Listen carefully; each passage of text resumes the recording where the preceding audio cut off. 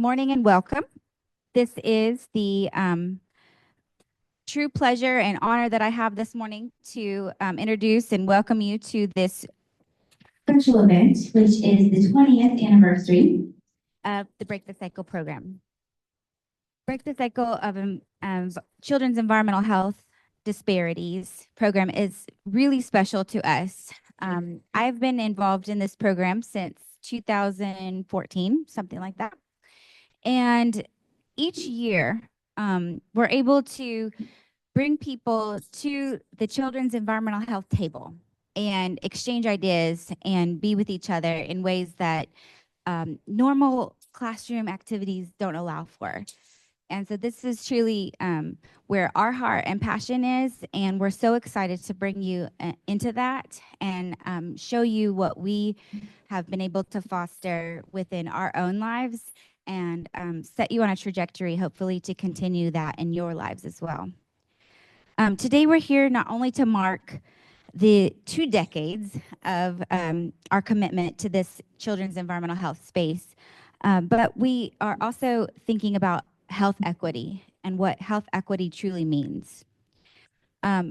Because you're our newest scholars and you're representing the heart and our future, we're very impassioned by this idea that we want to lead with that all children deserve the right to have health in the same way that other children across the world do.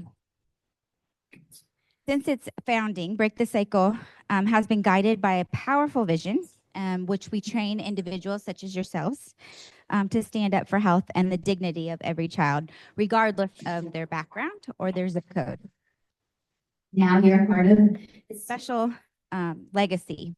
And over the past several months, you've thrown your energy, your passion, your commitment, some sleeping hours likely that are now awake hours into your projects. And this shields light on these critical issues that are relevant for today. And so what we're talking about today may or may not have been relevant a few years back. But what we'll also see is that some issues are not resolved, right, over time. And we tend to see a history of similar injustices and systemic issues over time. So we're going to learn about those complex systemic issues that maybe we can try to unravel and untangle. We're learning new ways to communicate and, importantly, new ways to influence change. We empower you by learning this new information and new ways to communicate, and you also empower us. I can't ignore the fact that we're all getting a little bit older, and technology is even more increasingly difficult. So you're helping us to learn this new technology in ways to translate these important issues in ways that we couldn't before. So congratulations. Your achievements are huge. We're so thankful for you dedicating your time and energy to us and to this program, and most importantly, to the children that we're all so passionate about helping to create a better future. This real change is not possible, not just possible, but it's actually happening. It's underway, and it's happening today. And so I encourage you, as you're listening to each other, to really think about how little small movements, small steps towards change can add up to be really big impacts.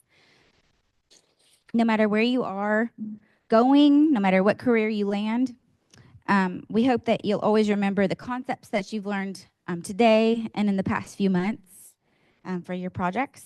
And importantly, too, that you're thinking about ways to engage with your community differently and developing that relational component that's so important. Work together that we do as a team can move the mountains, right? But individually, we can only make small progresses.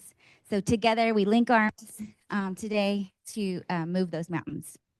So welcome again, and so glad you're here.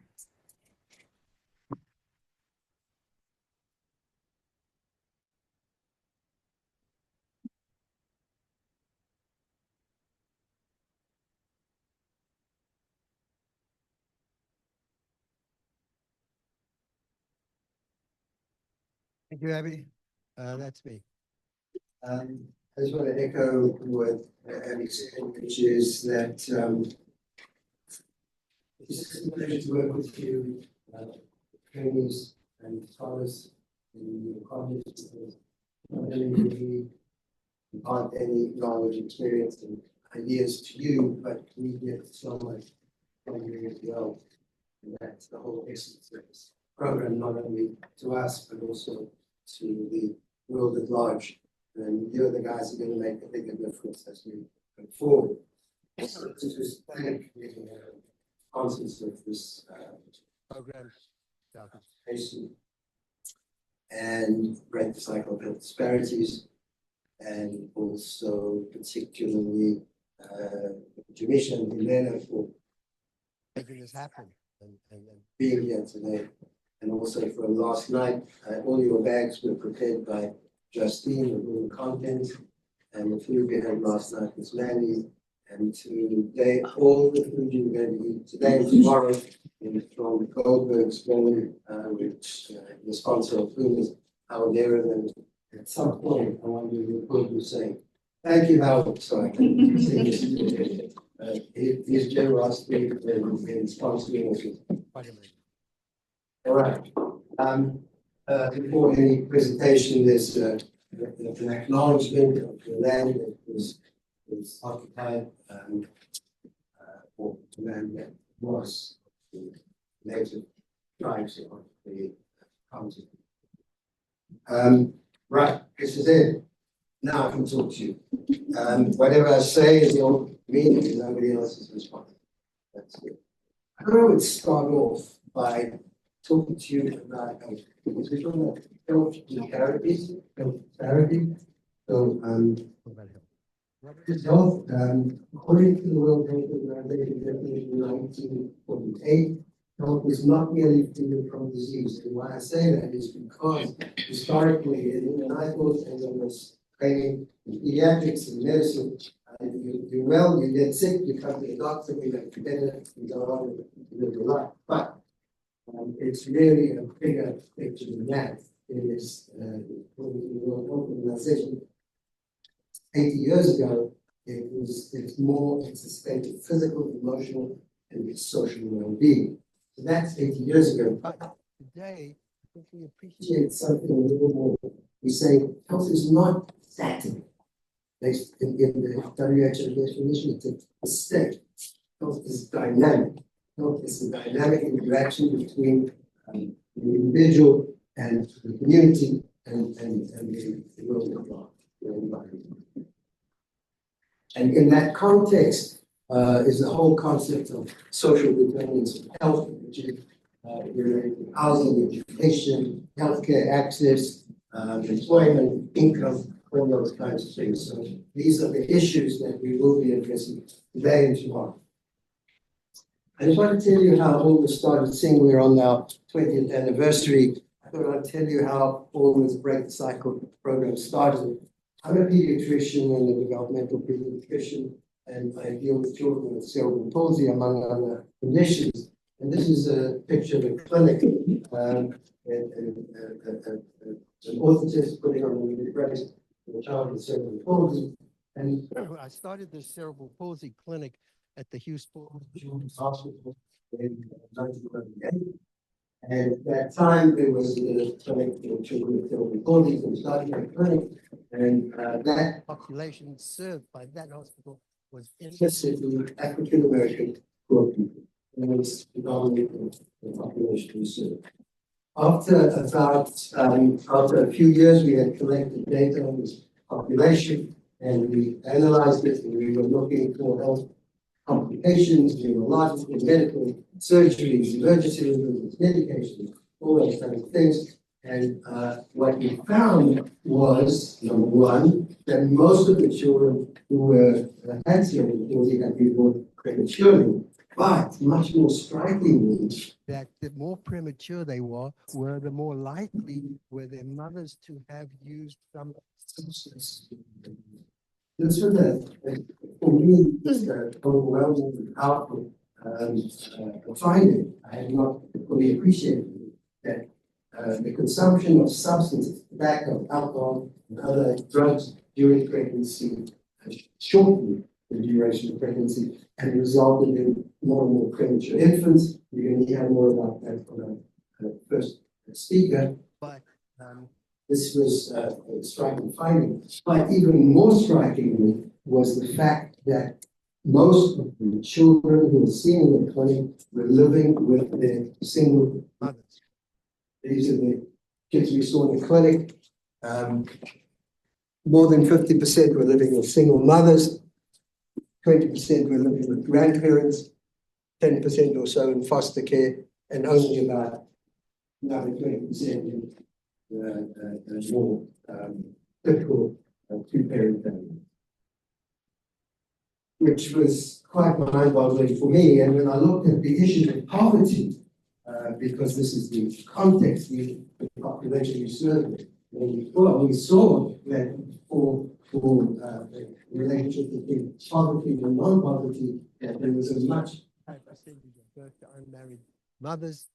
There was great repetition, substance abuse, low birth weight infants, among other issues, among other health issues that were kind of increased because of poverty.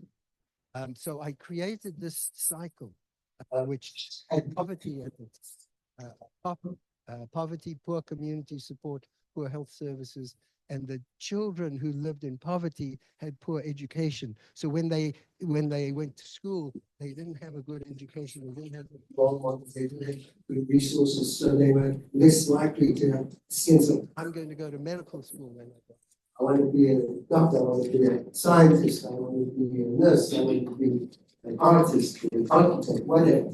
So they had some issues with despair, what am I going to be, and how do you overcome despair? The drugs. It's self-medication, it's the drugs, they have sex, the young women get pregnant, they don't have good prenatal care, they continue to take their drugs. The babies are born before time, they're exposed to drugs, and then they have problems. They have medical needs, developmental needs, and their mothers are still stressed. The issues that they had before becoming pregnant don't go away, they're still there. So they end up with developmental disabilities like the cerebral palsy. I'm telling you about abuse and neglect, and then they end up in foster care. So we've got to do something about that. But let's examine which children are poor, and children who are poor have parents who have less than high school education.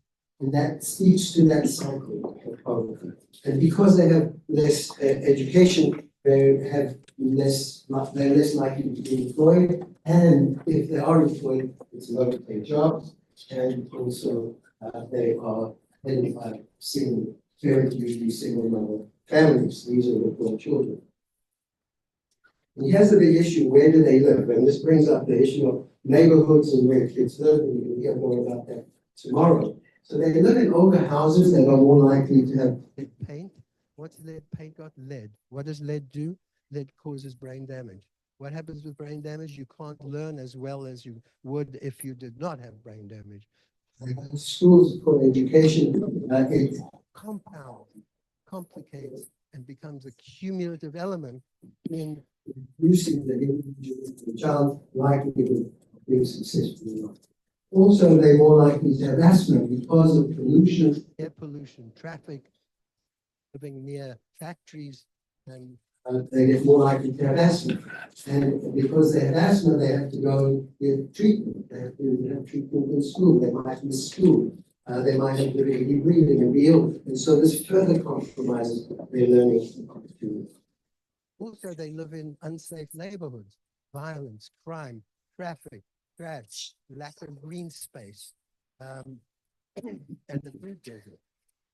So because they have food deserts, they're more likely to have non-nutritious, high-calorie, high sugar, high fat, high salt content food, and they're more likely to be obese. And they also don't have the green space or the resources to exercise and to lose weight. And they're also more likely to experience violence. This is very MIP that they stay home because they still have to go out and they watch TV and eat high-calorie Also, the schools on poor condition, they're less likely to graduate, they're less likely to graduate, they're less likely to get good jobs, and they're more likely to get unemployed. And as you can see, this is the cycle of it. And in context of what we're going to discuss tomorrow, if we look at all the issues, poverty and discrimination, environmental exposures, unsafe neighborhoods, and complicated by climate change. Their mothers are stressed. They might have to work to bring food on the table. Their budget is small. They have to say, how much can I pay the rent? How much can I put food on the table? How much can I buy my child clothes? They live with insecurity or anxiety. Their education is poor. And they don't have access to health. So with all those together, we then expanded our cycle that I showed you earlier. This is the cycle that you've all been using in your project. And let me just say something. You might have been able to do your project anywhere. But because you're involved with the Break the Cycle program, your projects become viewed in the context of this cycle of health disparities, and your projects will demonstrate how you, each of you, break that cycle and reduce the children's environmental health disparities. These are the health outcomes, the adverse health outcomes, and it's intergenerational. It's a cycle. If we can break that cycle, we should have promises for the children of the future. I'm just going to go through a couple of issues that we can absolutely positively make a difference, and you are, all of you, making a difference. And I want to show you how you can make a difference. This is a mother rat grooming its offspring. What mammals do is they care for their young. They not only feed them, but they groom them. So these little rats are licking and grooming their offspring. A group at McGill University examined two groups of rats. One group on the left, which the low licking and grooming, these rat mothers did not lick and groom their offspring. So you can see their offspring are distant. And as a result, they had stress, high anxiety, and when they landed up being parents, they also did not lick and groom their offspring. So you can think this might be genetic. This is the genetic demonstration here, in that these rat mothers licked and groomed their offspring, and as a result, their offspring became mothers and licked and groomed their own offspring. So what this group of researchers did, they took these rat pups that had been neglected, they gave them to the mothers who licked and groomed their offspring, and what happened was these little rat pups became mothers who licked and groomed their offspring. You can make a difference. Definitely. That's epigenetic. Also, I want to tell you about the Perry preschool program. Perry preschool program was started in 1962, where they took 123 poor children with low IQs and they divided them into intervention, non-intervention groups, and the intervention groups were 2.5 hours of preschool weekdays and weekly home visits for 2 years. And by the end of that period, and then we followed them up 15 years, 19 years, 16 years, and 14 years. Now, I just want to say, when I was medical school, no, it was a resident at the time, I was given the results, and this project is not working, the results are not showing that whatever you do does not make a difference. But years later, or decades later, years later, and this is the difference that was very important. And if you have a look at this far end on the left here, this is the intervention group, and this is the control. So special education, less children who had intervention landed up in special education. They were more likely to score greater than the 10% in achievement. They were more likely to graduate from high school. They were more likely to earn $2,000 a month or more, and they were more likely to earn their own home, and more likely to never be on welfare as an adult. One of the issues that's not mentioned in this is that they were less likely to land up in prison. So basically, this saved money, And the economist who performed this research, I think Mike himself from Chicago would know, Jim Heckman, Nobel laureate, said that this project had an 8+% investment, which is amazing return on investment. I just wanted one other example from economists. They looked at 1 million children from large urban school district from fourth grade to adulthood, and they looked at whether these children had a high a value-added teacher. This graph here shows these are kids who did not have a high value-added teacher. This is the kids who had a high value-added teacher. And when the teacher comes in, the scores from these children time dramatic, and that shows the high impact. And as a result, those kids who had 1 year, fourth grade, high impact teacher earned more than the kids who did not. So you can make a difference in the. So here I say, how do we make a difference? We're break the cycle. We recruit bright, creative students like yourselves. You present your project here at this conference. Write these projects up for publication. And society will benefit from your knowledge, and you will become our future leaders. So be prepared. I just want to give you a track record of what we've been able to do. Oh, actually, this is what you guys are doing. This is your group today. These are the projects you've done, extremely and endless with outcomes of the community, prematurity, readiness, and success, food deserts, lead screening, water utility, diseases in Appalachia, access to healthcare and neighborhood violence and socioeconomic status, PFAS and cardiovascular health, climate change, water quality and alcohol. In Michigan, youth center and for air quality in the schools in New York City, student perspectives on environmental health in the region and community, and a photo of this project with community engagement and education. So these are the projects that will break the cycle.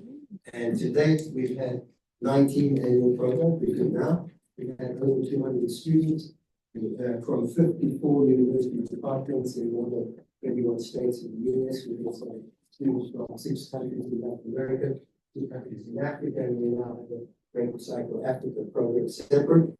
With papers that were written by previous students, published in 18 international journals like Supplementary Briefing, also Public Health.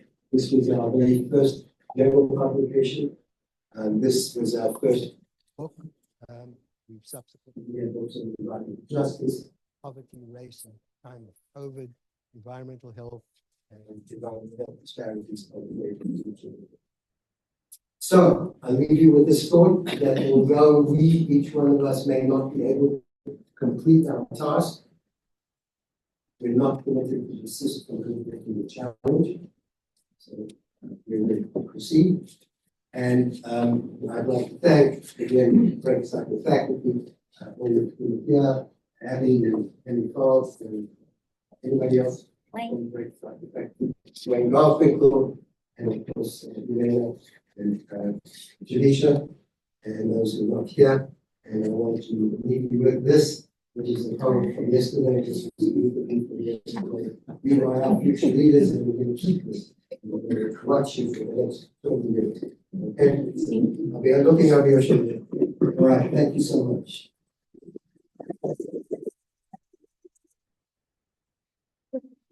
Can you believe it? We're on time. All right. our first speaker is Chloe Brink, and I'm going to have your mentor, Dr. Mike Saul, introduce Mike. Here's a Mike. Mike, here's a Mike. Thank you very much. You heard it? Yeah.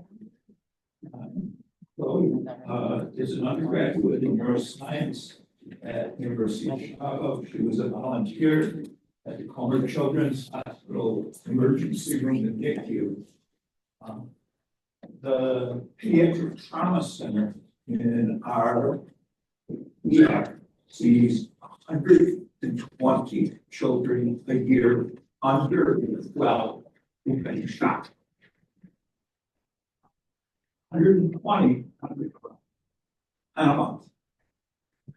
Our NICU sees 200 children who are born more than 10 weeks early. The majority go home to households with income less than $10,000 US. Imagine living in Chicago with a very preterm baby trying to get by on less than 10,000 US. She asked an important question. What happens to preterm babies who face adversity after discharge? I am honored to present her for her class.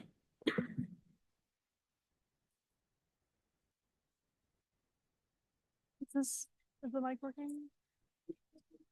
Okay. I can also use this one if it.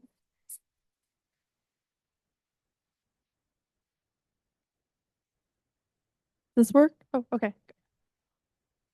Okay, cool. All right. Hi, everyone. Thank you so much for being here. Let's see. How do I? Spacebar or arrows. Okay. All right. Hi, everyone. Thank you so much for being here. My name is Chloe Brink, and today I'll be presenting my project, Prematurity and Poverty and the Compounding Influence on Early Academic Outcomes. I'm a senior at the University of Chicago, and this project was made possible under the guidance of Dr. Michael Massal at the University of Chicago in the Department of Pediatrics. So to begin, I just want to familiarize everyone with some of the overarching topics that are in my project. This includes preterm birth. So preterm birth is defined as the early delivery of a child. That means being born before 37 weeks gestation. And preterm birth can be further divided into 3 subcategories, which I've highlighted here. We can see there's extremely preterm birth, which is less than 28 weeks gestation, very preterm birth, which is 28 to less than 31 weeks gestation, and moderate to late preterm birth, which is 32 to 37 weeks gestation. And notably, the preterm birth rate in the United States is roughly 10%, and this translates to about 350,000 births per year being premature. Out of those 350,000 births, 7.64% of them are born 34 to 37 weeks, while 2.76% of them are born less than 34 weeks. And despite being a clear national crisis, the burden of preterm birth is not shared equally amongst populations in the United States. For example, we can see that women from lower socioeconomic backgrounds experience an increased risk of preterm birth. This is highlighted in this graph I've included here from a study that was done in the Finger Lakes region, where they looked at the incidence of preterm birth amongst socioeconomic statuses. And we can see that socioeconomic status 1, which in this case was the lowest socioeconomic status, has an increased risk by about 3%. Additionally, Black women in the United States are 1.5 times more likely to deliver prematurely than white women. And of course, it's important to remember that race and socioeconomic status are by no means biological determinants of giving birth prematurely, but more so act as markers for the disproportionate amount of stressors and the unequal access in quality healthcare and medicine these groups face. So considering the skewed incidence of preterm birth rates amongst these populations, this can lead to wide disparities in outcomes for the children that are born prematurely. Now, what do I mean by this? So I've included these maps of the greater Southside Chicago area, highlighting the racial and median household income of this area. This is also an area in which disparities are highly visible. We can see that all of the neighborhoods directly adjacent to the university are predominantly white and have relatively high median household incomes, while most of the neighborhoods outside the university are predominantly Black and have very low median household incomes. This creates a very interesting point of comparison for the children that are born at the University of Chicago Hospital, which I've noted with that red dot there. And when we compare this against child opportunity levels present in the same greater Southside Chicago area, a very similar pattern emerges, where we can see that the neighborhoods just outside of the university have very high to high child opportunity levels, while the neighborhoods outside of the university have very low to low child opportunity levels. And now this means that these neighborhoods have a harder time in accessing quality schools, quality healthcare, in early intervention access, and also might have a hard time accessing developmental spaces like safe green spaces for play. And when we consider the demographic trends that I highlighted earlier in preterm birth rates, specifically in socioeconomic status and race, we can begin to understand that a disproportionate amount of preterm children may be living in communities with limited resources and opportunities. And this scarcity of resources can create barriers that may be detrimental to building school readiness, as without having access to play spaces or quality schools, these children may not be able to develop the skills required for school preparedness. So now that I've highlighted this overlap, the objective of my project was to examine the potential compounding influence of poverty and prematurity on early academic outcomes. So how did I do this? I first conducted a comprehensive demographic review of my cohort. My cohort consisted of 69 children who were all born at the University of Chicago Hospital and spent time at the NICU. I then analyzed relationships between socioeconomic variables, prematurity variables, and developmental and cognitive assessments. And then I conducted interviews with the parents of these children to gauge academic experiences and support systems from kindergarten onwards. So I mentioned that there was quantitative analysis involved in my project. Specifically, my socioeconomic variables were the Child Opportunity Index, which I highlighted earlier in that map, and median household income. My academic readiness variables included these two clinical assessments used to understand a child's preparedness for formal schooling and cognitive development. These assessments are the Wechsler Preschool and Primary Scale of Intelligence, otherwise known as the WIPSI, and the Bracken School Readiness Assessment. I then also used prematurity variables, which included gestational age, the length of stay in the NICU, and birth weight. On top of my quantitative analysis, I also conducted parent interviews, and I've highlighted the topics that were covered in these interviews, and I've also included a few sample questions, which include how is the school year going for your child now, and how is your child involved in any after-school activities. So moving on to some of the results, I've included a couple key cohort demographics that were seen in my cohort. This includes racial distribution. And we can see that my cohort was predominantly Black, about 67.6% to be exact. And this is in line with the demographic trend that I highlighted earlier, that Black women are 1.5 times more likely to give birth prematurely. Additionally, I've included the distribution of prematurity types seen in my cohort. We can see that my cohort was pretty evenly split between extremely preterm and very preterm birth. This does disagree with the 2.76% of all children being born less than 34 weeks. But when you consider that all the children in my cohort were spending time in the NICU and not all premature cases are so severe that they require a NICU stay, this does make more sense. And then finally, I've also highlighted the distribution of child opportunity indexes seen in my cohort. And we can see that about 34 children in my cohort were being raised in neighborhoods with very low child opportunity levels. So moving on to my results, the bulk of my quantitative analysis revolved around clustering. For those who are not familiar with clustering, clustering is a really great statistical tool that allows you to look for natural groupings in data. So what it's doing here is that it's looking at each child and the variables that belong to that child and then grouping them based on similarities or dissimilarities. So what you see in the scatter plot here is that each dot represents a child, and the color that dot is represents the group that they were assigned to.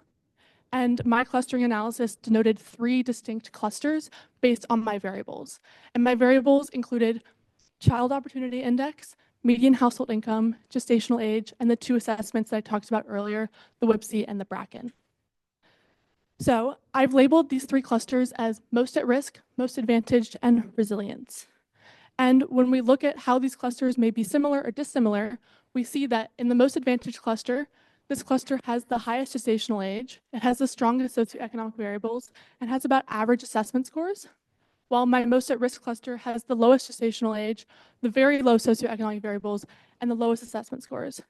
So we then see a strong correlation between background and assessment scores. But then something really interesting appears in my resilience cluster, as we can see that this cluster has very low gestational age, lowest socioeconomic variables, but at the same time has the highest assessment scores. So this indicates that there is some sort of surprise dynamic here that is allowing these children to overcome their seemingly predisposition to academic setbacks. And this resilience could take the form of really sturdy family and community supports when growing up, or specific programs that they were enrolled in. And I wanted to understand through the interviews what could be some of the factors leading to this resilience. And before I move on to that, I've just further broken down the cognitive assessment scores by cluster so you can really see the difference that I'm talking about.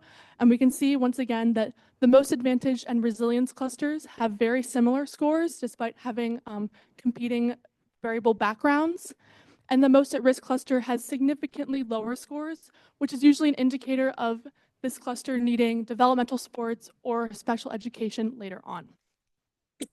So now moving into my interviews, I've included some key quotes from all the interviews I conducted by cluster. I don't have time to read all of them, of course, but I will highlight some of the trends that I did notice in my interviews.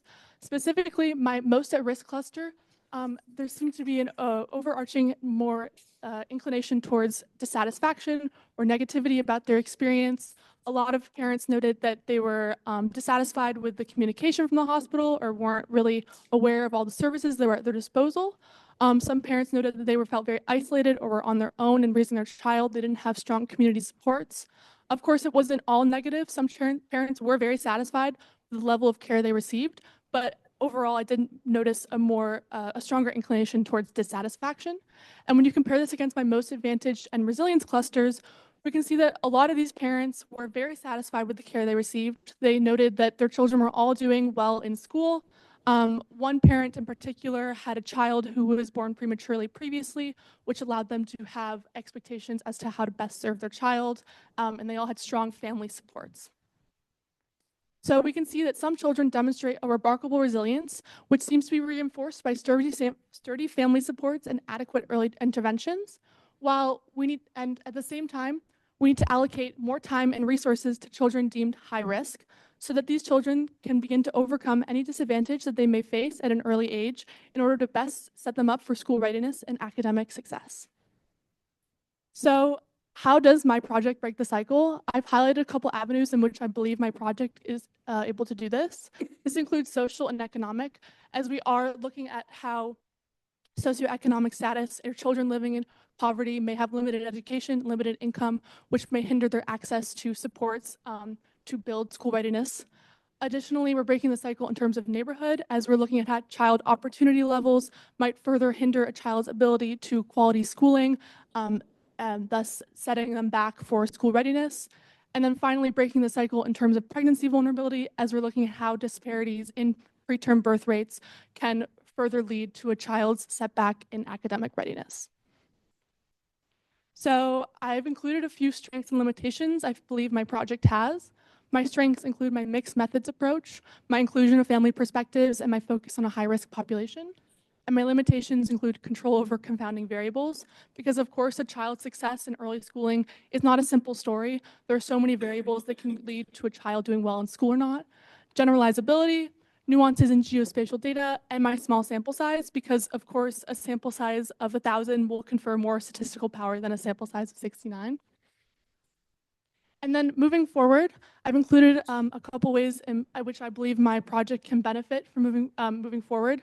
This includes expanding the scope of analysis, so looking at other areas or including a larger cohort, partnering with early interventions to improve parental outreach and developmental programs, and then raising awareness. And this could look something like presenting my findings to policymakers and educators to enact lasting change. And that concludes my presentation. So a special thanks to everyone, especially Dr. Michael Masal and all the Break the Cycle faculty.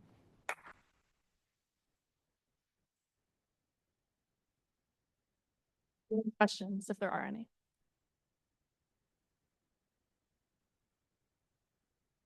Yeah. So that was really an excellent presentation. I like, your central analysis. I was just curious, the University Hospital is a referral center.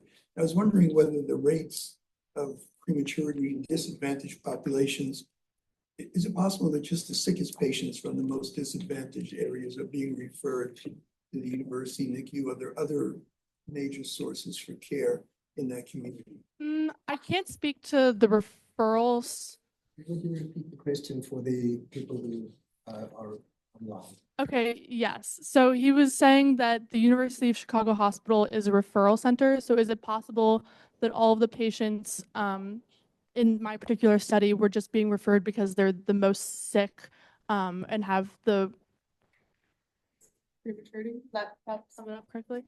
I think that's a really great question. I can't speak to the referral nature of the hospital, but I do think that it does cater to the wider population in general as well. Like, I don't think it's just referrals. I think that most of the South Side area does come to the University of Chicago Hospital for care. Yes. I'd just like to, We have another question. oh, yeah, sorry. Please. That's an excellent presentation and the design of your study. I am curious, the resilient group and the lower risk group were strikingly different. I'm wondering if you had any additional information about parental education level. Because I wonder if that could have been one of the confounders there, or one of the drivers of resilience is having higher education parents. And it makes me think a lot about the intergenerational aspects that you mentioned, Leslie, about how you kind of train somebody, teach somebody, and it makes the next generation better. Yeah, absolutely. So that's a great question.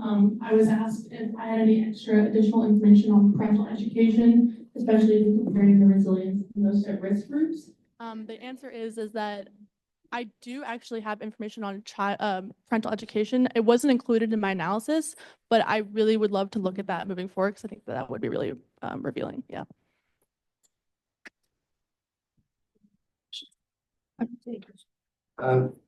Jamisha, if there are no other questions, I just want to make a comment and maybe there will be more questions. Yeah, sure. Just make sure you speak up until I Thanks, Chloe. This was excellent and it sort of expanded and reinforced the findings I had in studying children's cerebral palsy. So you've taken it to another level. But I'm most fascinated with that resilience group, because that resilience group is just so powerful. When you showed that slide, can you just go back to the one that had the this is amazing because the resilience group is red, right? And in some situations, it looks like it's even better with the Bracken than the Whoopsie, but it's equivalent. The Bracken measures, do I know colors, letters, sizes and shapes, numbers, and comparisons? Every school in the city uses the Bracken to assess kindergarten readiness. And overall, in the city of Chicago, which is 1/3 African American, 1/3 Hispanic, and 1/3 other, 25% of kids who weren't preterm aren't ready. Say that again, the last part, Mike, 25%. In the city of Chicago, when we look at citywide Bracken equivalents, 25% of children aren't ready.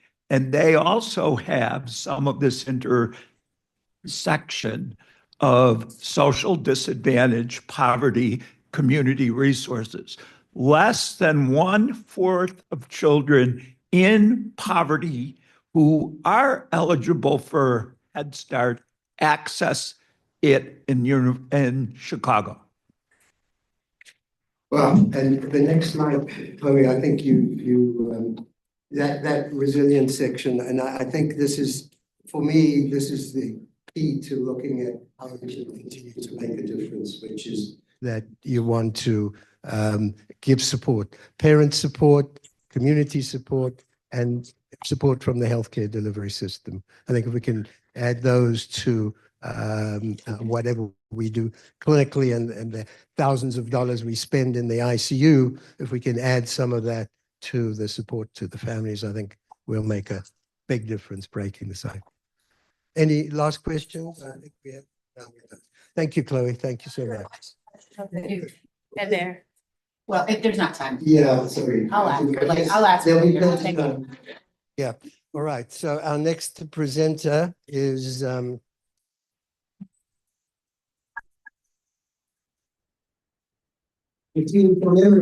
right. We had Micah Einhorn, who will not be here, I think. Oh, yeah, right.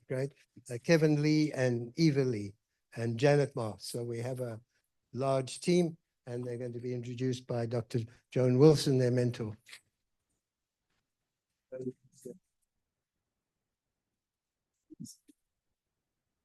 Good morning.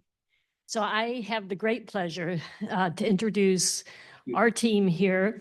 Micah Einhorn. She's a senior at Emory University, majoring in physics. At Emory, Micah works in the Burton Lab, conducting research in biophysics and electrostatics. Along with her work in STEM, Micah is fascinated by law, and she works as a research consultant for a professor of law and legal studies. She dedicates her summers in the legal field and has worked for major law offices such as Miami-Dade State Attorney's Office and Van Horn Law Group. Micah is passionate about eliminating health disparities for students in Atlanta, and she's a co-president of Sprouting Readers, which you will hear more about during their presentation.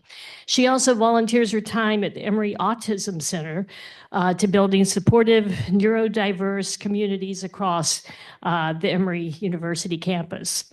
On my left is Eva Lee. She is currently studying human health, and she's on the pre-med track in the Emory College of Arts and Sciences. She's been involved with Emory Urban Health Initiative's Sprouting Readers program since her freshman year, and she'll continue coordinating it during her gap year here in Atlanta. Additionally, she will conduct research on the impacts of lifestyle factors such as diet and sleep on the human health and apply to medical school this semester. We have one other member of our team who could not be here today because he's taking his final exam. He's in Atlanta. Kevin Lee is an Atlanta native and a senior at Emory University, pursuing a major in chemistry and a minor in comparative literature. He also co-leads the Sprouting Readers program. Working alongside Micah and Eva, Kevin helps to integrate reading with STEM activities, nutrition education, and environmental awareness. After graduation, inspired by his work with Sprouting Readers, Kevin plans to attend medical school and explore how narrative and medical in medicine can help address systemic health disparities. So with this, I will turn this over to Micah and Eva.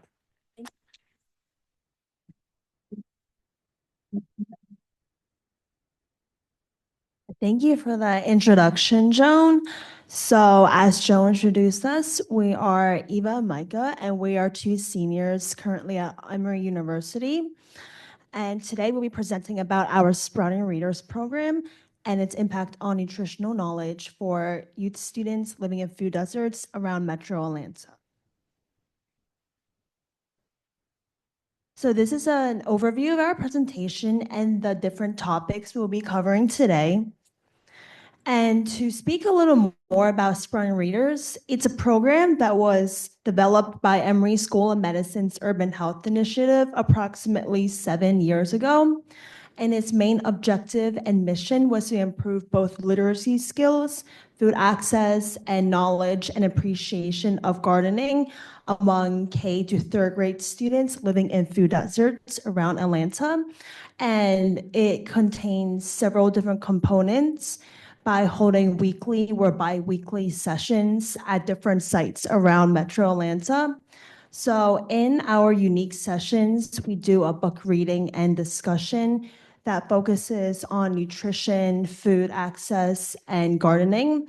And then we hold a STEAM lesson that contains topics related to the book. And then we do a hands-on activity to engage the students in the STEAM lesson topic. And our program utilizes intergenerational mentorship as we primarily use Emory student volunteers, which consists of undergrads, medical students, and public health students. And through this, we're able to develop long-lasting relationships with the students that we work with.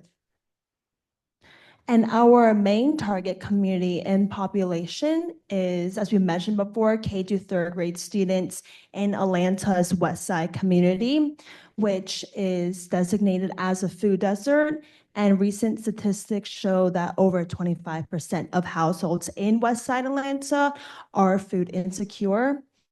And specifically for our Break the Cycle project, we decided to work with our Agape Youth and Family Center, which is a youth center, an after-school center situated in West Side Atlanta. And majority of the students at the center are Hispanic and have minimal access to healthy fruits and vegetables, and don't really have a lot of exposure at an early age to gardening and learning about healthy eating behaviors. And so we aim to increase this and improve their knowledge and appreciation of these topics throughout our program. So these were our main objectives. Our first one was how effective is our program in improving health literacy, bringing interest and general knowledge about healthy eating and appreciation of gardening. And then we also wanted to explore how we can best structure our program format so that the students could improve in their knowledge of these topics. So as we described before, this is just an overview of what our weekly sessions at the Agape Youth and Family Center look like. And on the left is a list of our 3 current sites, but we just focus on the Agape Youth and Family Center for our Break the Cycle evaluation, as it is our longest running site. And to describe our impact so far over the past several years, we have served approximately 200 students across our 3 sites.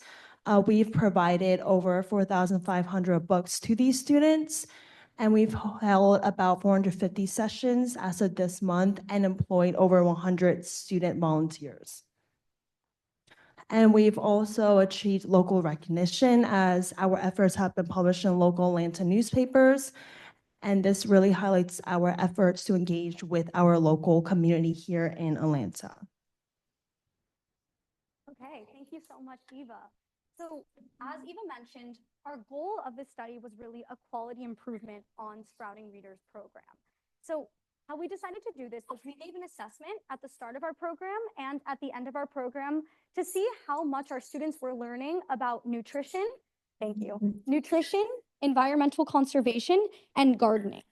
And so on the screen right here, you can see our nutrition questions, and this study was conducted on our 2nd grade students. So keep that in mind as you look into these questions.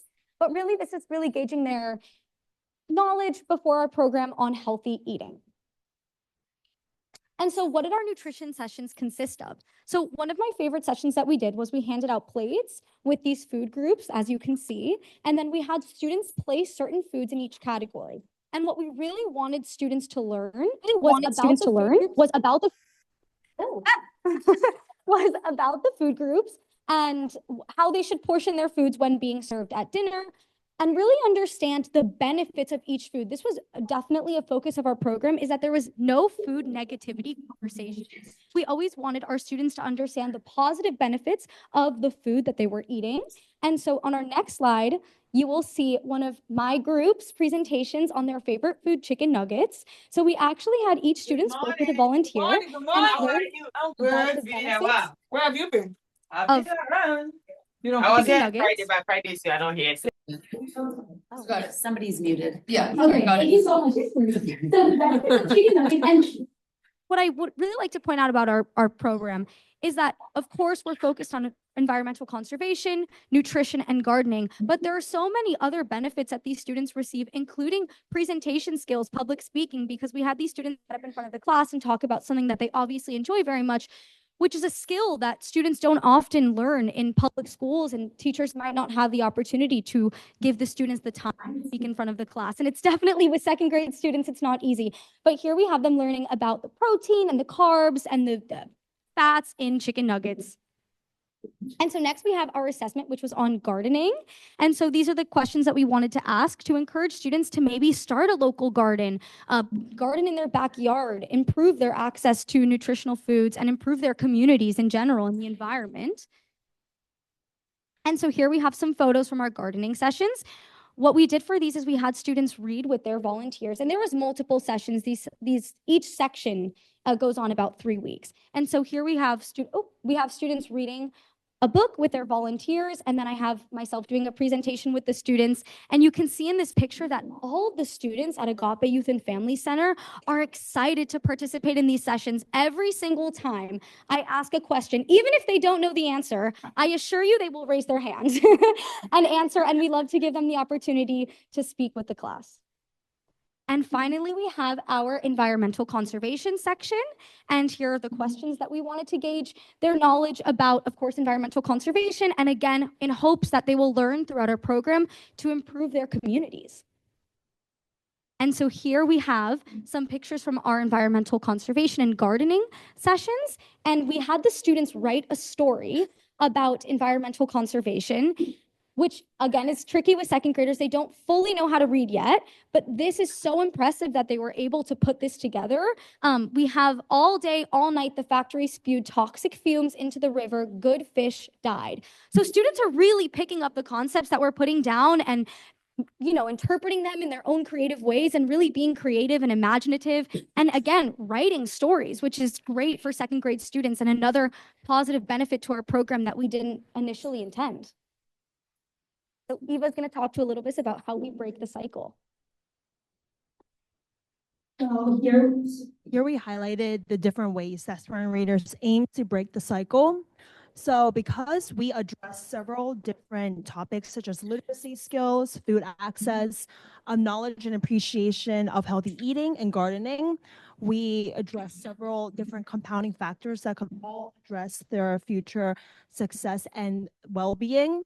And because we start teaching these students at a very early age, these different skills regarding gardening and how they can grow their own healthy fruits and vegetables, we aim to build a confidence and self-sufficiency at an early age when they're developing very critical skills that will impact their future.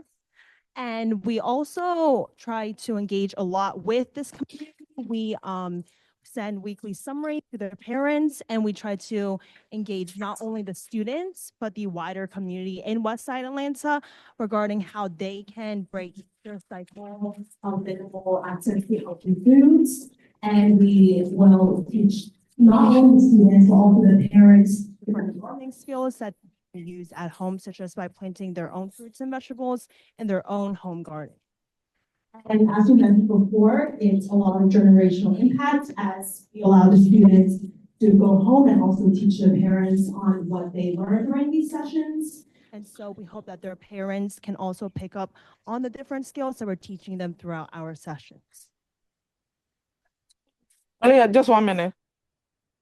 Thank you, Eva. So briefly, I'm going to go over our assessment results from the He doesn't test that look I right. Just mentioned look at him. previously. And so here we have the test results before the program. On the y-axis, we have number of questions that were wrong. And so you see that students, it's a 25 question test. So you can see that students, some were getting over 10, around 8 questions wrong. So the average of 6.8 questions wrong per test. And then here we have after. So we actually increased this to only average of 3 questions wrong per test. And you can see that even one student learned so much that they got 0 questions wrong, the lack of bar.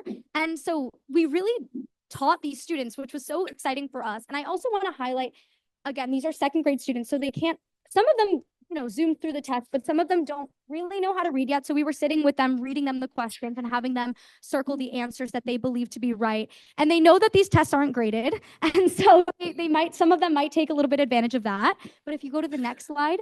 Okay, so this was the nutrition section before the program. And this is the nutrition section after the program. And so again, we have one student getting 0 questions wrong and average of 3.5 questions wrong to 2.21. I think that we could do a little bit more work in our nutrition section. And again, this was a quality improvement assessment. And so we know that for the future, our nutrition section is something that we really want to put a little bit more focus on, especially students learning about the food groups. Like protein and carbohydrates were pretty difficult terms for these second grade students to pick up and understand. And then, then we have the environmental conservation section. I believe this one we did really well on. I think that the highest bars that we see in number of questions wrong after the program is students that, they're second graders, they knew that this wasn't graded, they knew that their test names weren't going on the test. So I think that sort of the average was influenced a little bit by that. But we see that a lot of the students really did learn a lot about environmental conservation. Most of them got all of the questions right in the environmental conservation section after the program, which we're very excited about. And as we mentioned, there are several strengths and limitations to our program. I'll just highlight some key limitations because our program has been going on for several years now. This was the first time we actually employed these surveys and assessments to the students.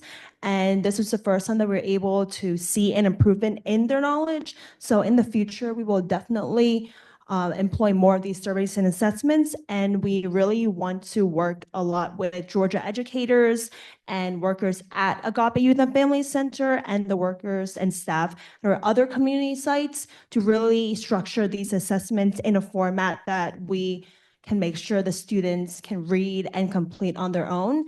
And a lot of these students, they don't all come from like the same elementary schools. So there are definitely external factors influencing their knowledge and influencing their uptake of the knowledge, such as their home environments and what they're learning at schools and how they're interacting with their peers in the classrooms.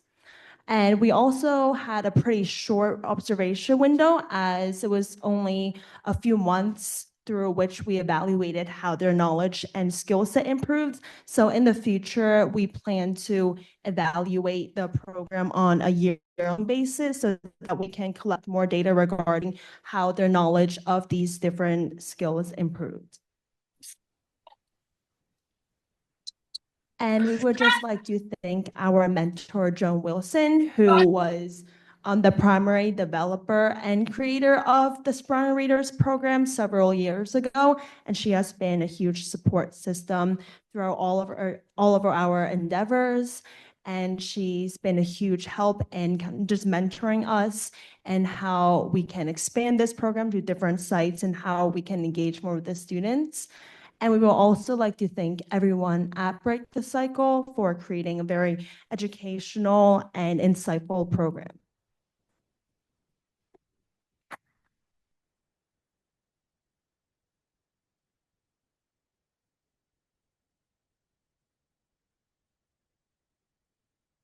Do we have any questions from the group?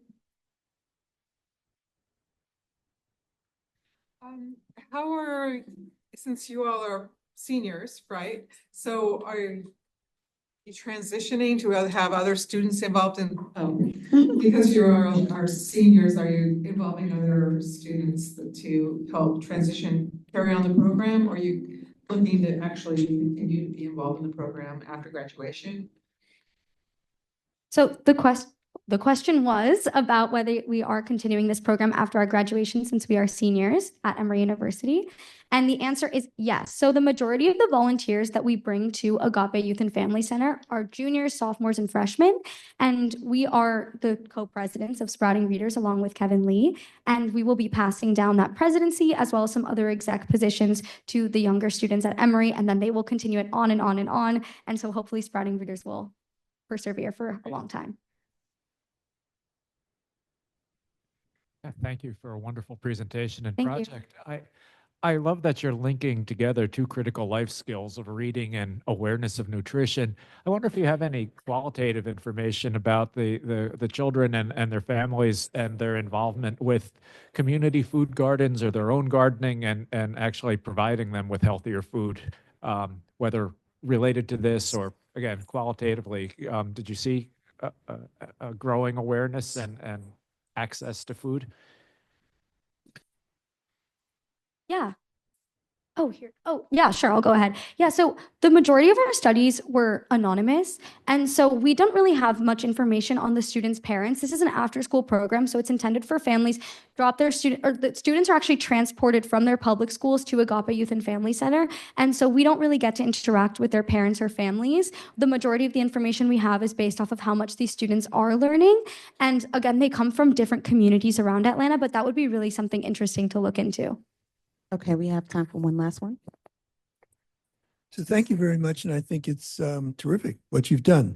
So here's my question. Is there a possibility of scaling this up in some way? For example, in the schools in Agape's neighborhood,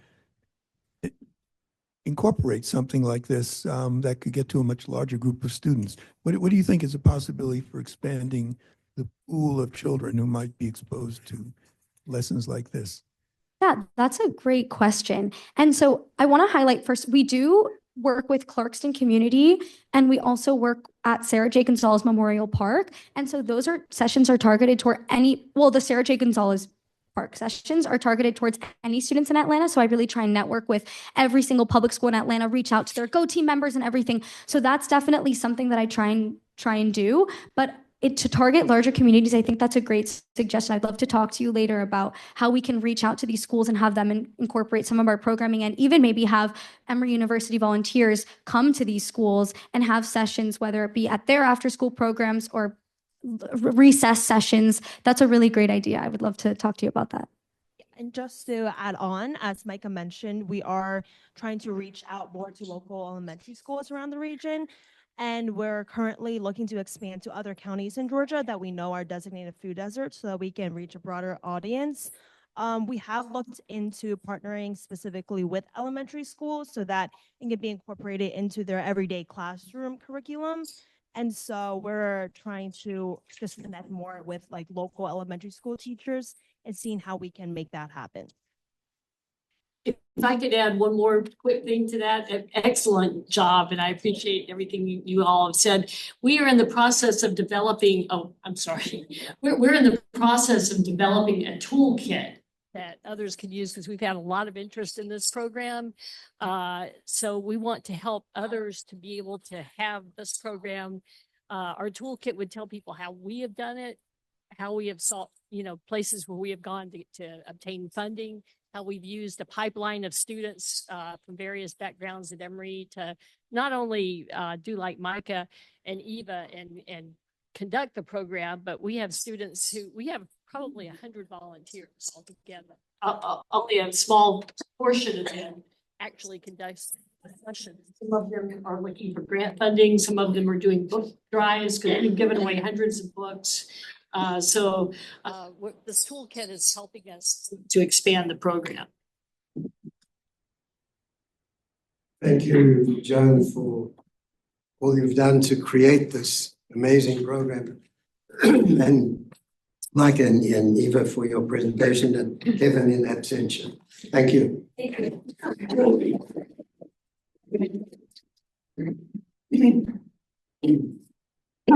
Well, I'd like to call on Stephanie Levinsky to introduce her team.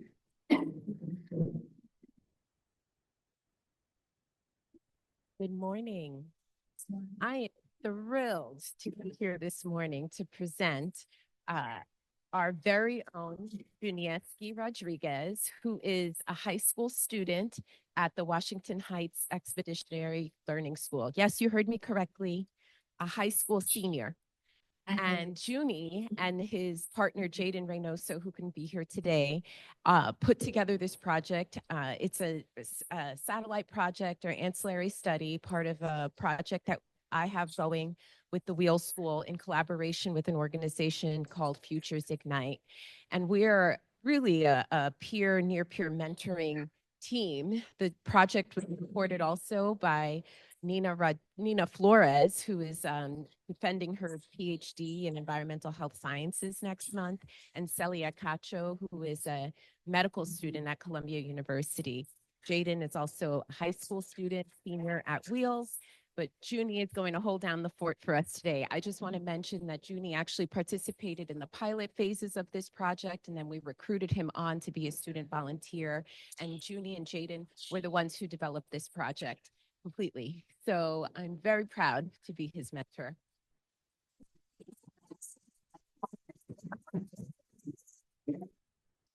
You guys can hear me good? Yeah. Hello everybody, I'm Junieski. So welcome to the presentation for the Fail Wheel study. And we're gonna look at insights from the students. So first I want to start off by showing you this map. This map shows the distribution of major roadways located throughout the United States. We see that over 6.4 million children in the United States are within 250 meters of major roadways. This leads to many students being exposed to traffic-related air pollutants throughout their day. In New York City, where I live, most schools are along major roadways. This figure shows that 15% of the 1,600 public schools in New York City are only 500 feet away from a major roadway. Thankfully, there's a new law, the SI Act, which prohibits the building of new schools within 500 feet. But what about those that are already built? So I attend the Washington Heights Expeditionary Learning School, represented by that orange dot here. And Wheels High School located on 182nd Street, Washington Heights, New York. The school and the community are primarily Black, Brown, and Hispanic people and students.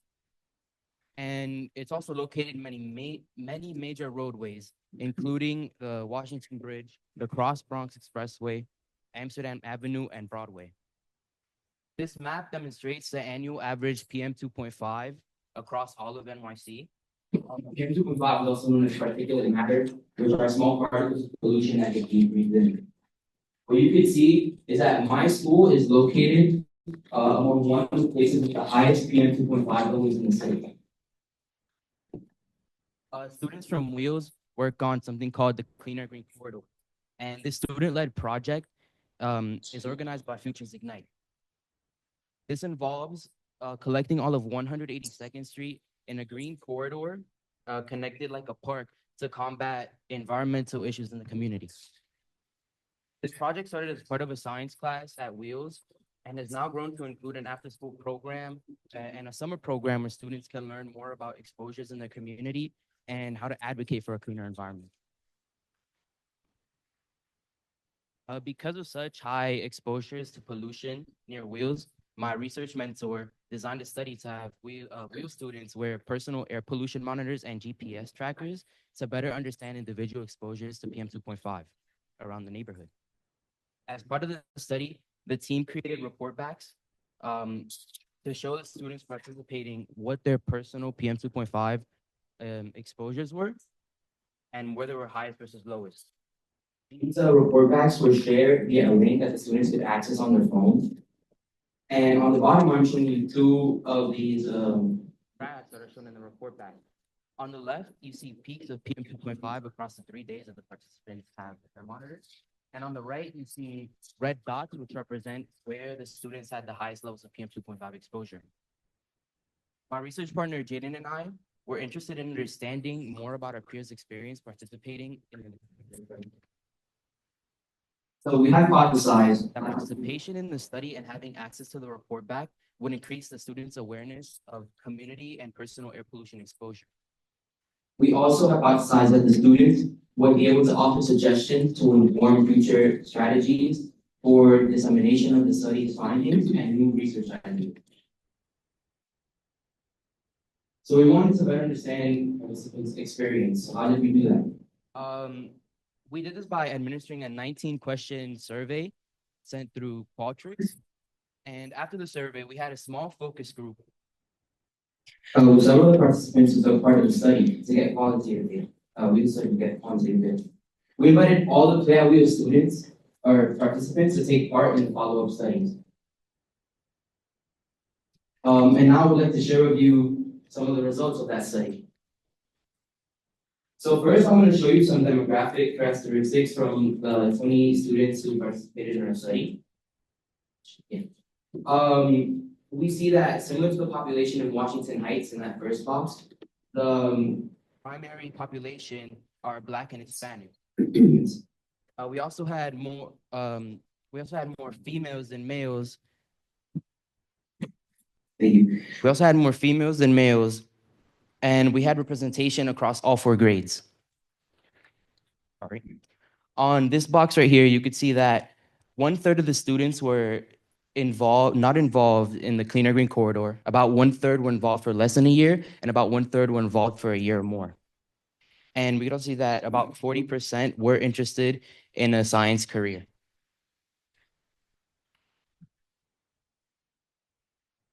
When the participants were asked whether or not the results were helpful, 86% thought that the report backs were moderate, very, or extremely useful, as pictured on the graph on the left. On the right, we asked the participants which aspects of the study they found most interesting, and 79% were interested in the personal location and timing of their PM 2.5 exposure. We were interested in how participants' awareness was impacted through their experience in the study. And on the left, we see that 96% reported community awareness, an increase in community level awareness. And on the right, 86% reported increase in awareness of their own personal exposure. Half of the participants reported that they reviewed the report, that after reviewing the report back, this is what they were able to change. We see that the changes included changing commute route, limiting household exposures, and the changing their mode of transportation. We were also interested in how many participants shared the report back with family and friends. And we see that over 40% reported that they were likely to share the results with family and friends. Then we conducted a focus group with 8 participants to get a deeper understanding of their experiences. When we asked why they chose to participate, they responded that they were curious about their exposures, their friends were doing it and influenced them to do it as well, or it was easy to be involved. Regarding awareness and behavior change, students reported that the report back made them more aware of when they had their highest and lowest exposures. And they also talked about commuting to and from schools and how their ability to change that commute route was based on what was accessible to them. The participants also gave us some insights into what they think the community's awareness is. This is how much the community knew about air quality issues and what it may cause in their environment. And the main point shared was that there is a lack of understanding or care in the community about these issues for them to be addressed. The participants don't think enough of the youth or the elderly care enough. And they believe that the community's awareness can be raised if there is an active program that's used to educate community members, whether it be the youth or the elderly. These are some possible solutions that were given to us by the participants. These range from solutions at home to broadly. So their answers, we see that the ideas they gave us were switching from gas stoves at home to reduce how much PM 2.5 they are exposed to creating more green spaces in the community like parks, or just creating an increase in education for younger students, which could lead to changes being made in the community. We also asked the participants who should see the data and how they should see the data. And the participants shared that the data should be shared with the elderly and the young because they are the most likely to be affected, as well as policymakers because they have the power to do something about it. They also gave suggestions for sharing the data within our school and in the community. Students also had ideas about next steps for future studies, and this included using heart rate data, focusing on public transportation, and making a connection on how air quality and the population of trees in our community. So now I would like to read you some quotes from our focus group that connect to the themes on the prior slide. One participant said, "I thought it was really cool because when I got my report back, it was really interesting that at school was most of the time I was breathing in something polluted." Another participant said, "I think it's unacceptable because I go downtown and the streets are so clean and nice, and it's because they're wealthy and white, and it's not fair that our health has to suffer up here." Another student said, "I learned that the train station near me has the highest levels of PM 2.5. So now when I'm at that stop, I cover my face with my sleeve." Another participant said, "I really enjoyed the experience, not just because I was getting paid, but because I was able to become more aware about the little things that I cannot even see that are affecting me and my community greatly. I think it also allows me to help others become more aware of the pollution around them." And another participant said, "I like to see it projected, not just in this school, but also other schools. Like, for example, for our school, we could display it on the TV in the hallway." So we do acknowledge that our study has both strengths and limitations. The strengths were that we had a diverse cohort of students represented at our school. It was an understudied population of young people, and we got some actionable outcomes. And we used both qualitative and quantitative approaches to understand the students' experiences. Our study is limited because we focus on only one school, so the findings may not really be generalizable. And we also had a small population or a small sample size, especially for our focus group of only 8 students. Our study breaks a cycle of environmental health disparities in several ways. We address compounding factors by empowering young people to learn more about what's happening in their environment and their community. We address neighborhoods and the impact of pollution in the built environment. And we consider the cumulative impacts of students living and going to a school in a neighborhood that experiences both chronic stress and air pollution. We believe that sharing data leads to a better understanding and allows students to consider what can be done to combat environmental exposures in our community. So the key takeaways from our study are: bridging the gap between data collection and community awareness is necessary. Empowering students with information can lead to behavioral changes. Multi-sector collaborations can lead to broader discussions that are focused on environmental and public health reforms. Our data shows that youth engagement can be a stimulus for change. When people understand their environment and any health issues caused by it, they incorporate this into their daily lives and strive for change towards a better direction. I would like to acknowledge the many people who helped make this project possible. I would start by acknowledging my partner, Jaden Reynoso, who unfortunately couldn't be here and is also a senior at Wheels, as mentioned. I would like to acknowledge the Break the Cycle team for putting this together and allowing and giving me the opportunity to present. Thank you to all the students who gave their time and their input to the study. To the Play at Wheels research team, including Nina Flores and Celia Cacho, co-authors on this abstract with me. And I would also like to thank the Futures Ignite team, who gave their time, including Frankie, Genesis, Molly, Jared, Francisco, and Isa, who helped make this opportunity possible for me. And last but not least, I would like to thank my mentor, Dr. Stephanie Levinsky, this year. Any questions?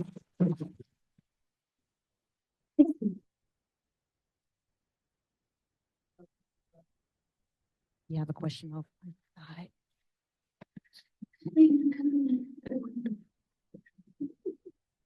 Amazing. It was just an amazing presentation. Thank you so much. You talked a little bit about incentives and you also talked about the wearable monitors. Could you talk about those, like ease of wearability, and how much was the incentive? So the incentive was $150, so $50 for each day that they participated. The wearability got, or from what we heard from the participants, it was more comfortable. So when I did it over the summer, they were revised and made more comfortable as to what the participants who went in the summer said. So then when we were doing it over the winter and over the school year, participants didn't really complain about like any struggles with it. Yeah. Great, thank you. Thank you.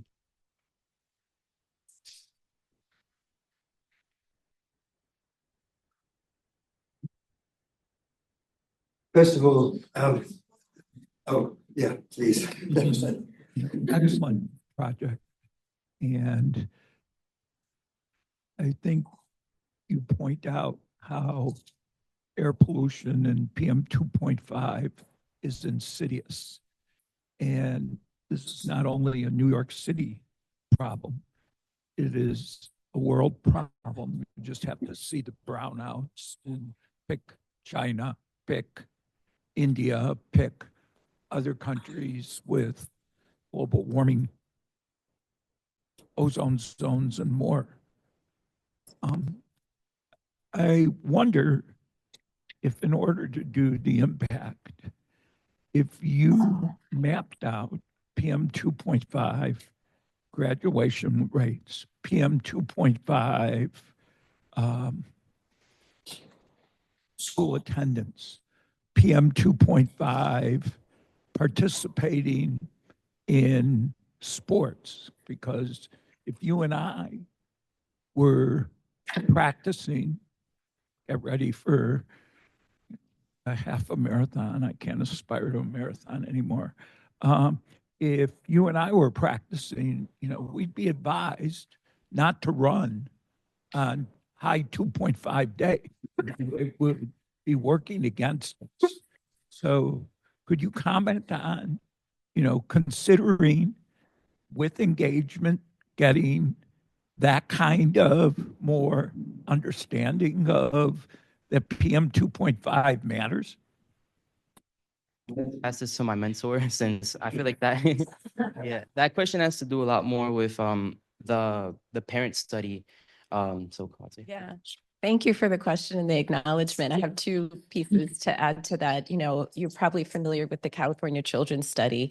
They published years ago a study showing that children who played more sports outdoors and had greater exposure to nitrogen dioxide actually had more incidence of asthma and worse respiratory illness.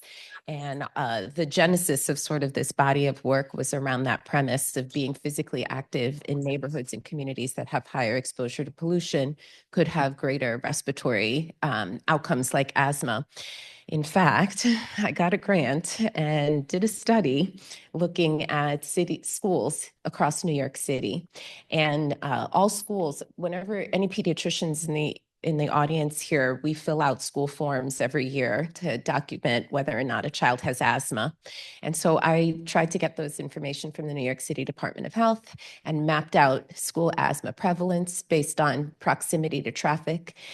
And the problem was that I wasn't able to publish the study because the health department was very protective of school-specific data and putting out there, the fact that those schools that were closer to highways actually had greater incidence of asthma.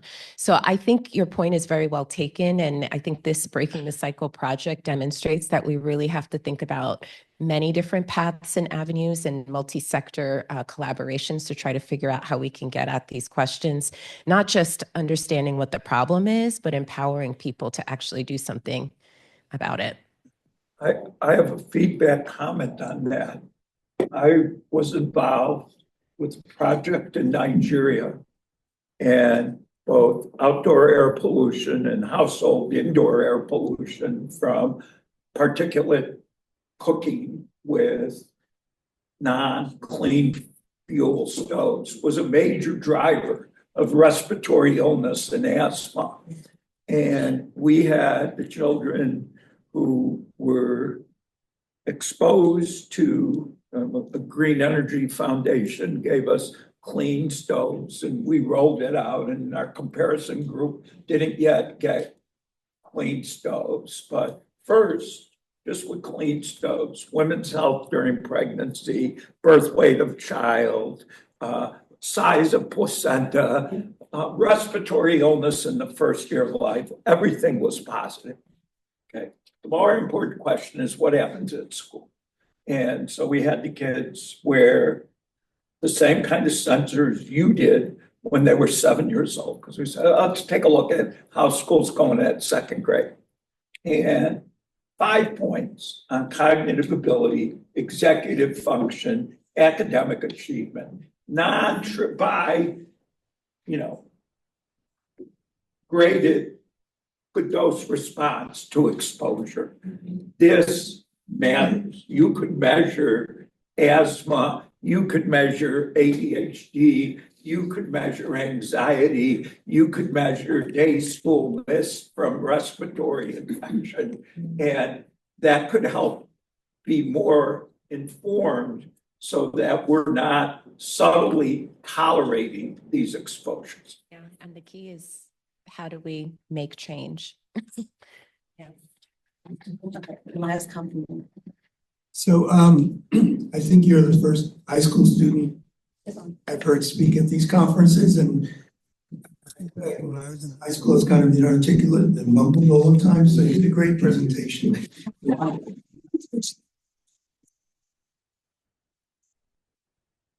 So I grew up in the Bronx before the Cross Bronx Expressway kind of eliminated my neighborhood. And I used to walk across the Washington Bridge in 1956 and 1964 to go to school in Washington Heights. So I guess my question is what you've done is really good, but you're responding to a problem that was created by the city of New York in a very controversial way. So I'm curious, what is the city of New York doing to solve this problem that you have to address? I mean, they built this huge confluence of expressways which dominate your neighborhood, and what are they doing to address this? I'm just curious. So I don't have anything to say about what the government of New York is doing, but I think that's why it's important that we have these initiatives by students and by schools and by the community members, like the Clean Air Green Corridor, to do something about it, because it looks like the government isn't really like caring enough to do anything.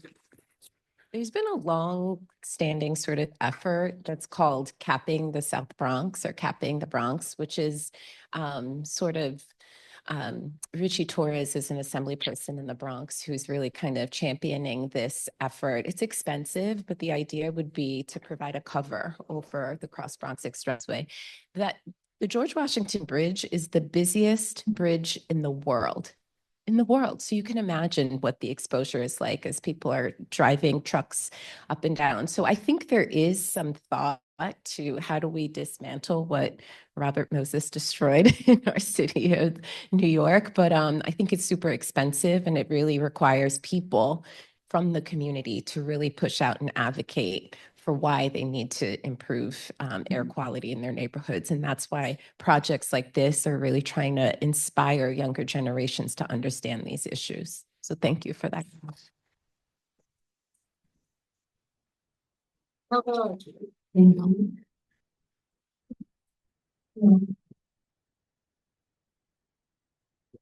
you. Hello. Yes, thank you.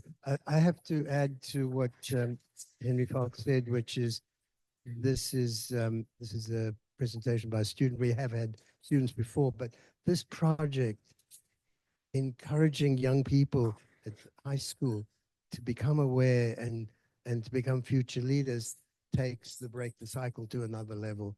And I think we should do another break the cycle for high school. And thank you, everybody. We now take a 30-minute break. Fasten your seat belts, tray tables and seat backs, full upright and locked position. Cabin and crew, get ready. Our next presentation is by Jennifer Arzu on PFAS and cardiovascular health in at-risk youth. And to introduce Jennifer is her mentor, Joe Braun, who is online. Take it away, Joe. Can everyone hear me? Yeah. Okay, awesome. So yeah, it's my pleasure to introduce to you Jennifer Arzu. She, many of you know her, and Jennifer is a second-year PhD student here in the Department of Epidemiology and has been working on a range of projects related to per and polyfluoroalkyl substances and incorporating some really novel high-dimensional biomarkers, including epigenetics, microbiome, as well as the metabolome in trying to identify mechanisms which underlie the effects of PFAS on child and adolescent health. And the work today that she's going to present is showing what are some of the potential health effects that PFAS may have on adolescent cardiometabolic health, which we know is an important time in life for establishing cardiovascular disease risk factors and potentially a period in which we can intervene and reduce the burden of these diseases across the lifespan. So it's my pleasure to introduce Jennifer, and I'm really proud of the work that she's been doing for the last 2 years here.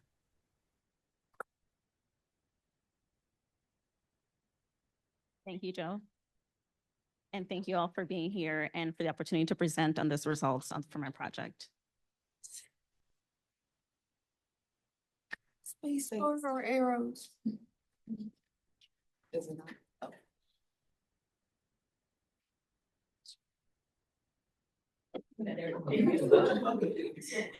like Joe mentioned, my project today will be focused on disparities in PFAS exposure and cardiometabolic risk in adolescents. So some of you may have heard or come across news articles about PFAS, and some of them may have alluded to differences in PFAS exposure varying across communities. So what exactly are these PFAS chemicals that are commonly referred to as forever chemicals? So just a little bit of background. So PFAS are a diverse class of synthetic chemicals. And as you can see in the diagram and the chemical structures depicted in the slides, they are characterized by fluorinated carbons. And this means that for those, the carbon-fluorine bonds are actually one of the strongest in chemistry. And this makes PFAS extremely resistant to thermal, chemical, and biological degradation. And due to these chemical properties, PFAS are particularly useful and have been used in thousands of products, including food packaging, clothing, non-stick cookware, stain-resistant carpets and rugs, household items such as cosmetic products, as well as firefighting foams.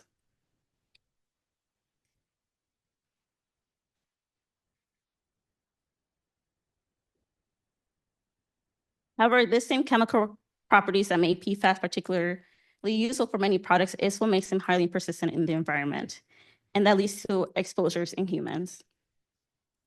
So PFAS, as I mentioned, does not easily degrade in the environment, and this makes them highly persistent.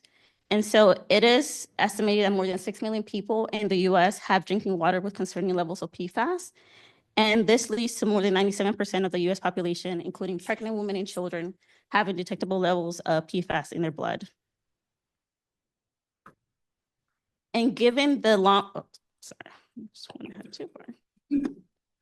And given the long biological half-lives of PFAS in humans, which can range from 2 to 7 years, this intensifies concerns about continued exposure and the associated health effects that comes with exposure from PFAS. And even though some PFAS has been phased out, such as PFOA and PFOS, they remain a concern because there are replacement PFAS being used in our products currently. And also some of those PFAS that have been phased out are still being exported from other countries into the US. And so recently, researchers used PFAS monitoring data from 7,873 US community water systems across 18 states in the US to examine socio-demographic factors associated with PFAS sources and detection. And they found that community water systems with higher proportions of Hispanic, Latino, and non-Hispanic Black residents were more likely to detect several PFAS. And this is particularly concerning because disparities in PFAS exposures, so some studies have actually found that there's higher PFAS exposure associated with higher total cholesterol levels, as well as with overall cardiometabolic risk and elevated systolic blood pressure. And why does this matter? This is particularly concerning because 1 in 5 US youth is actually overweight or obese.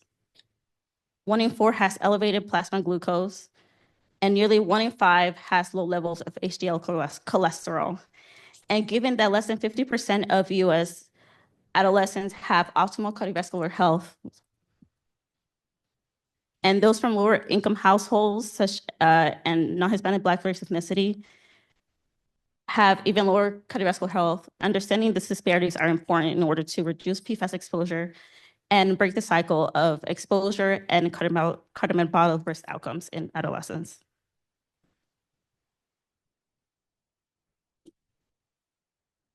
And so this project aimed to determine whether the association of PFAS exposure with cardiovascular health differ among adolescents by race, ethnicity, poverty status, and diet quality. On to our methods. So for this study, we used data from the National Health and Nutrition Examination Survey, referred to as NHANES. And NHANES is actually an ongoing national survey that has been combining interviews, clinical examination, lab tests, every 2 years since 1999, with the goal of broadly assessing health and nutrition status of children, adolescents, and adults in the US general population. And HANE uses a multi-stage probability sampling method to obtain a nationally represented sample of the US general population. And specifically for this analysis, we included 2,029 US adolescents from ages 12 to 19 years old that had data on PFAS exposure, cardiovascular health, components for the cardiovascular health score, as well as covariates including age, sex, race, ethnicity, diet quality, and smoke exposure.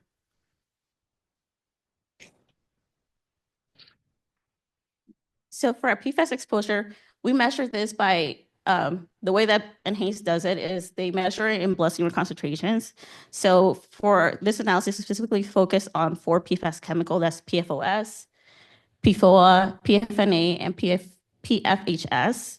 And the reason why we chose these 4 chemicals are because 1, they're commonly detected in human sera, and then 2, because they're consistently measured across the survey years that we chose for the study. Then onto our outcome, which are measures of cardiovascular health. So CVA score was determined from what some of you may know is the American Heart Association Life Essential ACE score. And the Life Essential ACE score is actually composed of 8 key factors, which are divided into health factors and health behaviors. And for health behaviors, these include diet, physical activity, nicotine exposure, and sleep, which is the more recent one that was added to the score. And then for health factors includes BMI, blood pressure, blood lipids, and body mass index. And so for our analysis specifically, we focus on the health factors. And this were the health factor, the blood pressure again, non-HDL-C, which measures blood lipids. We use HbA1c for our blood glucose level and BMI percentile for our BMI measure. And just a quick note for the cardiovascular health score, lower means lower cardiovascular health, and then the higher levels or higher score means higher cardiovascular health or more optimal cardiovascular health status. Okay, so just a quick overview of our sample. So in our sample, 2029 adolescents, we found, which actually represented 22,053,970 US adolescents, ages 12 to 19 years old. We found that the average age was 15.4 years, and they were mostly comprised of 57 that were non-Hispanic white, 52% that were males, 31% residing in households with incomes up to 130% of the poverty threshold. And 62% has smoking or has serum creatinine levels that indicated secondhand smoking exposure. Moreover, 65% had poor diet quality. This was based off the Healthy Eating Index score from 2020. Moreover, 28% had non-HDL cholesterol that was less than 120 milligrams per deciliter, which was considered elevated for adolescents. So starting with our results. So in this analysis, we found the serum concentrations of PFOS, which is the blue one, was actually the highest among in adolescents in their blood. And this was followed by PFOA, PFHS, and PFNA. And if you look at this plot here to the right, we see that over time, this concentration level have been decreasing, but even though PFOA and PFOS have been phased out from the US, they still remain the 2 highest in terms of serum concentrations for the adolescents. Now, looking at the distribution of PFAS concentrations by race ethnicity, we actually found that across all PFAS, PFHS, PFOS, PFOA, and somewhat PFNA, we did see that non-Hispanic white adolescents were actually the ones that had the highest concentrations. And Hispanic adolescents actually had lower concentration of PFHS, PFOS, and PFOA in comparison to non-Hispanic Black adolescents.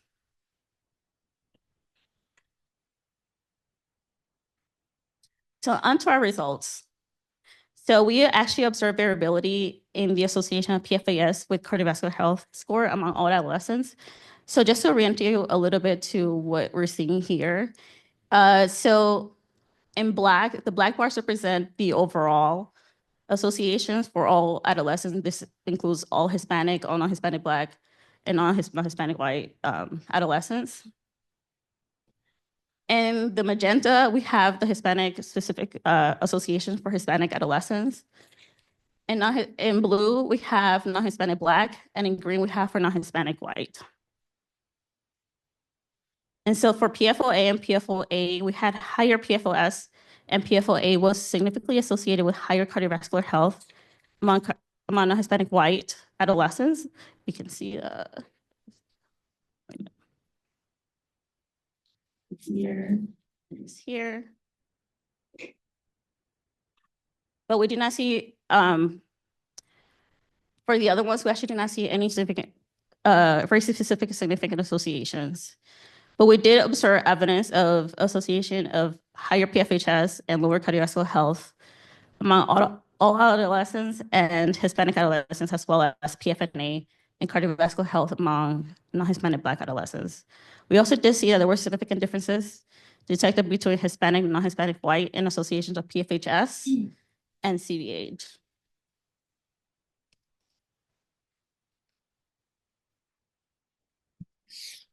So on to poverty index. So with respect to poverty index, what we found was that this, well, we categorized this as less than 1.3 for lower income, 1.3 to 3.5 for middle income, and more than 3.5 for higher income. And we found that with each increase in poverty to income ratio category, we see that there's actually increase in concentration of PFAS across each of the income groups. So overall, we're seeing that with the higher income groups, we're actually having higher concentration of PFAS in their blood. And in our covariate-adjusted models, we also observe variability in the associations of PFAS with cardiovascular health across the PFAS chemicals. And surprisingly, higher PFOS and PFOA were associated with higher cardiovascular health among those of lower income. So just to ring it a little bit, so we saw some associations here, some here. So those are for PFOS and PFOA. But we did not observe any significant differences between the different groups. And finally, for diet quality, which was the kind of dichotomized as less than 51 for lower diet quality and more than 51 for higher diet quality. We found that adolescents with higher eating index score below, well, healthy eating score below 51 actually had mean concentrations of PFOS and PFHS that were slightly more elevated. So here.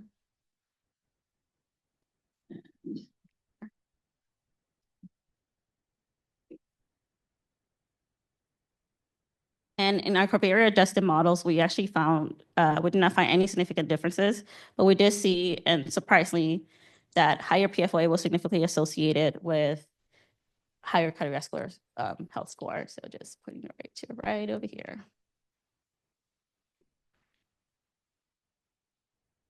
So in summary, we found that higher PFOS, PFHS, PFOA, and PFNA concentrations were higher among non-Hispanic white race ethnicity higher income households. We also found that PFOS, PFOA, PFHS, and PFNA did not differ significantly by poverty level or diet quality, but we did see some significant differences by race ethnicity. So you're probably wondering, is PFAS actually protective? So I don't think so.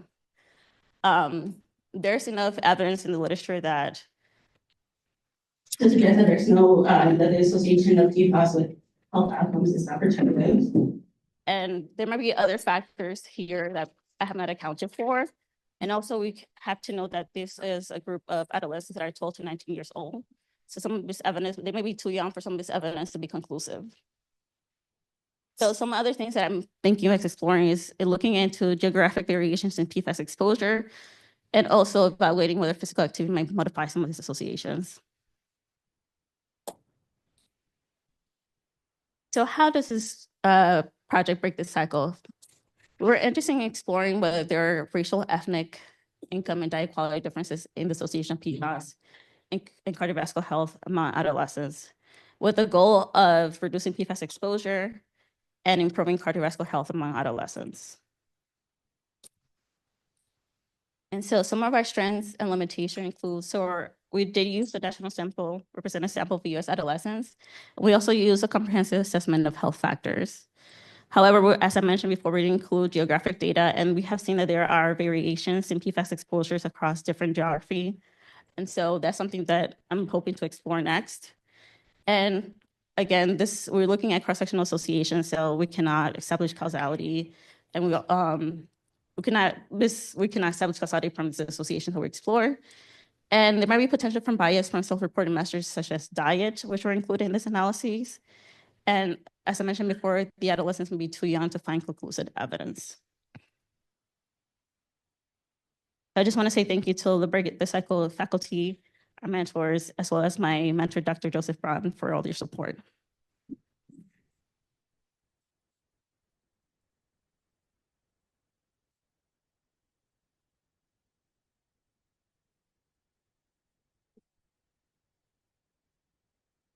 If you have any questions, please.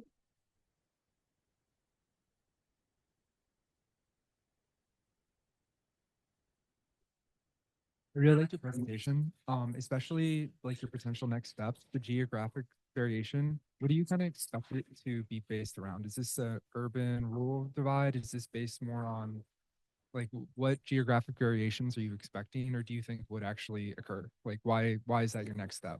And also the physical activity, I'd love to hear more about how that actually moderates this relationship. Yes, thank you for the question. So yes, based on the literature, we have seen that they have observed associations in different areas. So for example, there was a study that looked in Boston, and they did actually see some of these associations, but they were actually in the opposite direction, where like higher PFAS exposure was associated with more negative health outcomes. So we're hoping to see whether by exploring by different geography, we can actually tease out a little bit more of the association, actually look at the impact that PFAS is having. And your second question was physical activity.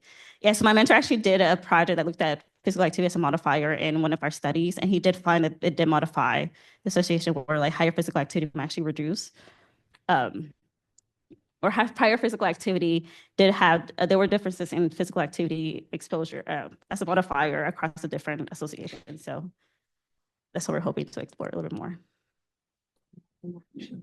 Excellent presentation.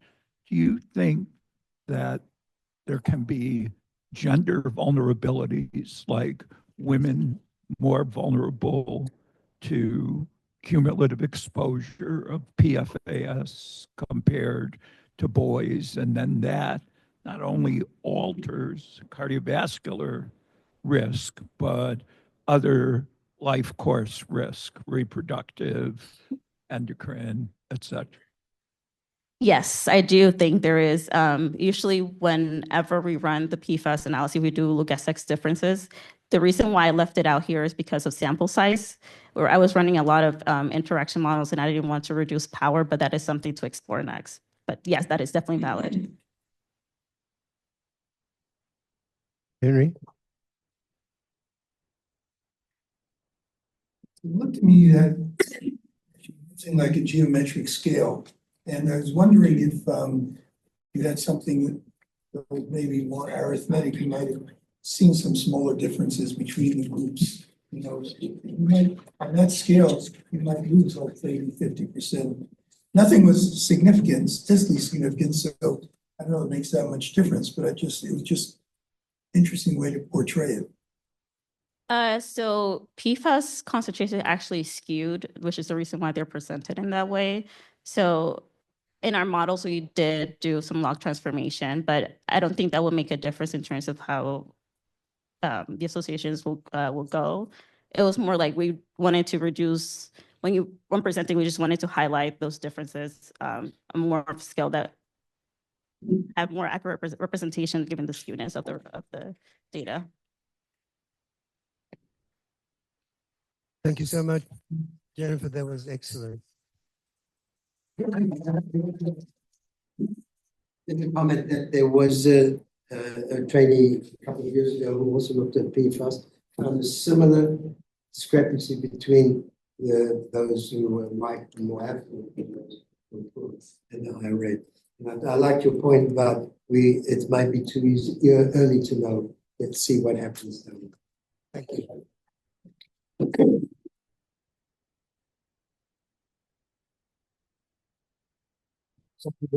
Yes. Just in case. Oh, one better, two. Right. Our next presenter is Priscilla Owusu-Schnitzer, and her mentor is MD Russian Uzaman, and he's online to introduce you. Hi everyone. Yeah, good afternoon. And I really wish I was in Georgia with you all. But and again, this is a wonderful program, and I'd like to introduce Priscilla. So this is before I introduce Priscilla. So this is a student-led.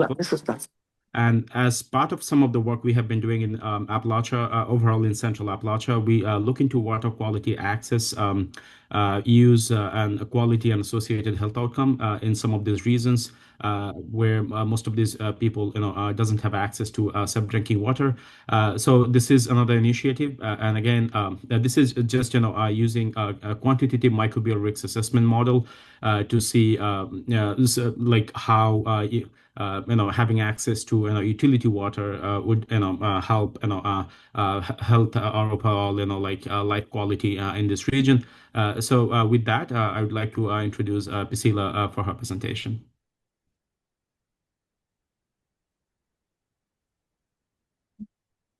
Thank you very much, Dr. Rashid, and to my colleagues, Delia and Hemanta, for the hard work. So as Dr. Rashid said, our project was to evaluate the effects of utility water access on waterborne diseases in children in Appalachian Tennessee, where we used a quantitative microbial risk assessment approach to be able to identify the risk of infection as well as the disability-adjusted life years following infection.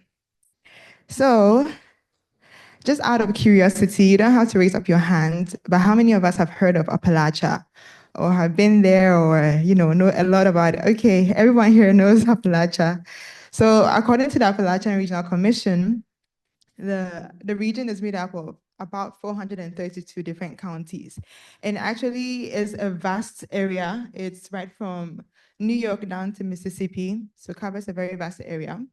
And for the purposes of our research, we're focusing on 3 counties, Johnson County, Washington County, and Clark County. So this map that you're seeing here is by the Appalachian Regional Commission.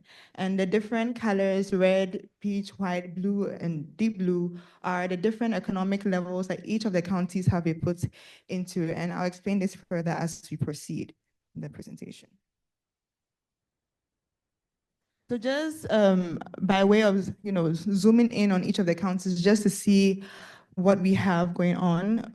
Washington County, by way of population, Washington County, amongst all the 3, has the highest population, followed by Clark County and Johnson County. But then with the racial distribution, all 3 counties are predominantly white, followed by Hispanic or Latinos and Black. And with regards to median income, Washington County has the highest of the 3.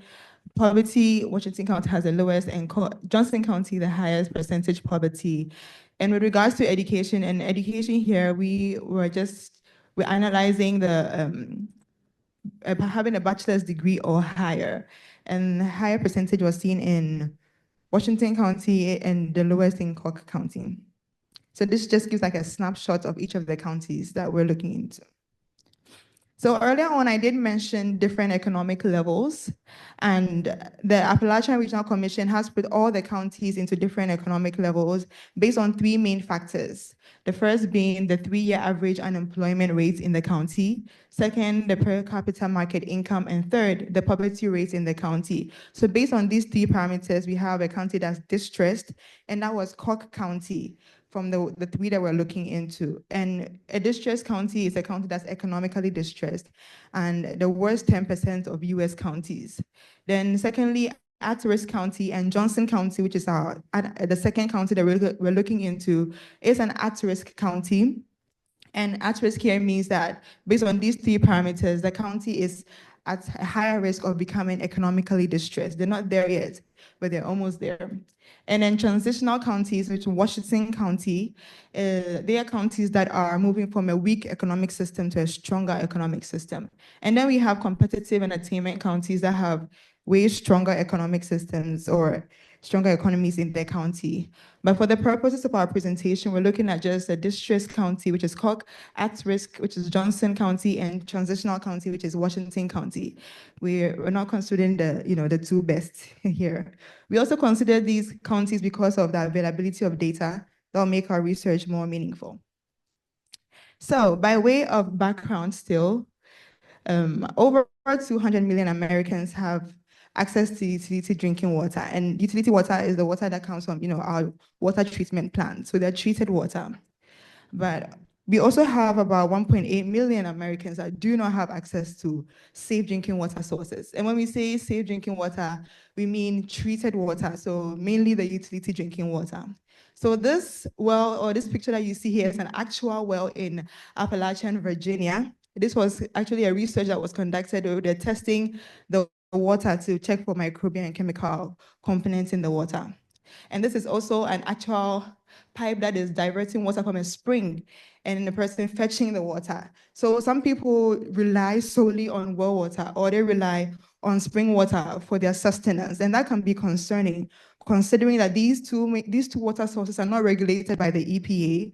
And therefore, whatever is going in, it's not treated, and it can pose risk to the people that are ingesting the water. So to buttress, the pictures earlier, this is a graph from a research that was conducted by researchers in Virginia Tech and East Tennessee State University, where I'm from, and included my mentor as well. So they considered three main water sources. The black line here is for utility water, and then the gray is for well water, and then blue for spring water. They looked into both microbiological contamination as well as chemical composition of the water, but for the purpose of this presentation, we'll focus on the microbiological component, sorry.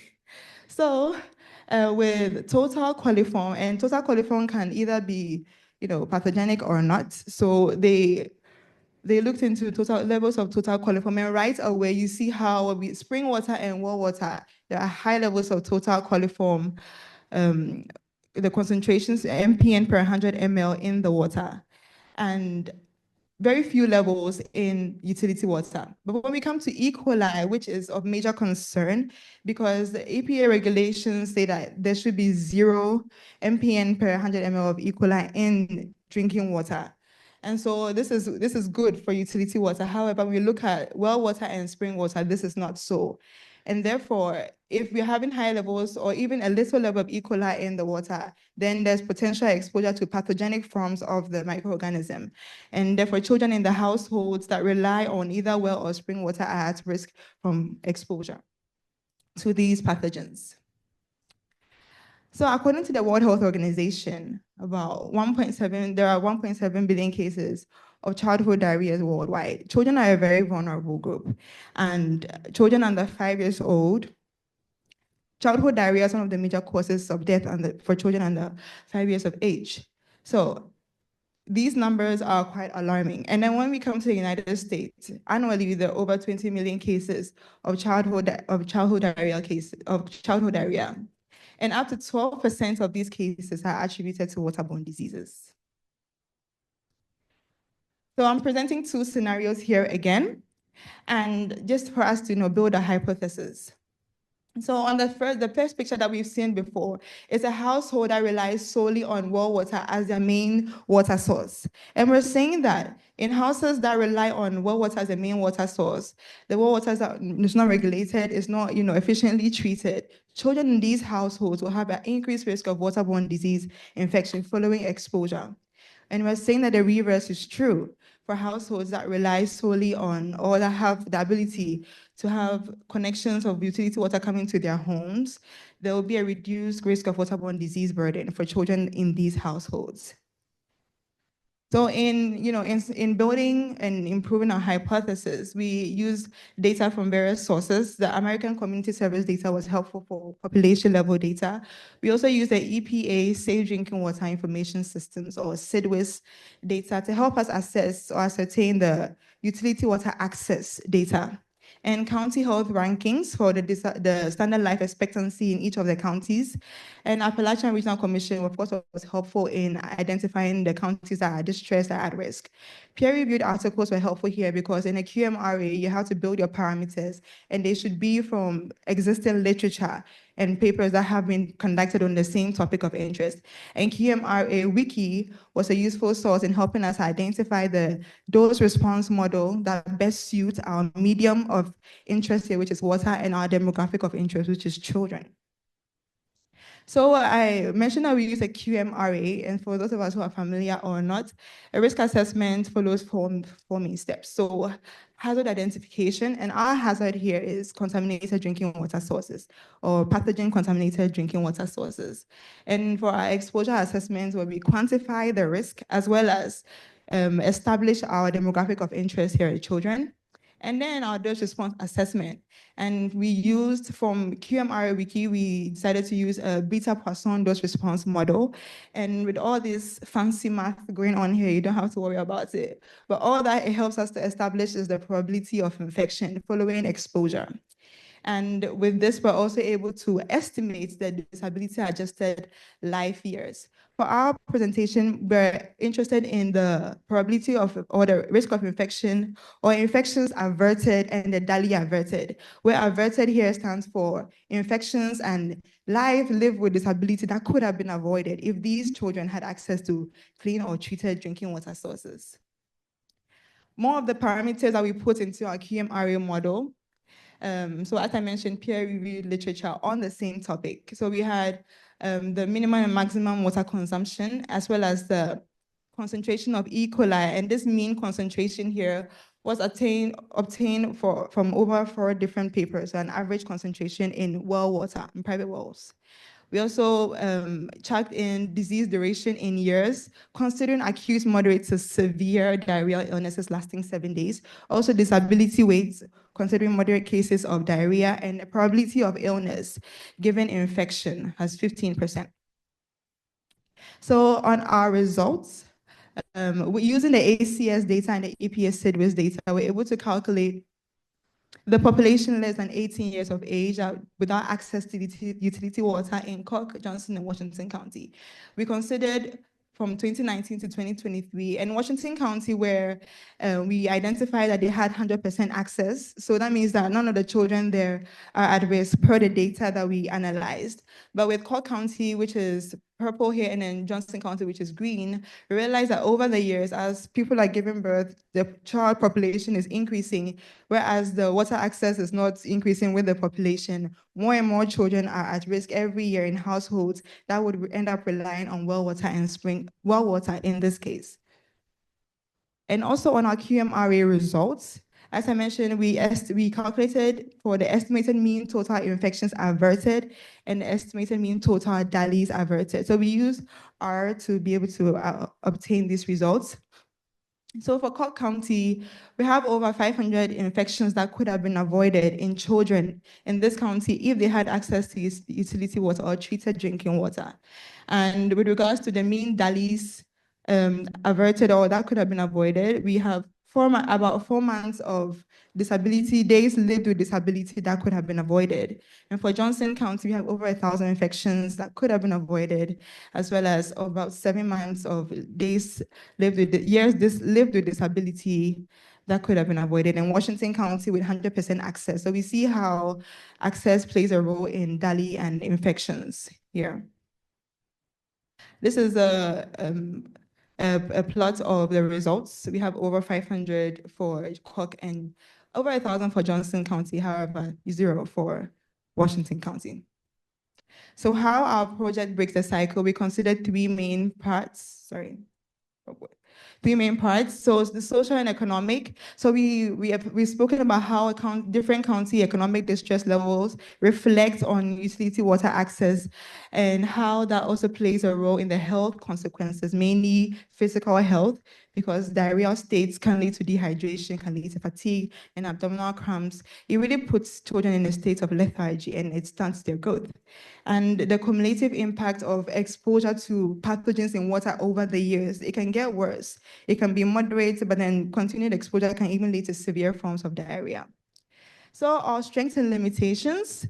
Our strengths, we selected our study area based on the Appalachian Regional Commission's index system, not because our favorite counties are Cork and Johnson County, no, but we used, the data from ARC, and as well as the use of a QMRA model, which employs integration of, real-time data from peer-reviewed journals to make sure you're making assumptions, but you're making the right kind of assumptions.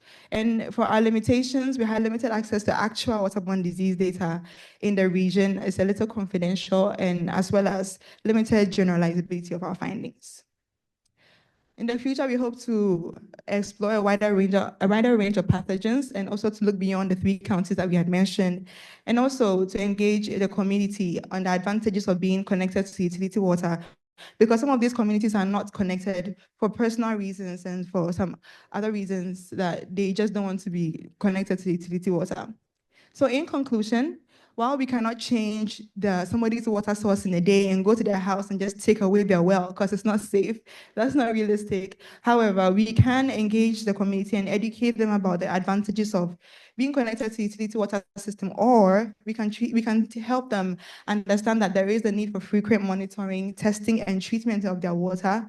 And that way they can use their well water or their spring water, but they can use it safely. Thank you.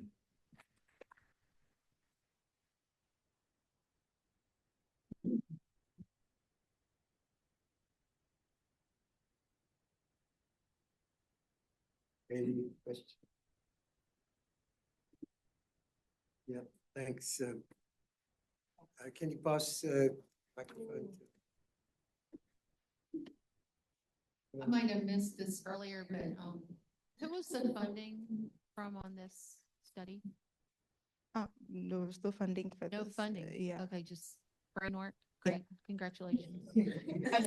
Have you coordinated with the Tennessee Department of Environment and Conservation on this? Yeah. Need a contact? That'd be great. Okay, Yeah. I'll let you know. Thank you so much. I think we have time for maybe like one more question. Lily, I just wonder if Lily has any comments from the infectious disease point of view. I'm actually gonna. She's talking next. Okay, that's a great talk. And actually, I'm going to talk about one of them, thinking about water quality in general in terms of impact on infectious diseases. How what you shared, is still a problem in the U.S. when we think about water quality. I'm an urban person, so sharing about what happens in rural communities is still very important information. Thank you so much. I think there was one question. Oh, you're fine. That was an excellent presentation, very thought-provoking. I'm curious, you sort of alluded to it towards the end about what are some of the barriers to accessing cleaner water sources. And I sort of felt like you mentioned maybe there were some personal barriers in terms of people not wanting to and having actual access. So I'm wondering if you can talk a little bit more about, how much of the problem is because these neighborhoods are not, these communities are not tapped into clean sources, and how many is because people choose not to use them, and then expand a little bit more about what you think we should do about that. Okay, so yes, it is one of the main reasons. We realize that especially in the very rural part, that people are that live very far off. They choose to isolate themselves, because some of them don't trust the the system in general. So it is a factor, but I believe it may not necessarily be the main factor for which they're not connected to the drinking water source, the utility water, as well as I feel like it's also an issue of environmental justice as to is the city trying to reach the areas and how possible it is to reach where they live, because you want them to come downtown, but then they choose to stay in their trailer up in the woods somewhere. So it's a really sticky situation, but it definitely does play a role, as well as the economics involved in even expanding to those far reach areas. Maybe they're just like, let's not just go there because it's not economically feasible for the system. So there's so many factors that do play a role. Yeah.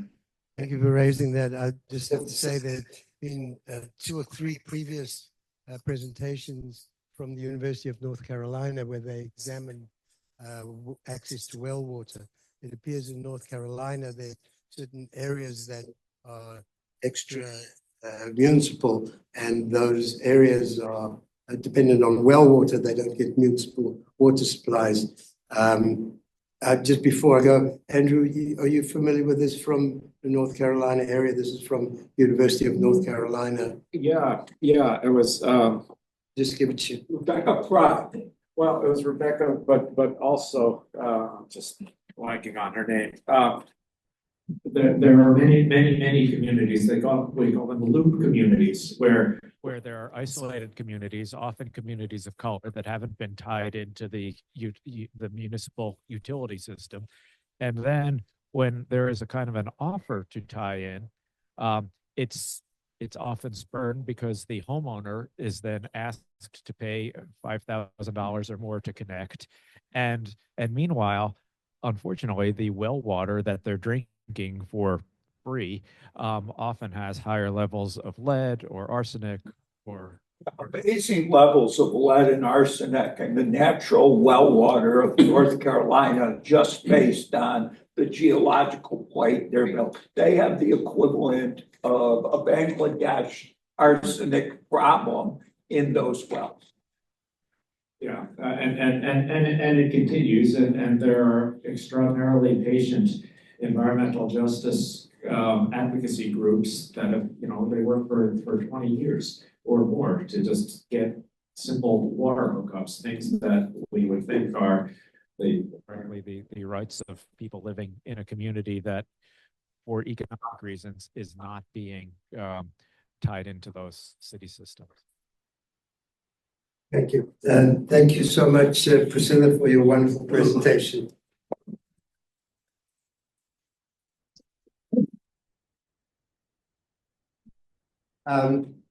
It's now gives me great pleasure to introduce our first keynote speaker of the day. This one's our first keynote speaker of the day, Lily McLaughlin. Lily and I have known each other for a couple of decades at least.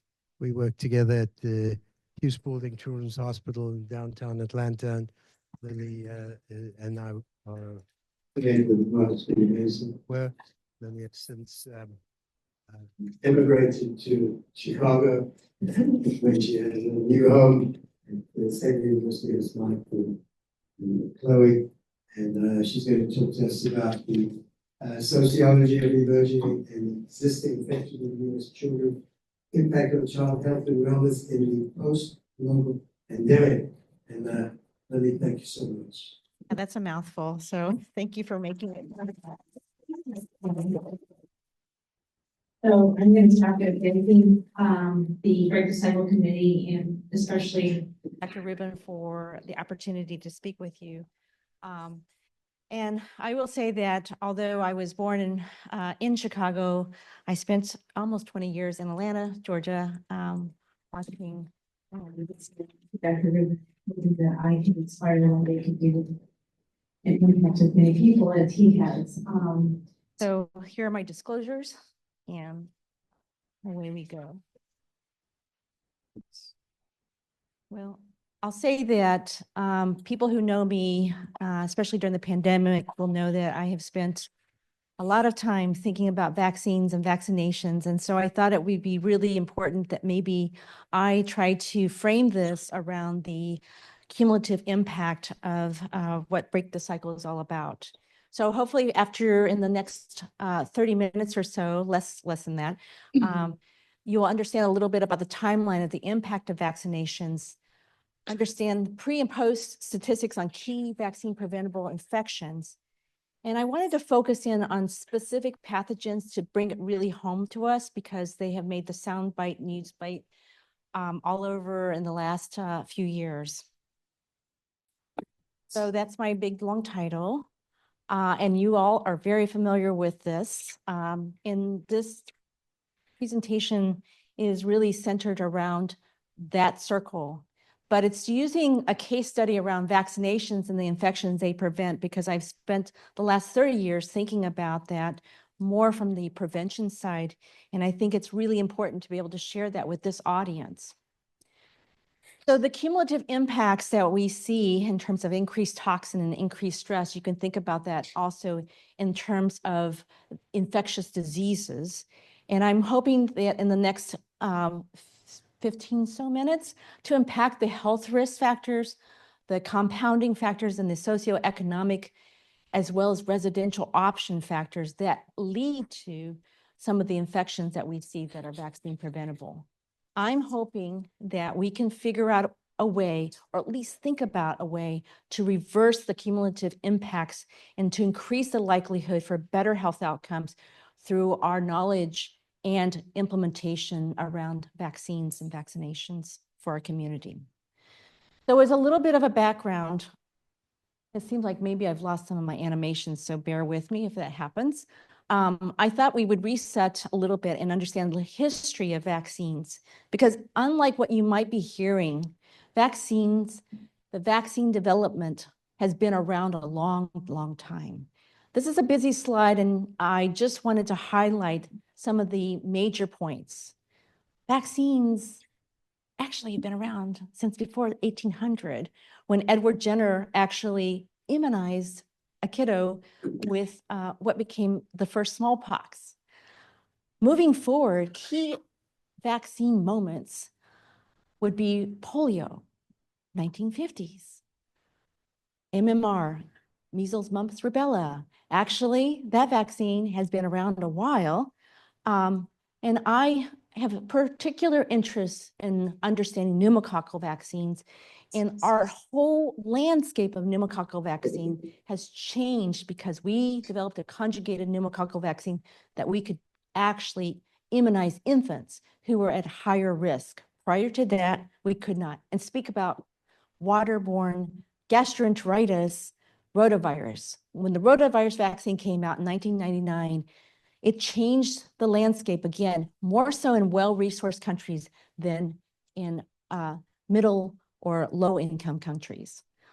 I'm not going to belabor this point, except to say, please take home the message that flu vaccines have been around for a very, very long time. And if we look at the decades leading up to 2025, you can see that there have been many additions to our vaccine armamentarium in terms of what's available to us.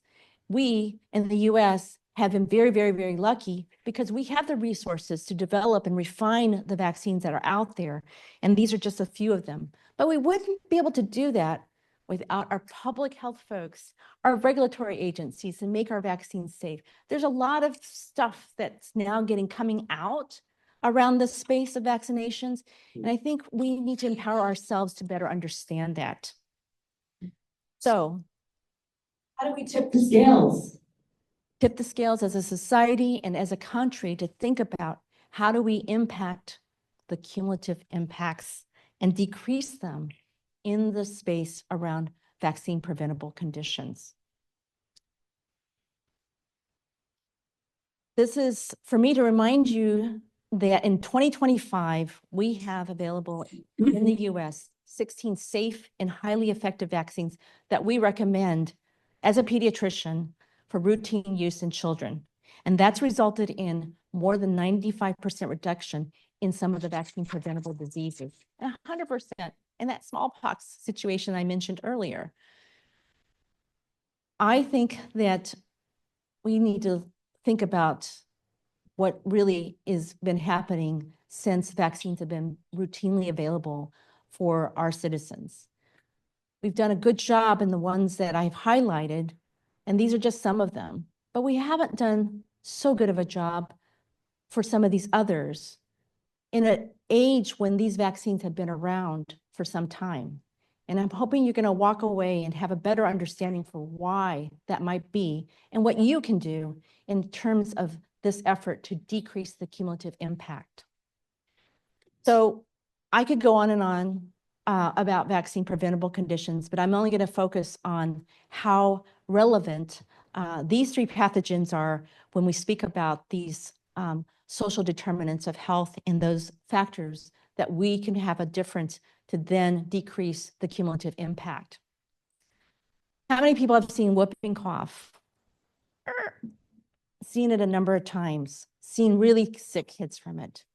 Well, here's the story. Whooping cough, actually, the cumulative impact, and we think about the stress or toxin in this situation, is the germ itself, the infection it causes. If you look at the risk factors around that circle, you can see that lack of knowledge or understanding about how pertussis germ works contributes to why we see so much of it. Lack of immunity. Babies, pregnant women, they may not have immunity. Some of us who have immunity, because we actually took that vaccine when we were younger, we've lost some of that immunity, so it's not that durable. It wanes. It might protect us from getting the big old whooping cough, but it doesn't protect us from transmitting it to somebody else who's not immunized. Our outcomes for disease severity, all the things that have been mentioned in the talks before in terms of air quality, if you have asthma, if you have sickle cell, if you have obesity, those things get aggravated and your severity of disease worsens if you contract pertussis. The socioeconomic situation, poor nutrition, it affects your overall health. It affects your overall severity if you contract pertussis. Housing conditions. My husband, who studies affordable housing in this country, has taught me a lot in understanding about that topic. But crowding, water conditions, as we just heard, all of those things affect our health and affect our risk for contracting pertussis. In 2018, you can see here the incidence of pertussis among infants. If you're younger than 6 months, it's almost twice. No, it's actually more than twice than if you got disease if you're 6 to 12 months. The sad thing is that there are many, many more cases of pertussis in 2024 than there were in 2023. And this slide, I hope, rings really true with if you are questioning the validity of the importance of an impact of vaccines. You can look at this slide and look and understand this data. This is the right-hand side shows 1922 all the way through 2022. You can see that DTP was first available in 1948, and you see a big drop. That's DTP stands for diphtheria, tetanus, and pertussis. As we have research in ways to study better formulations of this, we've come up with DT(ap), and that changed the picture of pertussis in our country. It decreased it so much so that we didn't see it very often. And then we had Tdap, so we protected our pregnant women. Again, all of this seems like, wow, we should be able to kind of like put that as a disease that we don't see. But look at this. In Chicago, my hometown, or where I was born, I'm showing you here pre-pandemic numbers during the pandemic, and then during 2024, look at the difference between the rates. The COVID pandemic, while it was horrific in many levels because of the masking, the social distancing, and we just didn't see each other, we had low rates of respiratory pathogens all across, including pertussis.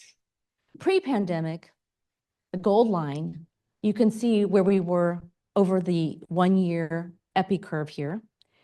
But in 2024, we've gone way above that all season long or all year long. So it's been the highest total in the last 6 years. What contributes to that? Ask yourselves that. This is a quote from a mother that I saw as part of the treatment team about 2.5 months ago. And she said to the ICU doctor, "Doctor, it was just the flu." This is a 24-month-old, previously healthy, full-term baby who presented with low-grade fever, congestion for 3 days. My goodness, for the primary care providers in this room, that is such a common compilation of symptoms. We see that all the time. This mother gave this baby Tylenol every 4 hours regularly with ibuprofen, took the toddler into the primary care doctor who diagnosed this baby with influenza A and said, if things get worse, come back. Well, at day 10, she brings the baby back into the emergency room. That's a picture of the chest x-ray that was seen. And the sad story about this as this baby died within 26 hours of admission from that ER. They drew labs. This baby had viral sepsis. This mother's comment, it was just the flu. That notion is what leads us today to have such low vaccination rates for influenza. So let's look at the cumulative impact. Here again, the weight or the stress for toxin is the infection. If we look about the health risk factors, again, knowledge about influenza and what it can do, how it's transmitted, is important to understand. Lack of immunity, poor vaccination rates. I was just looking up in Chicago, in Illinois, it's 28% for flu vaccine. I am just like, here in Georgia, not much better, but slightly, it's about 41%. During the pandemic, I studied and looked at in Georgia, because I was here, I was trying to figure out communities where we should be kind of targeting our resources to vaccinate against COVID. And I looked and saw that the vaccination rates for adults in Georgia was about 30-some%. So, you know, it was dismal. Actually, kids were better off than in terms of vaccination rates during that time period. The exposure risk factors that I mentioned earlier for pertussis is relevant here too. The socioeconomic factors that is in that circle and it's contributing to severity of disease is also true for what I said about pertussis as well as for flu. Crowding, housing quality impacts one's risk for severity of disease. Access to healthcare, access transportation-wise to healthcare impacts severity. If that mother of that 2-year-old had easy access, it was really easy for her to get seen. She might have brought her toddler in before the 10-day mark. This is just a kind of hone in again about pre-pandemic, post-pandemic, and during the pandemic, the numbers that we see. And really, if you look on the hospitalization rates on the graph on the right here, you can see that the dramatic difference between the hospitalization rates between pre-pandemic period and the 24-25 season, which we're not done yet. As a pediatrician, I have to share this slide with you, which is really just disheartening. I know you can't read the numbers very well on this side, but just know that the right-hand side is the 24-25 flu season. So we're not done quite with that. And the left-hand side shows pre-pandemic, the 2018-2019 season. And the map above is just the areas, the regions of the country that were most impacted by flu deaths. As you can see, just in the week ending in April 15th, we've had 6 pediatric flu-related illnesses or deaths. And you can see already we have had 204 deaths, which outpaces already what happened pre-pandemic. During the pandemic, there was a just really low rate of pediatric flu deaths. And that again is because of the social distancing masking we had to do for COVID. Okay, I'm going to shift over to talk about measles. Measles has been on the minds of many of us. And before I start off, I just want to put it out there because I think that this is an important statement to make. In 2004, the 8th and final report of the Immunization Safety Review Committee issued by the Institute of Medicine concluded that the body of epidemiological evidence favors the rejection of a causal relationship, causal versus temporal, between MMR and autism. In 2016, following years of kind of accelerated vaccinations, the Americas region is declared free of endemic measles. What's happened? Grim facts that you may or may not know is that 1 out of every 1,000 measles cases will develop acute encephalitis. That could lead to permanent brain damage. 1 to 3 out of every 1,000 children infected with measles will die. And about 1 in 5 unvaccinated people in the US who get measles will be hospitalized. For the clinicians in the room, they probably know about this. For others, you may not. But there's a rare condition called subacute sclerosing panencephalitis, and it's a fatal degenerative disease of the central nervous system. It doesn't show up right away after your measles infection, but it can occur somewhere a decade later. So when people think about measles, they should realize it is a deadly infection. It can be very deadly. So the cumulative impact here, same as before. Lack of knowledge on the measles germ.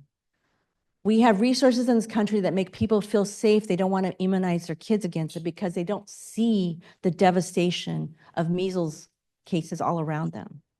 But that's changing a little bit. It's highly infectious. Before COVID, I would give an immunization lecture to medical students at Morehouse School of Medicine. And I would say, you know, measles is super infectious. Like the R0 value or attack rate is really high here compared to flu or any of the other respiratory pathogens you can think of. And then COVID changed that. But it is highly infective. There is poor vaccination rates that have led to where we are currently in the US. Exposure to others, the high attack rates makes it highly transmissible, like a wildfire spreading. Again, the same things that I've mentioned before for pertussis and flu exist also in terms of socioeconomic factors that increase one's risk. I will make a note here that vitamin A does not prevent disease. It's not curative treatment for infected patients. I just want you to know that that's a statement I want on the record for us to all think about. If you need more data on that, I can provide that to you. Okay, I'm kind of going to fly through some of these slides at the end because I know that we all are aware about the measles. But I would say to you to look at this slide because I want people to recognize that of all of the measles cases that we see in this country as of April 3rd, 2025, almost all of them are US acquired. They're not necessarily imported in. 884 cases of measles across 29 states is the last count. The last CDC published MMWR, so thank goodness MMWR is allowed to publish again, showed that 607 measles and 500 of those occurred in 2025. If you look at the states that mostly have account for that 607, you can see where we are based on the shading of the map. And not surprisingly, because you've heard this, is that Texas has the worst outbreaks. This is where I want to emphasize to you that place matters, resources matter, what you have available to you by your community level, by your county level matters. So if you look at annual measles cases from 2001 to 2025, just reinforces the thing that I've been saying about measles. If you look at vaccination rates, look at Texas. Texas is 94.5% for kindergartners that have been vaccinated, partly because of the school requirement. Illinois is actually worse. So what happened? If you look at particular counties and the immunization rates in those counties, it changes the story. So you can see the 42 cases comes from a county that had the lowest vaccination rates against MMR. I threw in Atlanta there for all of us who are from here because, you know, we're not doing great for an urban city that has a lot of crowded population density, easy transmission. And it's not a, you know, to say that as the immunization rates go up, your risk in an outbreak situation in a school setting goes down. Illinois, we have just recently, as of right before I think I flew on the plane here, our first case of a measles. And we have, again, 92% overall for the state vaccination rate. So for existing infectious diseases that's impacted by place and time and that are vaccine preventable, I listed the ones I really think that we need to hang our hat on and really try to do what we can to work together to decrease some of these cumulative factors that result in severity of infection. So if you look at health risks, birth condition, exposure situation, family history, all of these things impact our ability to decrease severity of infection for these pathogens. This just summarizes, just for people to know, that the number 1, number 2, and number 7 causes of death in the US, people who would really suffer if they contracted those diseases I showed you in the previous slide, these are vaccine preventable. If you have asthma, so many of us, talking about air quality, so many of us have that. These are the vaccines that really could impact your outcome. In the title, I talk about emerging infections, and I want to focus just for a minute on 2 pathogens that I still think of as emerging, even though I know we want to say we're done with COVID. We are not. 8 to 10% of us suffer from long COVID. If you have disabilities, if you have comorbidities, you're likely to be in that 8 to 10%. For children, multi-inflammatory syndrome is a real disease.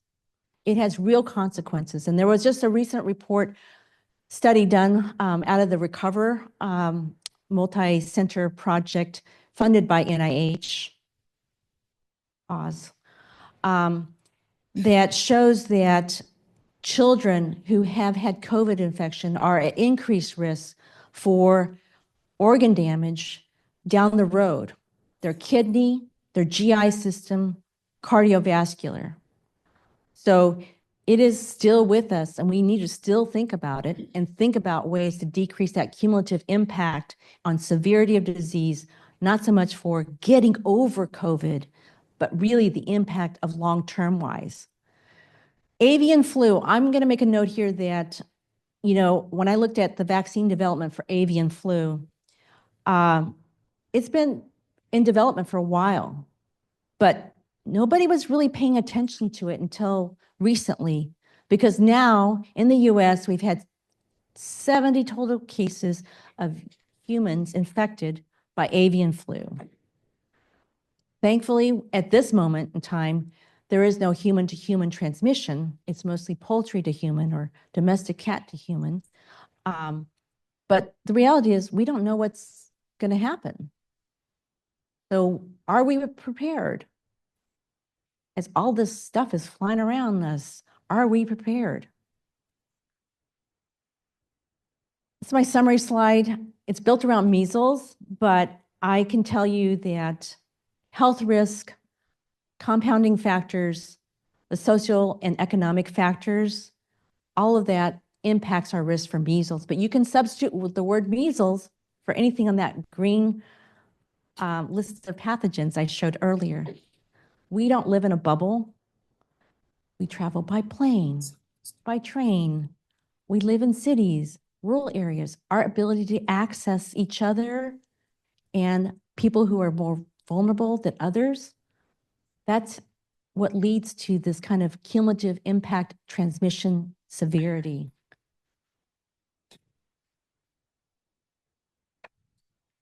So the age continuum from birth to elderly folks, when does it matter for the intervention to take place? I'm a pediatrician, but I can tell you during COVID, I saw all adults. I vaccinated just adults, mostly. So it all matters. The importance of choice, importance of opportunities for choice, and creating and sustaining choices. The punchline is, what can we do about this? What's the way to reverse these cumulative impacts? If you go to Morehouse's website, they always have at the bottom this logo about health equity. So I drink the Kool-Aid, and I drink the Kool-Aid in Chicago still on this. So health disparities, preventable health differences experienced by people from socially disadvantaged groups. This is a really nice cartoon of what does it mean for health equality, what does it mean for health equity, and what does it mean for health justice? Because we should be thinking about that. We should be thinking about that in our own spaces. Equality is treating everyone the same way. Equity is prioritizing treatment and care based on need. And health justice is recognizing and building the power of individuals and communities affected by the health inequities. So what can we do around the vaccination space?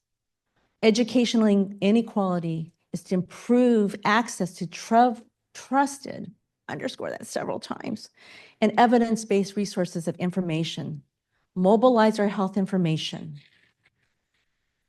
Inadequate access to healthcare is just such a big factor in everything, including vaccine preventable conditions. I see this all the time, whether it's people not able to get to transportation to come to get preventative care, people living in rural areas and don't even hear about the information, people having financial constraints that doesn't allow them to do what's optimal for their health and wellness. I can just say that this speaks true to what I think we all need to stand behind in terms of health equity. We need to realize that not everybody is equal here, and we need to do what we can for those who cannot. And that includes keeping the Vaccines for Children program. Do not let that get wiped off. Keeping CHIP program. For those who are not aware, this is like a way to provide low-cost health insurance to children and families that earn too much to qualify for Medicaid. And then health justice. I'll just say that this is a distinctively social ethic of care that reframes the relationship between healthcare, public health, and the social determinants of health. Think about that. So what can we do? I think part of it is hopefully the message from here is to empower ourselves with knowledge and help those in your community, whether that's your friends, your family, your neighborhood, whoever, because they may not have the access to information like you do. And start off by just knowing when vaccines are recommended, why vaccines are recommended. Go to trusted sources to answer the questions. Don't just say, take the vaccine, take the vaccination. Because in the end, what we want to achieve is herd immunity for all the pathogens that I listed that are vaccine preventable. We can't hope to convince everybody. Some people aren't eligible, can't take it. But if enough of us take opportunity given to us to protect ourselves, then we can achieve that herd immunity and decrease these pathogens from rolling around in our community. So in conclusion, I want to say that vaccine development has been around for a very long time. Hopefully I convinced you of that. Vaccinations, immunizations, however you want to call it, have protected humans and animals from contracting serious life-threatening disease. Acknowledge it or not, we have all benefited from vaccine development and vaccine immunity. Every one of us, no matter what the naysayers are saying. Resources are needed to keep us safe, healthy, and well. That includes public health resources. A lot of the data I shared with you today is on the backs of people who have done surveillance work at the federal level, at the state level, the county level, and public health clinic level. Healthcare delivery resources, healthcare access, that should be something of a priority for this group and anybody else who cares about healthcare. And then resources to access health education, that's so important. And finally, resources to receive credible healthcare and health education. Here are some credible links that I'm going to be able to share the slides with you all.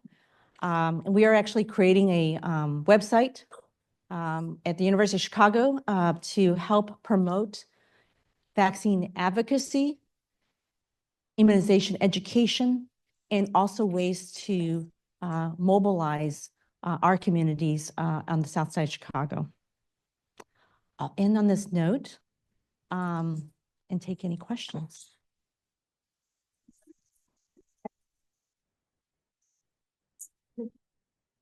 I'm sharing this one quote because, well, I take questions because as you all know, Pope Francis passed away recently, but this quote is really, it really spoke to me. So I hope it speaks to you as well.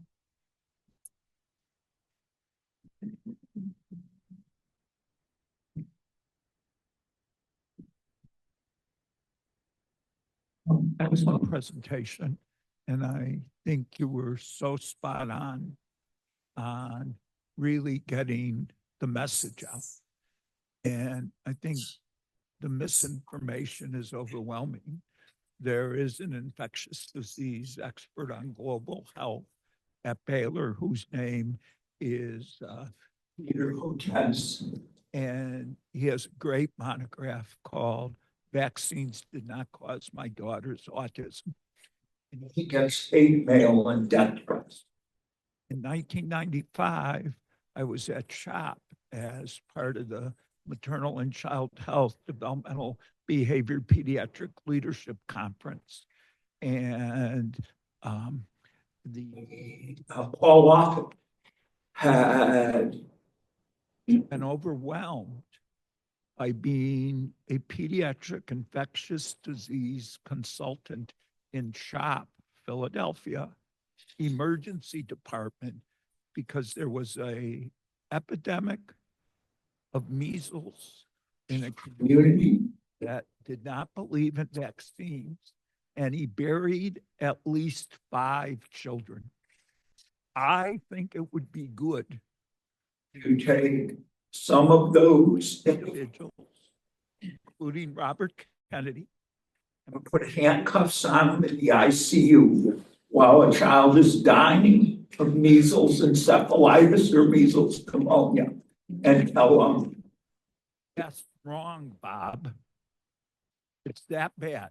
Now, why do I get intense on this? I came to Chicago 20 years ago, and I get a call on a Friday afternoon, and they say, what do you know about autism? And I say, you know, it's increasingly recognized and families need support. And they say, oh, this is Oprah Winfrey. We want you to be on her. And I said, you will be the 3rd speaker. And the first speaker is going to be Jenny, the vaccine. Jenny McCarthy. Jenny McCarthy. Okay.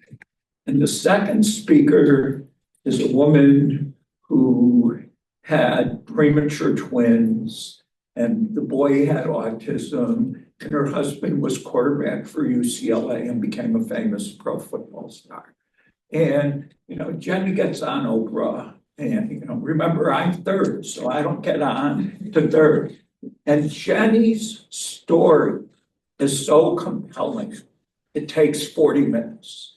And then the second speaker, their individual story is so compelling, it takes 5 minutes. And they said, Mike, we'll just put out your statement. We don't have time with you. I said, I'm sorry, Ms. Winfrey, you can invite me back. I welcome being back. I was never invited back. Listen to where I was coming.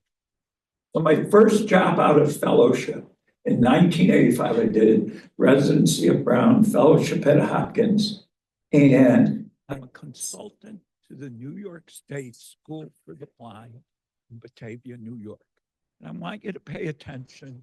1985, because in that year, children who survived the congenital rubella epidemic of 1964 were graduating from the School for the Blind. If one is developmentally disabled, one could graduate from high school at 21 because that's the rules of education.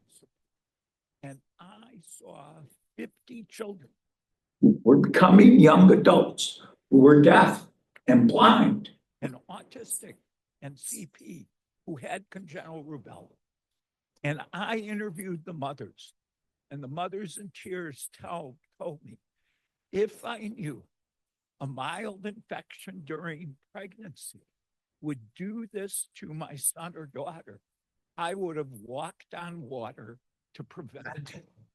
That's what vaccines do. My mistake was I didn't have a camcorder. I didn't have a Barbara Walters interview. I had none of that. And we are not up there because we got egos and we want to be corporate medicine and stuff. This stuff has consequences. We have to get better with our message.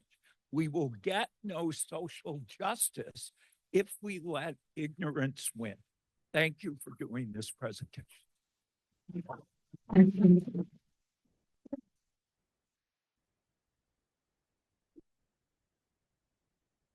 have time for one more question. Did you want to ask Brent? First Brent and then Joan. Thank you very much. And I appreciate all of your sincerity and I acknowledge that. And yet I want to ask if you would be willing to also consider that there are steps that we could take to also support our immunity within the body, our innate immunity, including our spleen and its function. And so I've been doing a lot of research on that and would just like to ask, would you be willing to have a conversation about that as a follow-up?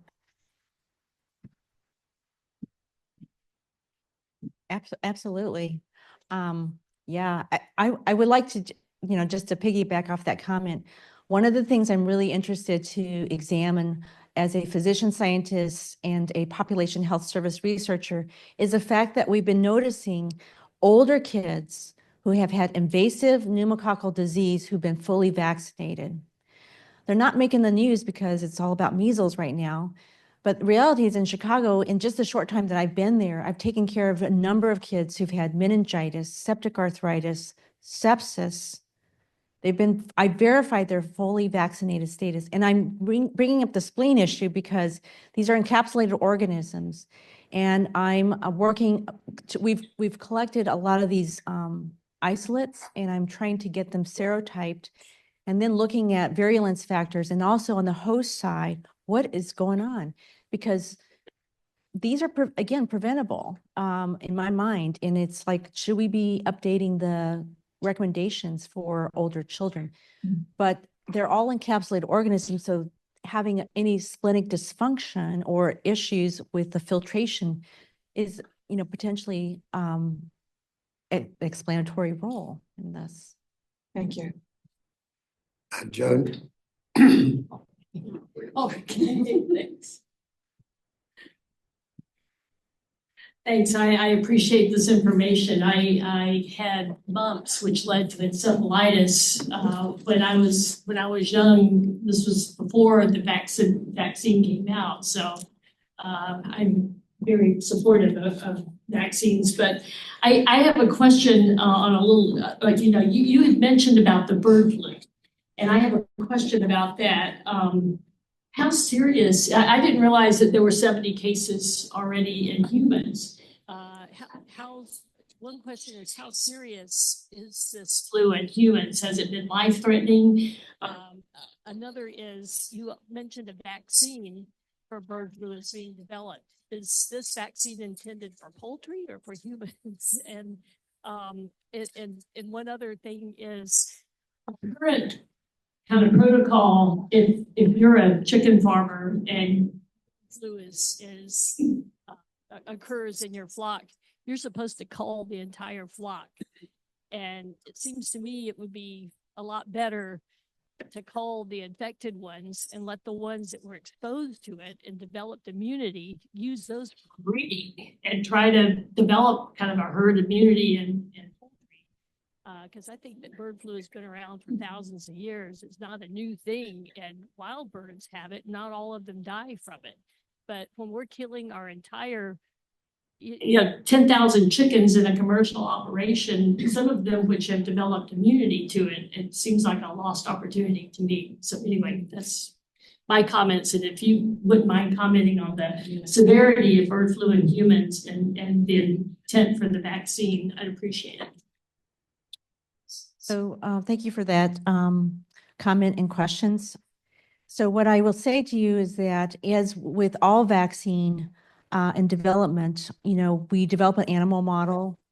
The targets for immunity are based on what we utilize in our animal models, and then we go on to humans. So when we enter kind of that phase 1 trial. So I believe, I'm not a veterinarian and I don't know exactly for herd immunity if there's what the work has been done in that space. But you're right, that just seems like a natural thing. Like if you can just study and understand why certain avian strains would be able to generate immunity in our poultry as well as other avian species, that would be ideal.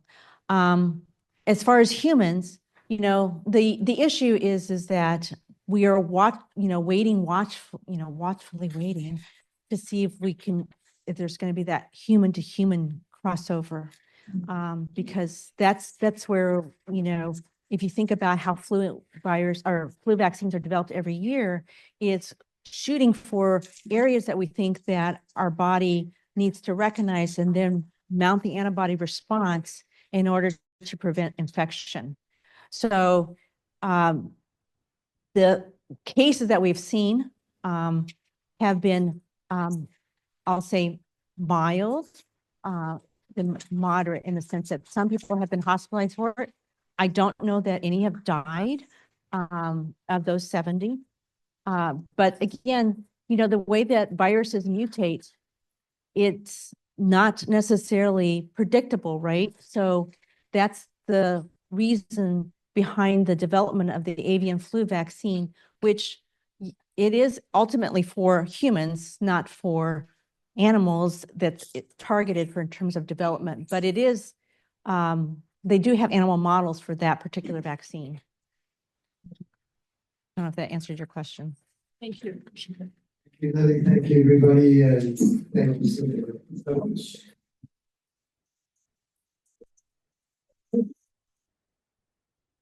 Right, time for a lunch break. Good afternoon, everybody. I know some haven't returned from lunch, and I hope they're enjoying the sunshine. I think that's what it is. If they knew that Shahid was going to be the first speaker, they would have flocked back. They would have rushed back to come in here. Slide that they'll come trickling in. Again, wonderful welcome back, and I'm going to not take too much of Shahid's time. I hand over Shahid Mohammed, whose mentors, Hannah Thompson, is your mentors online. So Jimena, if we could get Hannah Thompson to introduce Shahid, that would be wonderful. And here's your microphone to get started.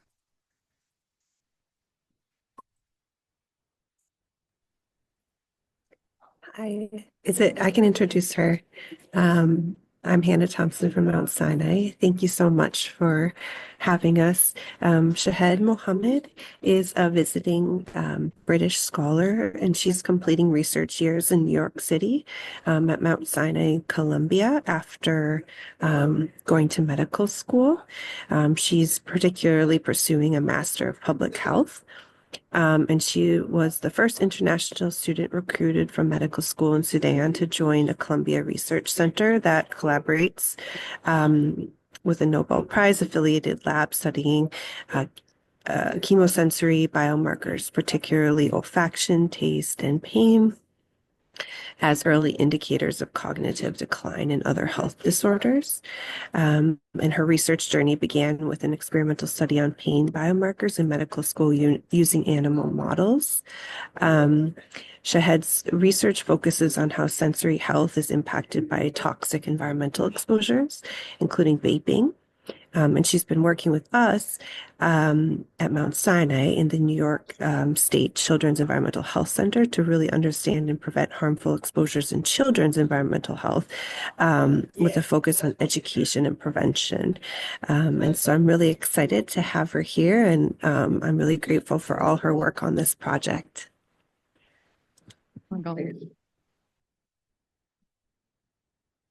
Thank you, Dr. Thompson. I wish you were here today. Dr. Thompson's like an amazing mentor. She's one of our assistant professors at the Department of Environmental Health at Sinai.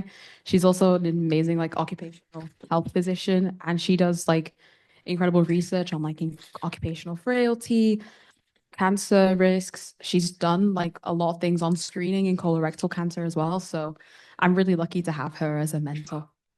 So yeah. Anyways, let's dive into the slides. I think people are beginning to trickle back. So where we looked at socioeconomic factors and how they impacted lead screening in New York City children at Mount Sinai.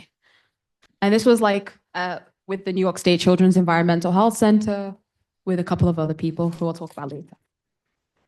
Okay, so why are we doing this? Why are we looking at this? The CDC recommends screening for all children in New York.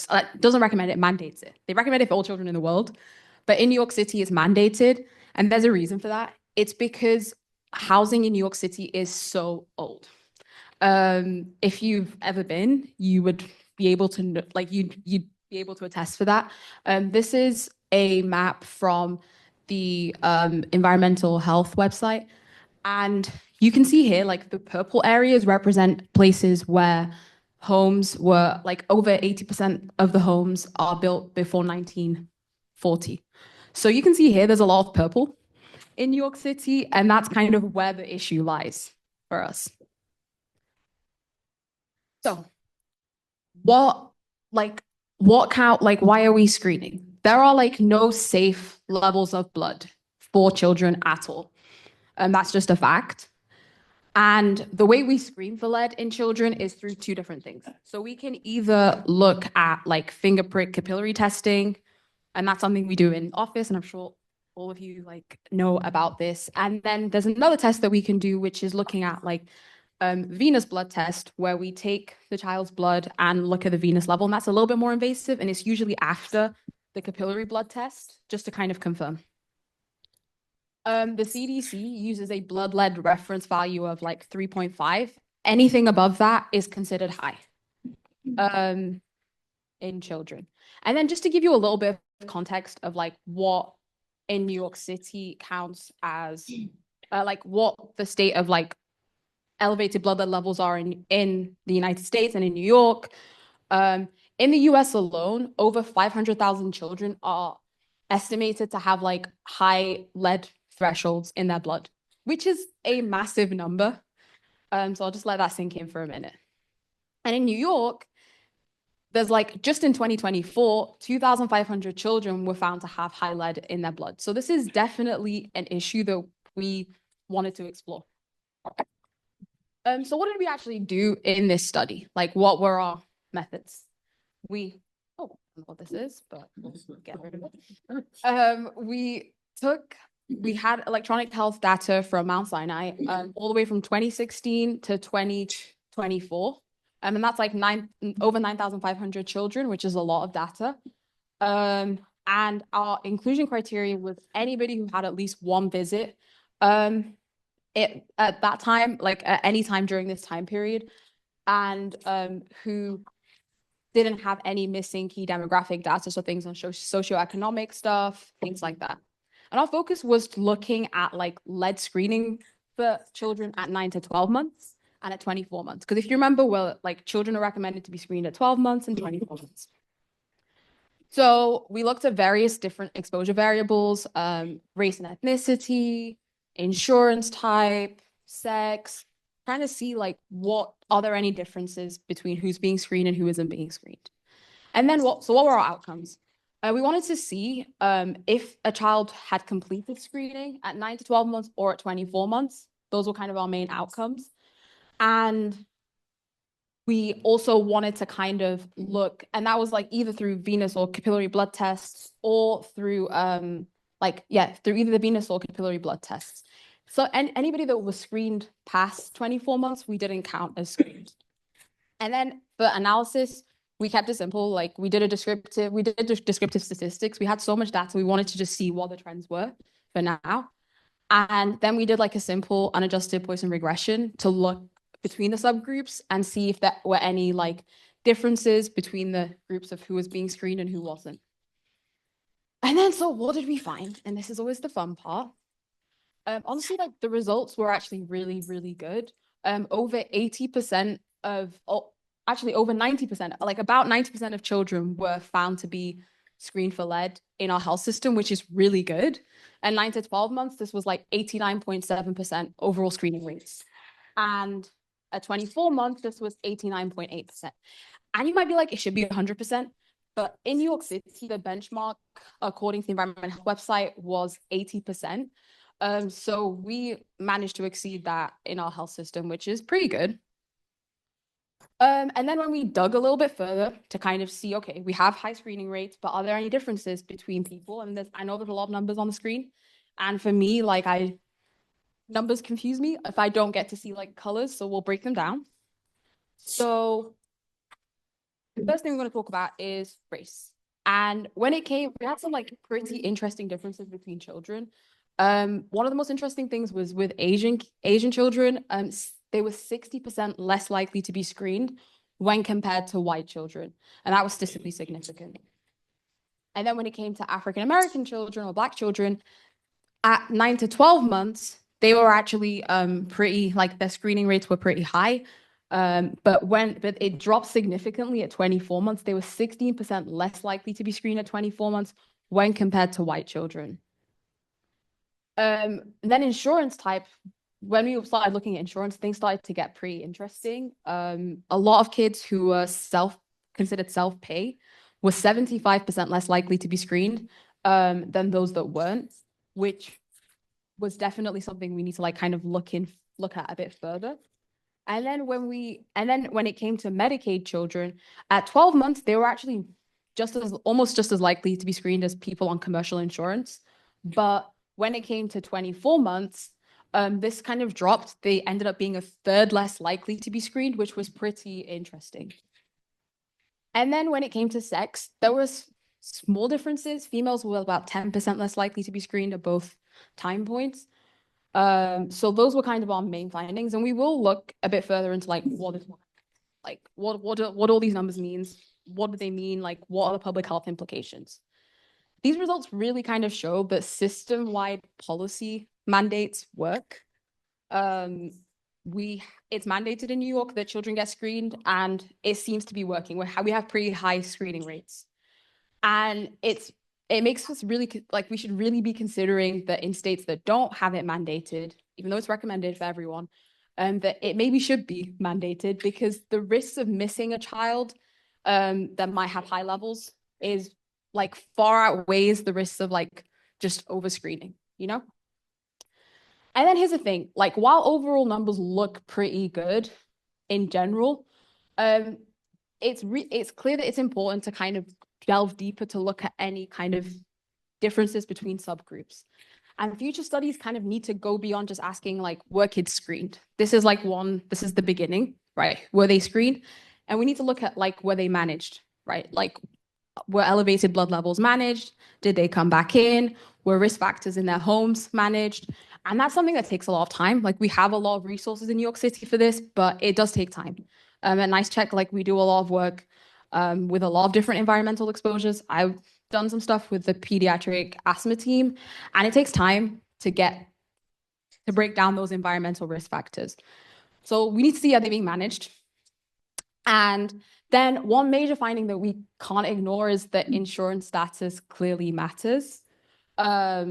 Children that were like self-pay, as we mentioned, were less likely to be screened than those on commercial insurance. And this may be like, we need to figure out why this is happening, because a lot of these children may be like completely eligible to be screened for free and just not know it. So we need to do some studies on this and kind of figure out what barriers are patients facing. Is it education barriers? We don't know. And then in terms of race, it was clear that there was like, we need to do more kind of surveys on an individual level with patients coming in from like Asian backgrounds to see what barriers are happening there. Is there really a barrier? This is population level data, so it's not always representative of everyone, but it is showing trends. Like this is like almost 10,000 children, right? And then the last thing, and I think this is a really important one, is this data, we managed to pull it because at Mount Sinai, we have a really incredible data health equity team. And their whole job is to make sure that everyone at Sinai is being is not having any barriers when it comes to anything kind of equity related. And it's really important in any health system to kind of have a team like this. This wouldn't have been possible without them. And I think this kind of study kind of really highlights that. So what limitations do we have? Like in any study, there are definitely limitations. This was a retrospective study. So like with any retrospective study, there are so many different, like we pulled all the data from electronic health records. So that could definitely expose us to a lot of selection bias. Not everything here is going to represent like that this is the cause of an issue, right? And again, we only looked at screening. We need to look at outcomes like elevated blood lead levels, look at adjusting the model for more confounders when it comes to regression. So yeah, that's kind of the limitations when it comes to what we're doing with this study. So where do we break the cycle? And that's the fun part, the one that we all care about here. Nearly 50% of New York City's housing was built before 1950 or 40, as we mentioned before.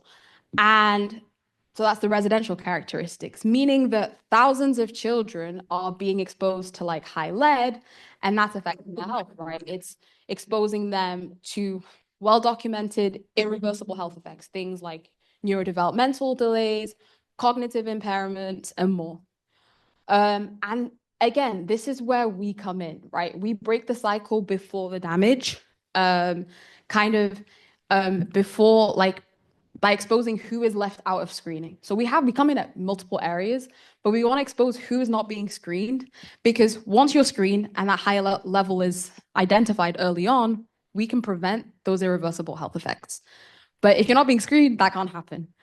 So that's that. And thank you so much for listening today. And does anyone have any questions? And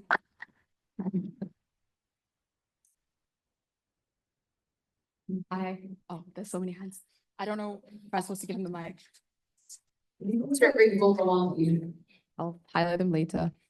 So, okay, thank you very much, Ed. You know, I think it's actually great that you get up to 90% approximately of getting lead levels in children, and that's a marked advance. So, one of the very few advantages of being old like me is that you kind of have perspective. So when I was a pediatric resident in New York City, we actually used to get sent door to door as part of the residency. We would send the interns out, and we had to do door to door lead testing in the Bronx. And so the screening programs at that time never approached anything near 90%. Maybe they were way down like 20–30%. The difference at the time was blood lead levels among children screened in the 1970s were in the 20s, average in the 20s for white children, in the 30s for African American children.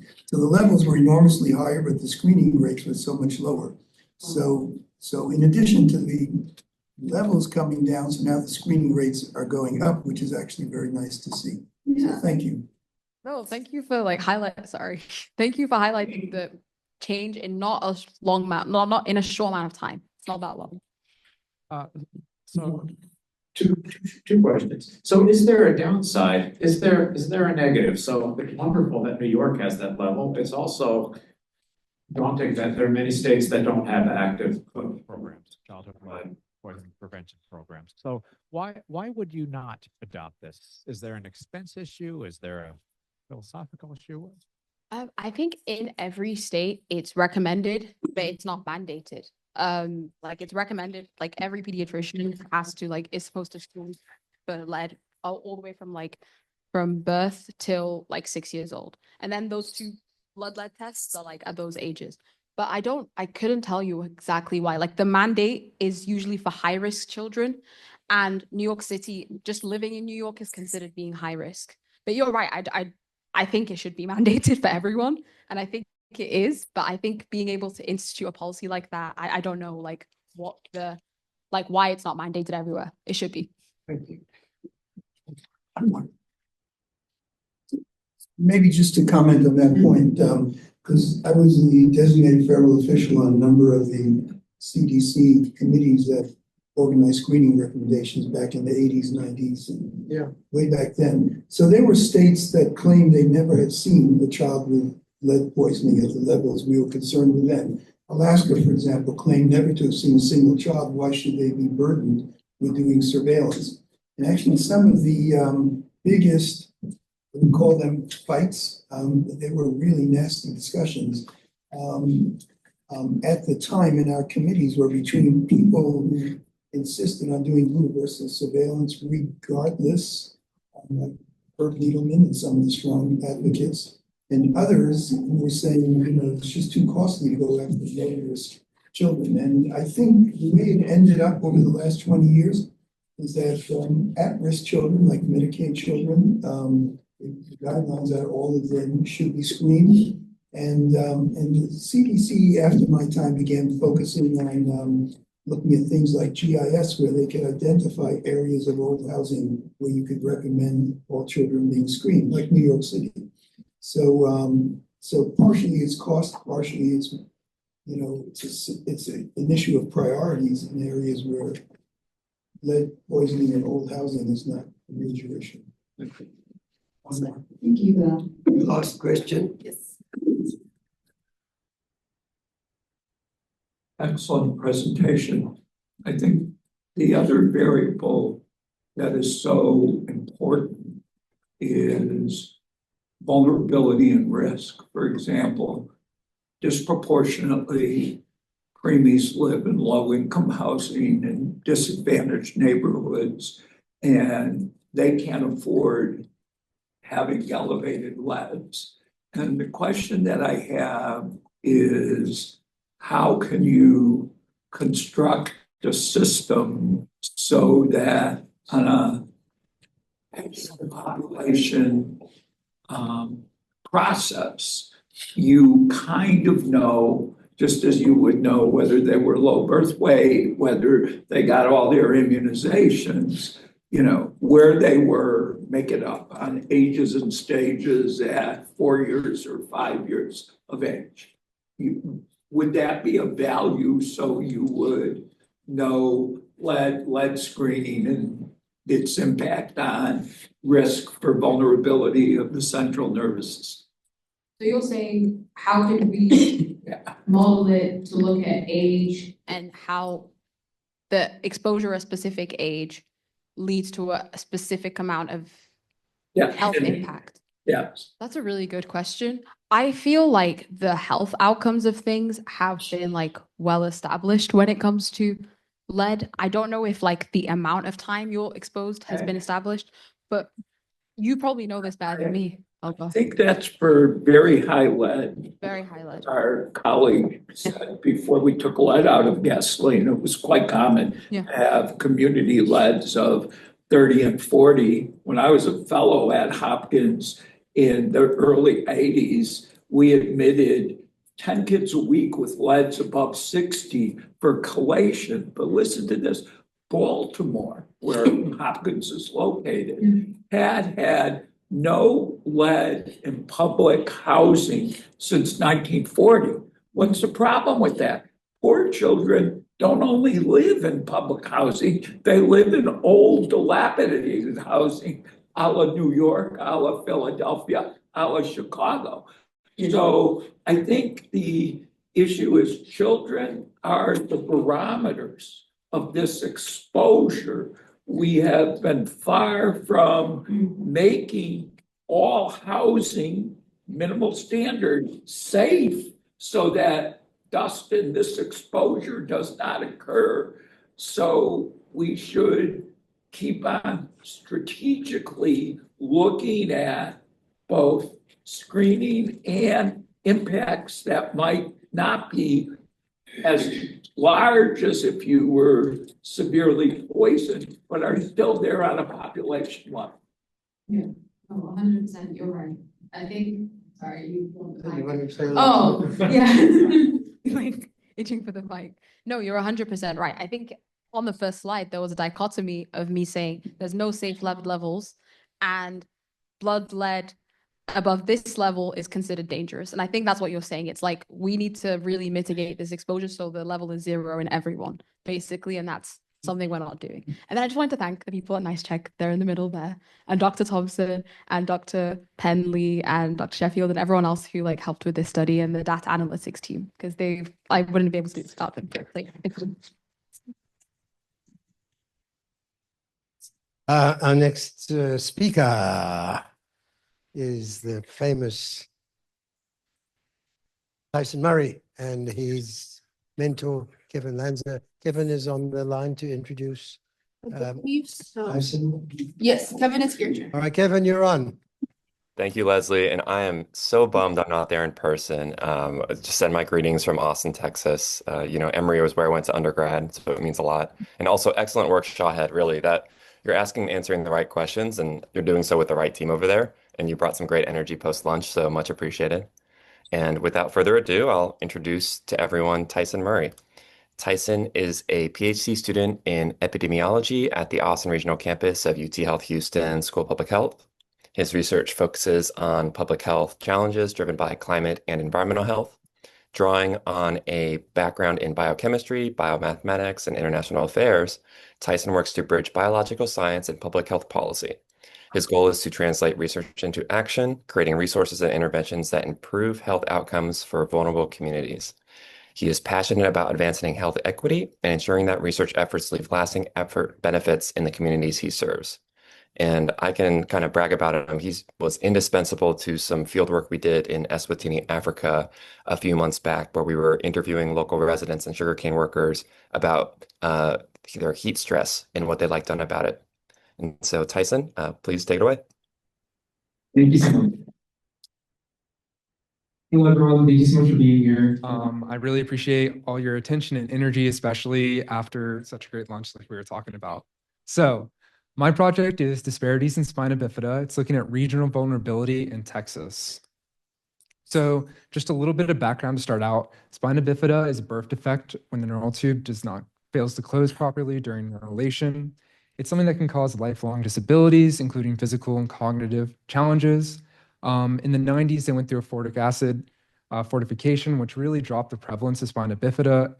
But environmental and healthcare access are really pivotal in seeing where these disparities actually occur. So spina bifida is believed to originate from a combination of genetic and environmental factors. So what are some of these factors? Well, three major factors that we looked at in this study were ethnicity. People who are Hispanic have a much higher rate of spina bifida. Socioeconomic factors, lower maternal education and income levels are associated with increased rates.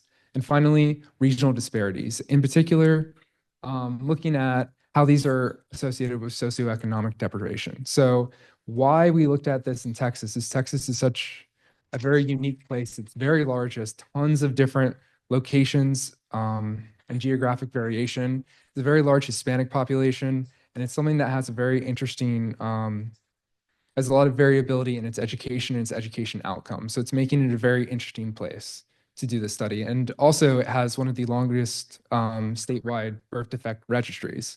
So this is something where we have a long-term data, a very interesting setting, and a great way to go and examine how heat is associated with the spina bifida.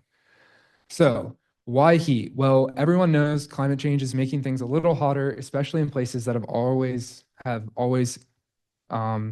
worked with heat. So a study out of Emory actually recently looked at how heat was associated with spina bifida, and it came to the conclusion that there was an association with extreme heat. Specifically, as we have more extreme heat days, there's a higher risk of spina bifida occurring. So this was published in November 2024, and previous studies hadn't really looked at this association, but the Emory-based study was looking in Georgia specifically. And that's why we wanted to kind of bridge this into Texas, where we could go and take a similar method to try and examine this in a different location.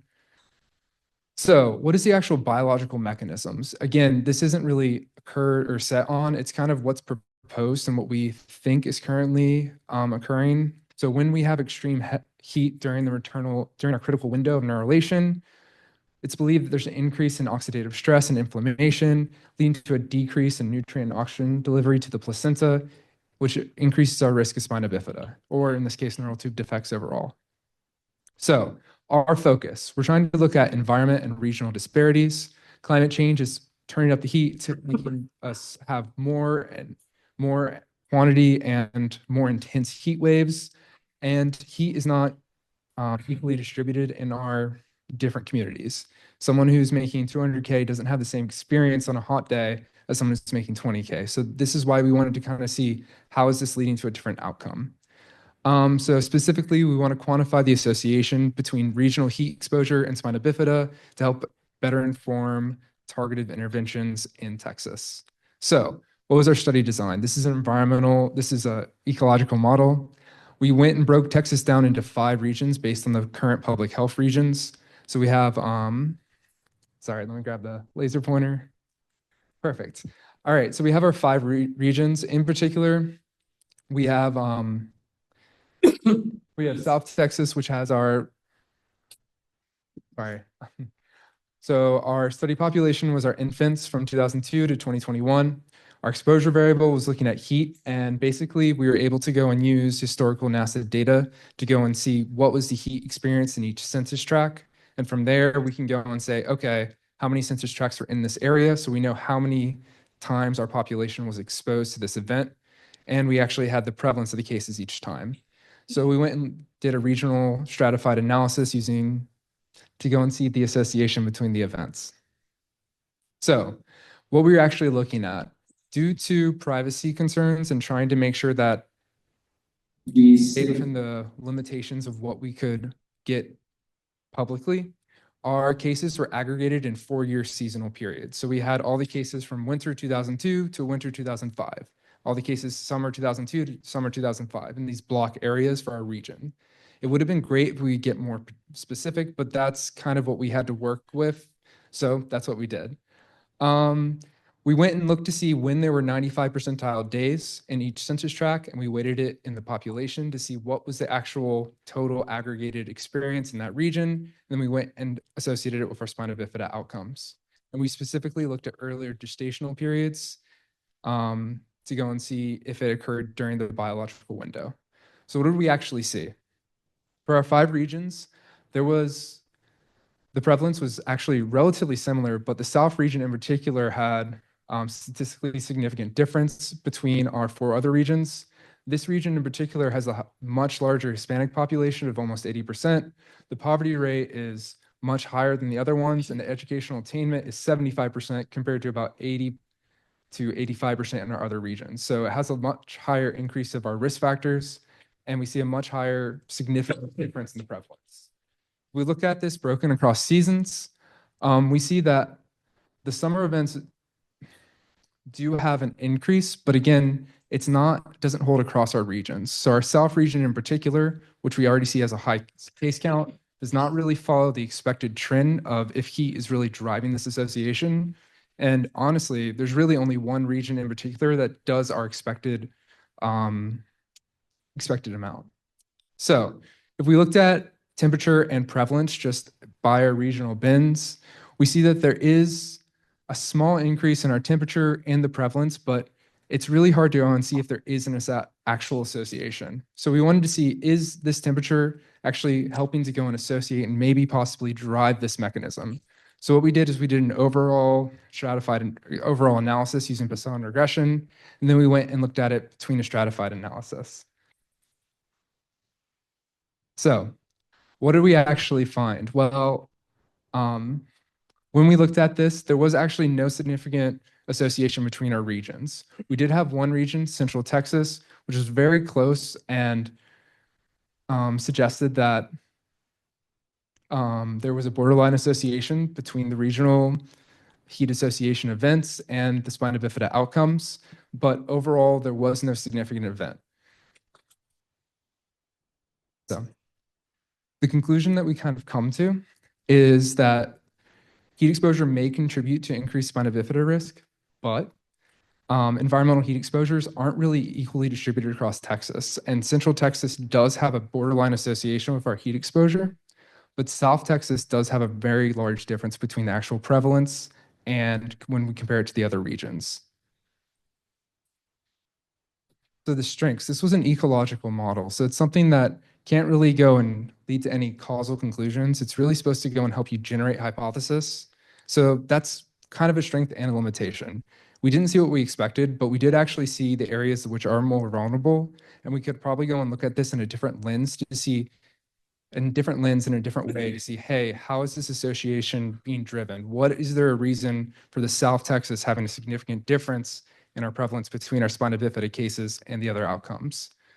There was some limitations. Heat and how people adapt to heat is really hard to quantify, especially when you can't have the actual person telling you what they experienced. So this is something we need to focus on in future studies.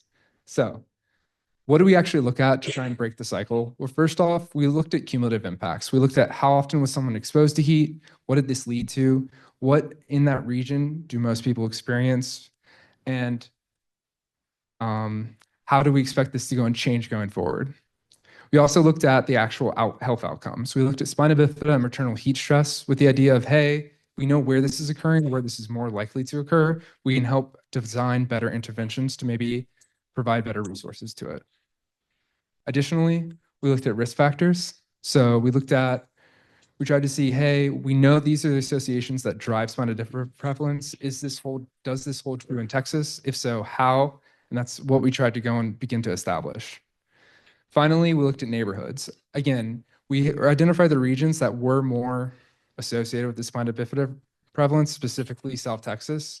And in particular, how people adapt to heat is very different depending on where they live and how they live. So this is something where if we can go and understand the heat association better, in this case in Central Texas, where we see something that might actually be an association, we might be able to go and help better design interventions that can focus on how people adapt to it during pregnancy. So future directions and public impact. Definitely it would be very great if we could do a case control study. If we're not forced into these bins, we'd be able to go and look more directly in how people experience heat. And that's really the hard part of environmental exposure is you want to understand exactly what that person experienced, but it's hard to get them to trace out their whole life. So that's something that really kind of held us back. And the best way to do that, honestly, is through our longitudinal designs, if we could do that. So this study really kind of helped lay preliminary groundwork into investigating environmental factors that contribute to birth defects in Texas and helped us identify some regional risks. So I just wanted to say thank you to the UT School of Public Health and my mentor, Dr. Kevin Lanza, and my advisors, Dr. Gopian and Dr. Patel, and especially to everyone at the Break the Cycle faculty. So yeah, that's it. Does anyone have any questions?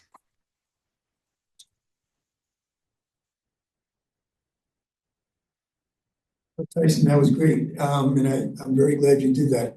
So something like 30 to 35 years ago, Al Zenek of EPA and I were responsible for responding to a cluster of cases. I think they were anencephaly, maybe a mix of anencephaly and spina bifida along the US-Mexico border. And what we discovered then was the border is really intermediate in the birth defects rates for those categories between the rest of Texas and Mexico. Mexico had much higher rates than the border. The border had much higher rates than the rest of Texas. So my suggestion would be in your recommendations about future studies that it's really important to look at Mexico. The border is really in between Texas and the rest of Mexico. I think to really solve this problem, we need to look at Mexico as well as Texas, because whatever is happening on the border is transitional between Texas and Mexico. So that's just my thought in terms of recommendations. No, that's a really good point. And actually, I think that might have been one of the reasons the Texas Birth Defect Registry kind of came around was for that cluster event. But I think maybe the adjusting for ethnicity is something that they tried to address, because wasn't the actual conclusion about the diets and what was actually being eaten during that time? And I think that was, I'm not sure, but I think they really looked into it. But I think that's a really good point. They're trying to consider how this transition kind of occurs and not just try and lump it with one confounding variable. Hey, Tyson, are you able to look at housing quality and things like air conditioning? A few years ago, we were looking at ambient monitoring versus personal monitoring and trying to understand exposure misattribution or attribution, and found that we had anomalous results in places like Houston, where during the summer, so many people stayed inside virtually all the time they could, that you actually had different results than you might expect. So do you have, would housing data or housing quality data or air conditioning? That would be very excellent. I don't think there is anything that actually is AC specific, but there is housing quality data. And I know that other people have tried to use like SES score for counties to try and quantify that, but that is something that should be looked into because that ties right into the adaptive and how people adapt to heat in the area, which, yeah. Just quickly, along those lines, looking at green space and trying to map green space, like looking at urban heat islands and how people are actually experiencing the temperatures that are happening around them.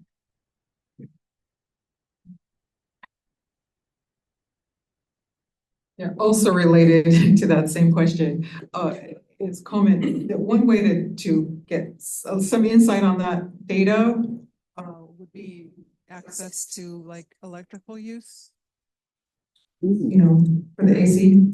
Nice, nice. Very nice suggestion. Great suggestion.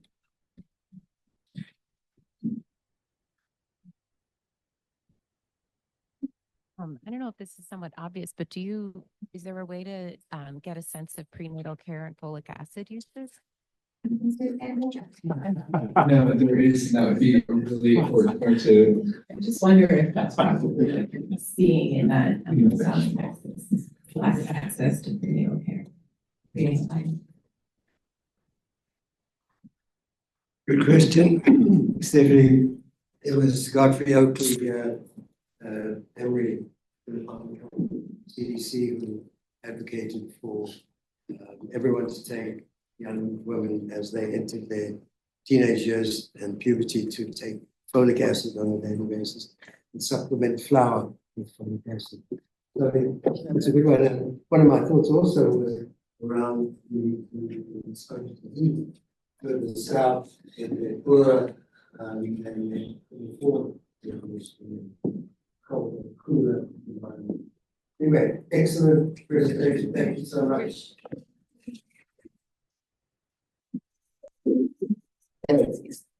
I have bad news and good news.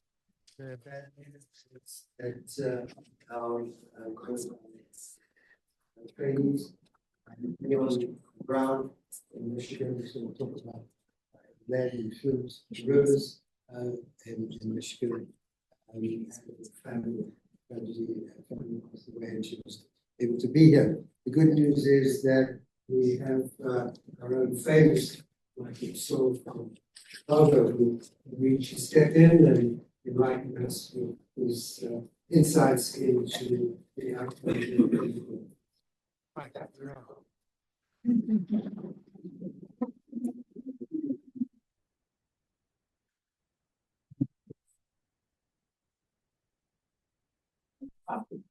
Very first to be.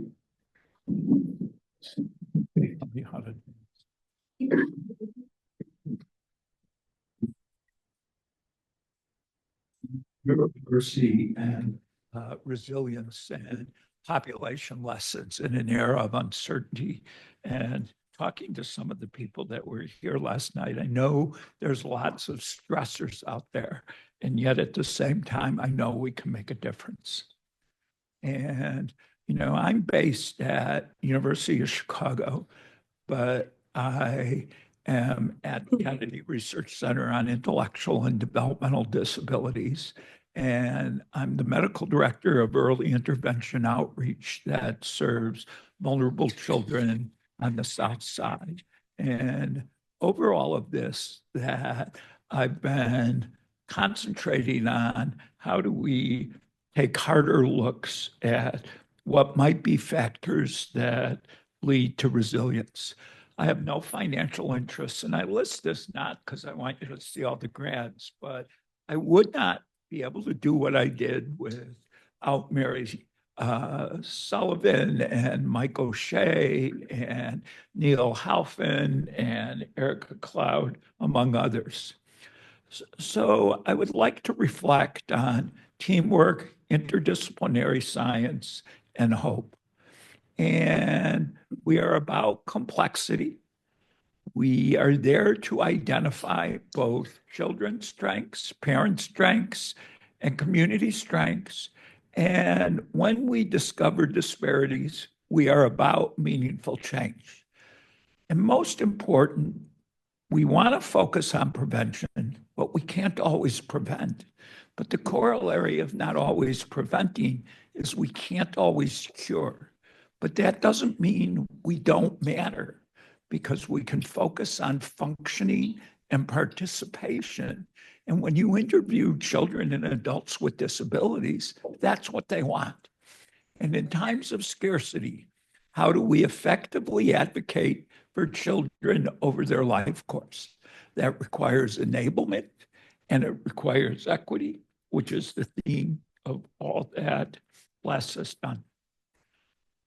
The background, I went to an inner city high school, St. Ignatius. That was the melting pot of the historic Italian, Eastern European, African American, and Hispanic first housing for immigrants. And while I went to high school, there was this individual by the name of Daniel Bergen, and he was very involved in civil rights and anti-war. And he said, we have to have both a global picture, be aware of the macro events like war, but we also have to do in our own neighborhoods the justice that's required so we fulfill the promise of civil rights. At Northwestern, I benefited from Jeremiah Stamler. Jeremiah Stamler was subpoenaed by the House Un-American Committee, and they wanted to read him the Riot Act because he had such opinions as everybody has a right to health insurance, that everybody has a right to safe housing, that everyone has a right to having opportunity. And he really did the model studies where you would engage populations, address multiple risk factors, and make a difference over cardiovascular disease and reproductive health. So I learned several lessons from being involved in projects, one of which was the randomized controlled trial in 1983-86, a very long time ago, of infants receiving surfactant replacement. The pharmaceutical in this company was Infisurf. Plus, I have no stock. I have no conflicts of interest. I was totally masked to whoever got the product. And roughly 200 children born more than 12 weeks early either got surfactant prior to the first breath, and this was based on animal studies that showed in models of respiratory distress syndrome, you would get good dispersion of a surface acting material by taking advantage of lung liquid. Everybody needs to know that the President of the United States, John F. Kennedy, had a son who had respiratory distress syndrome at 6 weeks premature, 34 weeks gestation, who weighed 4 pounds, who died because there was so much in neonatology and so much in maternal fetal medicine we didn't know. 50 of those 194 women got 24 hours of betamethasone. Betamethasone was discovered in New Zealand more than 50 years ago as a way to help turn on endogenous surfactant production in the fetus by priming some signal receptors and other things. And then 55 got neither. And that's not because we didn't want to enroll them, but when you're in precipitous labor, reading 20-page IRBs is not always a time that you say, oh, I'll sign on this line. Okay, but what were the outcomes? I want you to imagine that the babies could fit in my hand, that they came more than 12 weeks early, that they weighed less than 2 pounds. These are the outcomes at 5 years. 97% walk a block, 97% talk in sentences, 96% toilet train, and 96% in their school classroom can wash their hands, be able to take off their coat, put it on a hook, be able to feed themselves safely during lunchtime. If I showed you these results in elders who had an out-of-hospital cardiac arrest, a stroke and evolution, a broken hip, you would give me the Nobel Prize. The 5-year outcomes of adults who receive ICU care are nowhere close to what these results are. Yet as a society, we say, oh my goodness, we're unnecessarily spending money on this population of children. So then I said, let me apply this principle of looking at functioning, how children do in mobility, self-care, communication, and social interaction to children with ROP. And ROP is the model disorder of the children when they have immature nervous systems. They're the sickest, the tiniest, they're the medically frail. And this was a randomized control trial because prior to using cryosurgery, which is what the ophthalmologist initially used, they then developed better surgical instruments and could use laser. But cryosurgery was compared to observation. And if two eyes reached threshold ROP, at least one eye got cryosurgery. The first thing is there's a dose response curve of functioning, and good functioning is the WFM greater than 95. And that means that the kids are mobile, are communicative, do basic self-care, they dress, they use all utensils, they are toilet learned, they communicate in sentences, they memory for routines. And as you see, as ROP increases in severity, I don't know if I can point. What do I use to point? Pointer? How? Point in the green. Yes, thank you. I'm a techno peasant. You know, you go from 90% very functional with no ROP, and when you reach threshold ROP, the ophthalmologist said there's so much stress on the retina in zone 1, so many clock hours, there's 50% chance that you're going to detach your retina, and it's very hard in preemies to reattach those retina. 78% of those children have normal function, while there's higher rates of severe disability. A WFM less than 77 is like doing the things that a 2-year-old does, but not like a thing that the 5-year-olds does. I don't want to make a false equivalent comparison, but 20% of the children with severe ROP have more significant disabilities. Okay, but look at what happened when we look at the impact of our intervention. And I want to describe the quandary that occurs. The ophthalmologist said this: the children who are born extremely prematurely are irrevocably brain injured. Their destiny is to be severely disabled and not walk and not talk and not learn. Why would we risk an intervention that would create both instability, have to have general anesthesia, all kinds of complications? The alternative argument was vision matters. And what we found from the CROP study is those who had preserved vision, I want you to look at yellow, which is continency, and green, which is motor, had less than 2% had disability if the process was done in a timely manner so that they didn't detach their retinas. Those with unfavorable vision, 50% had continency challenge, 40% had CP. That's what it is to have that motor disability. You can also see that, yes, preemies are at risk for a spectrum of communication challenges. They may say wabbit instead of rabbit. They may not talk as clearly in self-care. They may not do zipper snaps and buttons as well. Yes, 20% of them have that. But if they have unfavorable acuity, look, almost 80% in red for self-care and in purple for communication social. Astronomical amounts of severe disability. And what does that mean? Whatever process is going on in ROP that allows plasticity to preserve vision also helps plasticity underlying and unfolding the complex systems neurologically that underlie mobility, communication, social interaction, and learning.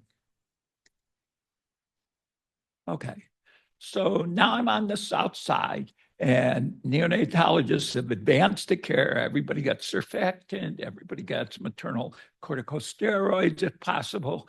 And they say, you know, these preemies still have ventilation perfusion mismatches. We're going to give them inhaled nitric oxide, and that will lead to better lung hemodynamics and improve respiratory care. They'll grow sooner, they'll learn more. And they did find that at 2 years. But my task was to say, what were their developmental trajectories between 2 and 5 years? And there's around 163 kids, probably a little higher, 180 overall. And on the left is the 2-year outcome.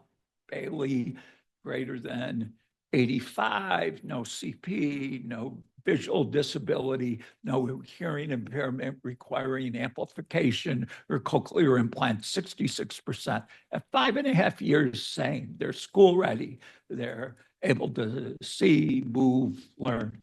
I want you to look at this risk group, which is kids with delay. They have Bailey scores at this time of 1 to 2 standard deviations below the mean, 70 to 85. In Illinois, they don't get early intervention. They're not far behind enough. And 23% of them are at that status at 2. If we did like Chloe did and look at Bracken and cognitive scores at 5.5, 21, this kind of looks like disability is fixed and stays the same. But I didn't know these were going to work this way, so I wanted to make sure before I got to this slide. Okay, so let's look at how kids did on their index of social position as measured by Hollingshead. Level 1 means your parents were college graduates, became professionals, have professional incomes. Level 5 means you didn't complete high school, you had minimal employment of sustainable and living wages.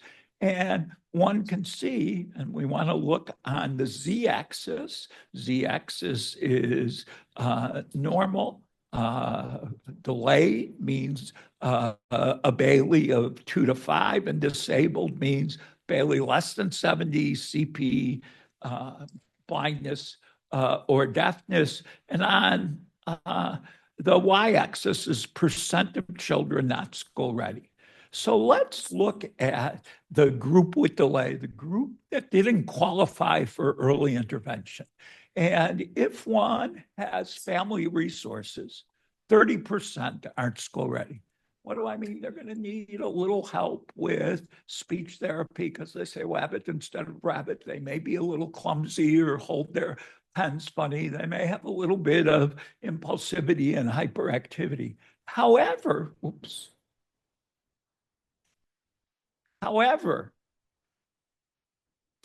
if they are low SES, 70% aren't ready for school.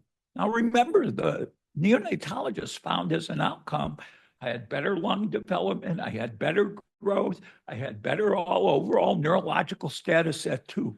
The neuroprotective effects of our interventions in the nursery are wiped out by the social determinants of health and the social accessibility of these children to things that support development. So then I say, okay, that gets through kindergarten twice. Let's look at the teenagers. Let's do 17-year outcomes. Let's do more diversity than extreme prematurity. So we said we have a cohort of around 250, 50 in each group. Full term is F. HPT is healthy preterm, MPT is medical preterm. They had BPD and neck. Neuro preterm, they had seizures, IVH grade 3 or 4, retinopathy of prematurity requiring ophthalmological intervention, and SGA is less than the 10th percentile in growth. KBIT is the Kaufman Brief Intelligence Test. On the bottom is Kaufman Test of Educational Achievement. KTEA is reading, writing, and spelling. Look at how the categorical variables, IQ 101 in full term, 99 in healthy preterms, almost 100 in medical preterm, 97 in neuro preterm, 99 in SGA. No neonatal categorization determines IQ or determines academic achievement. SIBR is scales of independent behavior for adaptive functioning. Wisconsin Core card sorting test is a measure of executive function. There's some variability there. Now let's disaggregate the data by Hollingshead, SES1, Hollingshead, parents, both college degrees, professionals, SES5, less than high school education, minimal opportunities for employment. We're going to look at two lines, the KBIT composite, which is a combination of verbal vocabulary and matrices, nonverbal cognition. And we're going to look at the KTEA composite, which is the aggregate score of math, reading, and spelling. For those of you who want to see the individual breakdown, I have them in the side. But look at this. KBIT with a family with resources, IQ 107, achievement scores of 127. They're from Lake Wobegon. They're from above average, even though they had prematurity. But look at what happens when there's clustering of social disadvantage. Almost a 20-point difference in KBIT and cognition, not intellectually disabled, but enough not to give you as much cognitive reserve for the learning processes ahead. And when I look at composite, look, 33 points, 33 points. The equivalent of SES is if all the kids in level 5 were lead poisoned. And this tells us that we can drive plasticity by not only safe environments and safe nutrition, but by also the way we engage and help parents and help children learn. Okay, so here's the adult outcomes. First, 92% graduate from high school. 50% get post-secondary education. I'd like that to be 92% do. Further studies are going to tell us what and why. Employment and 70% that, some people are students. There's some stressors out there in the job market, but 66% are financially independent. 47% have income levels in near poverty, and 15% have incomes greater than $100,000 a year. They're not doing so poorly. But this is what we learned at 23. Youth who survive prematurity demonstrate executive dysfunction and are not reaching markers of independent living as young adults. Neonatal bronchopulmonary dysplasia, neck sepsis, and sonographic brain injury, IVH grade 3 or 4, CPVL, ventriculomegaly, increased rates of executive dysfunction and suboptimal adult outcomes. Managing and optimizing ADHD drives what is going to happen as adulthood, and kids who are the poorest and the most under-resourced school, the management of ADHD is to be expelled and be what some of my colleagues have been called the school to prison pipeline. These outcomes include living independently from parents, completing college degrees, and working in schooled occupation. And failure to take a life course perspective on prematurity will have major impact on long-term health, education, and social costs. So what have I learned? You listen and partner with families. You work with essential teams across silos. I could not do this without nurses. I could not do this without early intervention teams. I could not do this with people who engage the families long-term. You want to promote accessible community resources. Too often we had 6 months, 12-month waiting lists for a child who needed speech therapy. And we need informed outcomes because they make us humble. Our data convinced the ophthalmologist that everyone needed to have a shot at preserving vision. We use the 6F framework articulated by Gorder and Rosenbaum, which says when we look at health in the context of disability, we must look at function, fitness, fun, family, friends, and the future. And the most important thing is in adversity, there are opportunities for resilience. What do I mean? This woman, African-American woman, had a baby born at 26 weeks, weighed 700 grams. She said, I'm going to make a difference. I'm going to breastfeed. In fact, she was so good at it, the March of Dimes asked her to be on the poster that all preemies can breastfeed. This was radical 20 years ago, radical. Okay, the second corollary is there's some scars she has on her neck.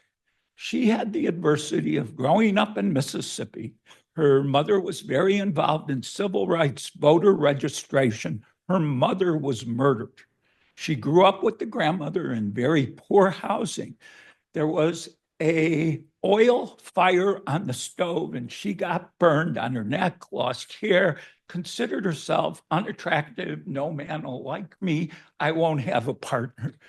Fortunately, she had a good partner and she said, I'm going to, her words to me, I'm going to break the cycle. So first she breastfed. Second, she said, you know, there's a lot of violence in my neighborhood. It's not safe. The schools are under-resourced. She moved to a community with more positive resources. I saw her son at 18. He's 6'2", 180 pounds, was point guard on his high school basketball team and had won a full academic scholarship to a private school. And that is what the Partnership of Resilience does.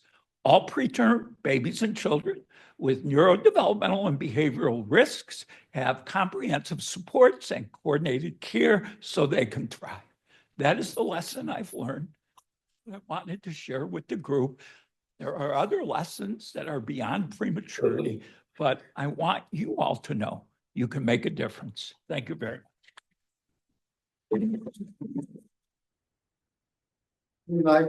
We'll take a break now for half an hour. And if you want to ask Mike any questions, he's not going anywhere for a while. Thank you. We'll reconvene at 3 p.m. for the final session of the day. Let's see if I'm right. 3 p.m. Don't go too far. All right, ladies and gentlemen, this is the last session of today. And again, please fasten your seat belts, seat backs and tray tables, full upright and locked position, and cabin and crew get ready for takeoff. Our first presentation of this session is with Fiza Patel on neighborhoods, violence and socioeconomic status. And I have to say, this is a very cumulative impacts presentation. Very happy about it. And I'm going to have her mentor, Dr. Laurel Berman, another Chicagoan, to introduce Fiza. Laurel, take it away. Okay, hi everybody. I apologize. I'm in a little bit of a noisy space. Can you hear me okay? Yes. Okay. Well, it's my pleasure to introduce you to my former, when she was an undergraduate, my former student, Fiza Patel, who is now an epidemiology master of public health student at University of Illinois, Chicago, in the School of Public Health. Fiza's research focuses on understanding the impact of environmental, physical, and social factors on children's health, Specifically, she examines how elements like air quality, brownfields, other environmental and physical environment conditions, including the neighborhood, influence the health outcomes of children in Chicago communities. Hayes is particularly interested in identifying disparities in health and working towards solutions that promote equitable access to healthier environments for children. Through her work, she aims to inform public health policies and interventions that can mitigate the negative effects of environmental factors.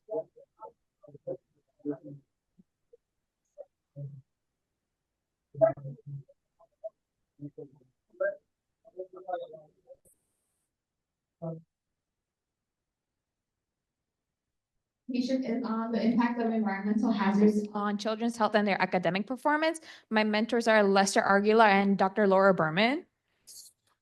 So some key factors are, I'm looking at 3 different things: the lead exposure, air pollutant, and blighted and poor neighborhoods. All 3 of these affect everyone in different ways, especially in Chicago, because most homes are lead-based painted. They have lead-based paint and lead-based water pipes, as well as the air pollution, because Chicago was an industrial area, and most of the industrial area, they're still working and the factories are still there.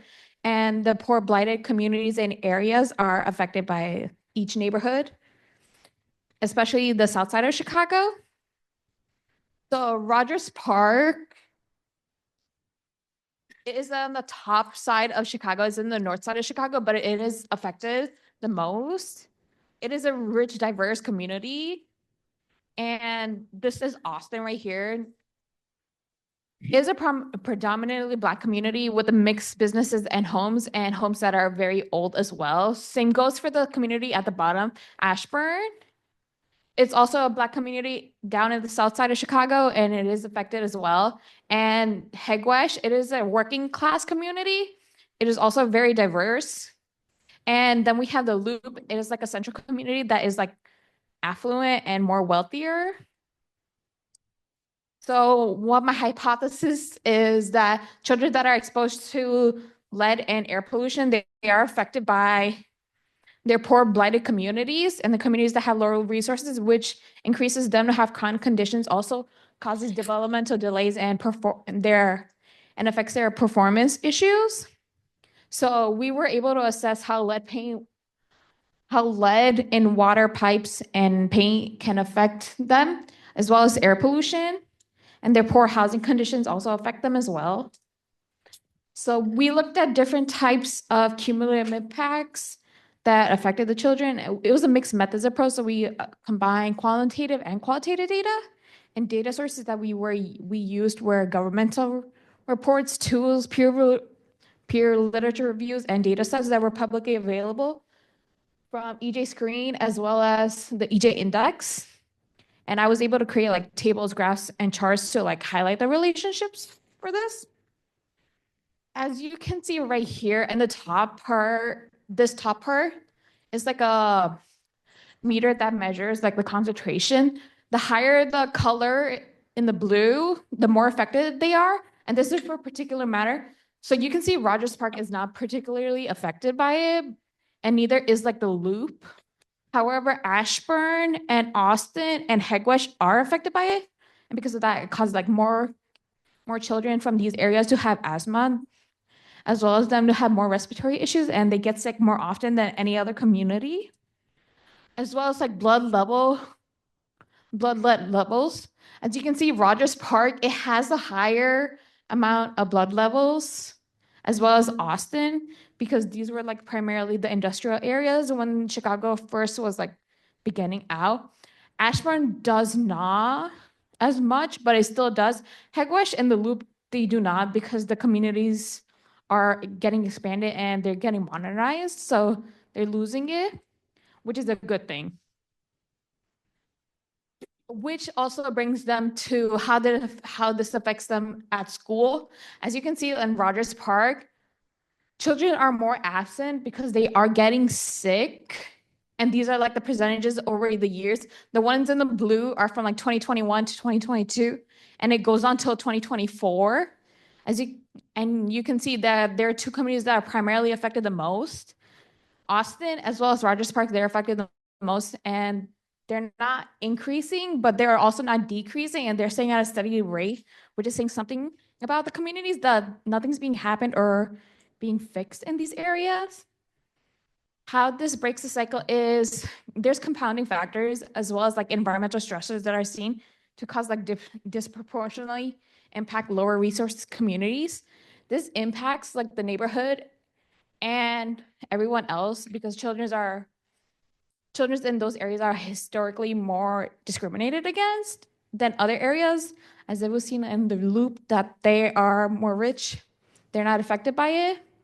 As well as cumulative impacts like environmental stressors lead to poor health, and most impactful chronic conditions such as asthma or lead-related cognitive delays can contribute to absentees and lower test scores. Some strengths and limitations that I had personally saw where it was a diverse cohort. I was able to do comparative analysis, like different types of communities from different areas, as well as focus on social, economical, environmental factors by using also multiple data sources. It was limitedly generalized. I wasn't able to measure the amount of violence, and I wanted to, but I could not. I didn't have the time. And there are potential confounding variables that are in it, but I also did not examine interventions. I did, but they were very limited. Some recommendations that we're seeing or like could be done were community engagement, engaging with the communities in order to like fix the things that are wrong because they have so much distrust, and working with the city to figure the issue out on lead because most of the homes that people live in are from pre-1940s and they have lead pipes, lead paint in them still.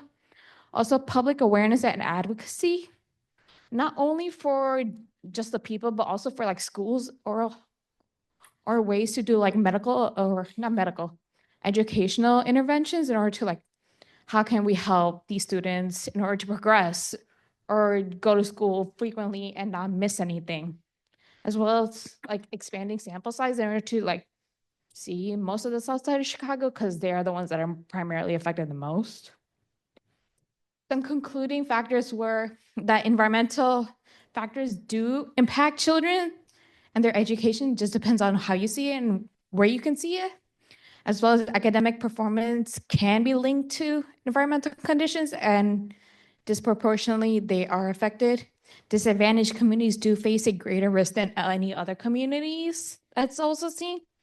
Addressing environmental risk can improve educational opportunities, and interventions and policies do need to be made in order to break the cycle and or in order to better the communities. But also we need to work with the local organizations in order to better the communities because that's how we build trust and that's what we want. And I want to thank Dr. Laura Berman and Dr. Argula for helping me and being patient with me throughout like the entire process. Any questions? Really outstanding project. I'm talking loud if people can't hear, just raise your hand. And I think it's pretty simple. If you go to Chicago Crime Report, and my hypothesis would be There's more shootings in Austin and more shootings in Rogers Park. Definitely. And because your limitation is Hedgewith is not a neighborhood like Englewood where there would be more shootings, and your other neighborhood, Gresham, Auburn Gresham, is not Englewood because you can almost map out at times where the things. The second corollary is, and I think it's kept, because there's a project called Healing Hurt People, and trauma victims, both on the south side, go to Comer, and on the west side, go to UIC or Cook County Stroger Hospital. You could get statistics on those frequencies of shooting by age. So those are not You know, you don't have to go into where am I going to find it in all the crime reports by zip code for the last 5 years. You don't have to do that. But my hypothesis would be what you're capturing in those neighborhoods are dynamic factors that make children vulnerable health-wise and school-wise. And you did a great job. Did a great job. Thank you. We have another question. Yeah, thank you. Thank you for doing that work. I think it would be great if you could get some access to that exposure to violence data. You know, Jane Cloherty is now at Drexel, and she did a bunch of work on exposure to violence as being one of the factors, predictive factors of children who develop asthma, even where there's a fairly even airshed.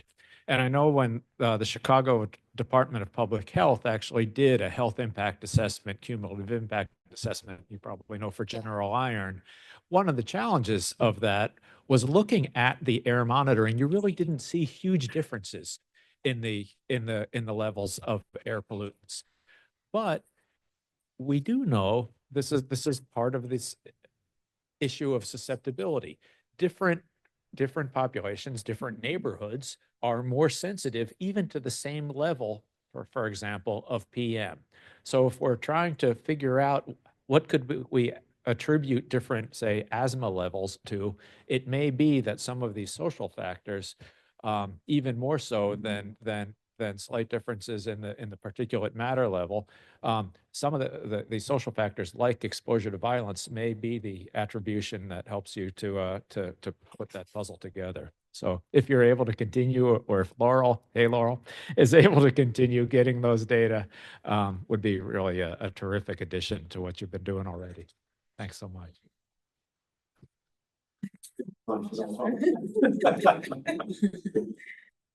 Thank you. Do we have any more questions from the group? Anything online? The Chicago is heavily represented today. So Mike and Lily and a whole lot of people from Chicago. Don't go away, Fisa, don't go away. We're not finished with you. Mike, Andrew, your point about the exposure to violence, it reminds me of the adverse childhood experiences, a whole issue and collective traumas that activate the stress hormones, particularly the cortisone, the steroid hormones, that can modify your immunity, can modify your cardiovascular system, your respiratory system, your endocrine system, your reproductive system. It really takes its toll. And I think what we have learned, and I think what I like that Fisa had alluded to, which is, you know, again, you've got the lead high in this area, and you've got the poverty, you got the school absences, and you got the extra trauma of real lead injuring brain function, and it's just all cumulative. And so I think this hormonal stresses of trauma, adverse childhood experiences is another major factor in these issues. And then, of course, the violence, which is then endemic in these poor communities, and not only the violence, but the loss of life, I think, is very high as well. Anything more to add, Andrew, on that? Anyone else? Right, Fisa, this was great. Thank you very much. All right, we now move on to Crystal Stevens, and we're going to ask Amy Hudson Chapman to present Crystal. All right, and you guys are from all the way from Alabama. Thank you. So nice being here with everybody today. I'm Amy Chatham. I'm with the University of Alabama at Birmingham School of Public Health, Department of Environmental Health. And it's been my privilege to mentor Crystal Stevens, Dr. Crystal Stevens. She defended successfully. And you're going to hear about part of her research that she used as for part of her dissertation. And I'm really excited to see what she's going to do in the field moving forward. She's a nurse practitioner in pulmonology. And so she has a real opportunity to continue the work that she has started. And she's really got some exciting things to do. And I'm looking forward to being your colleague.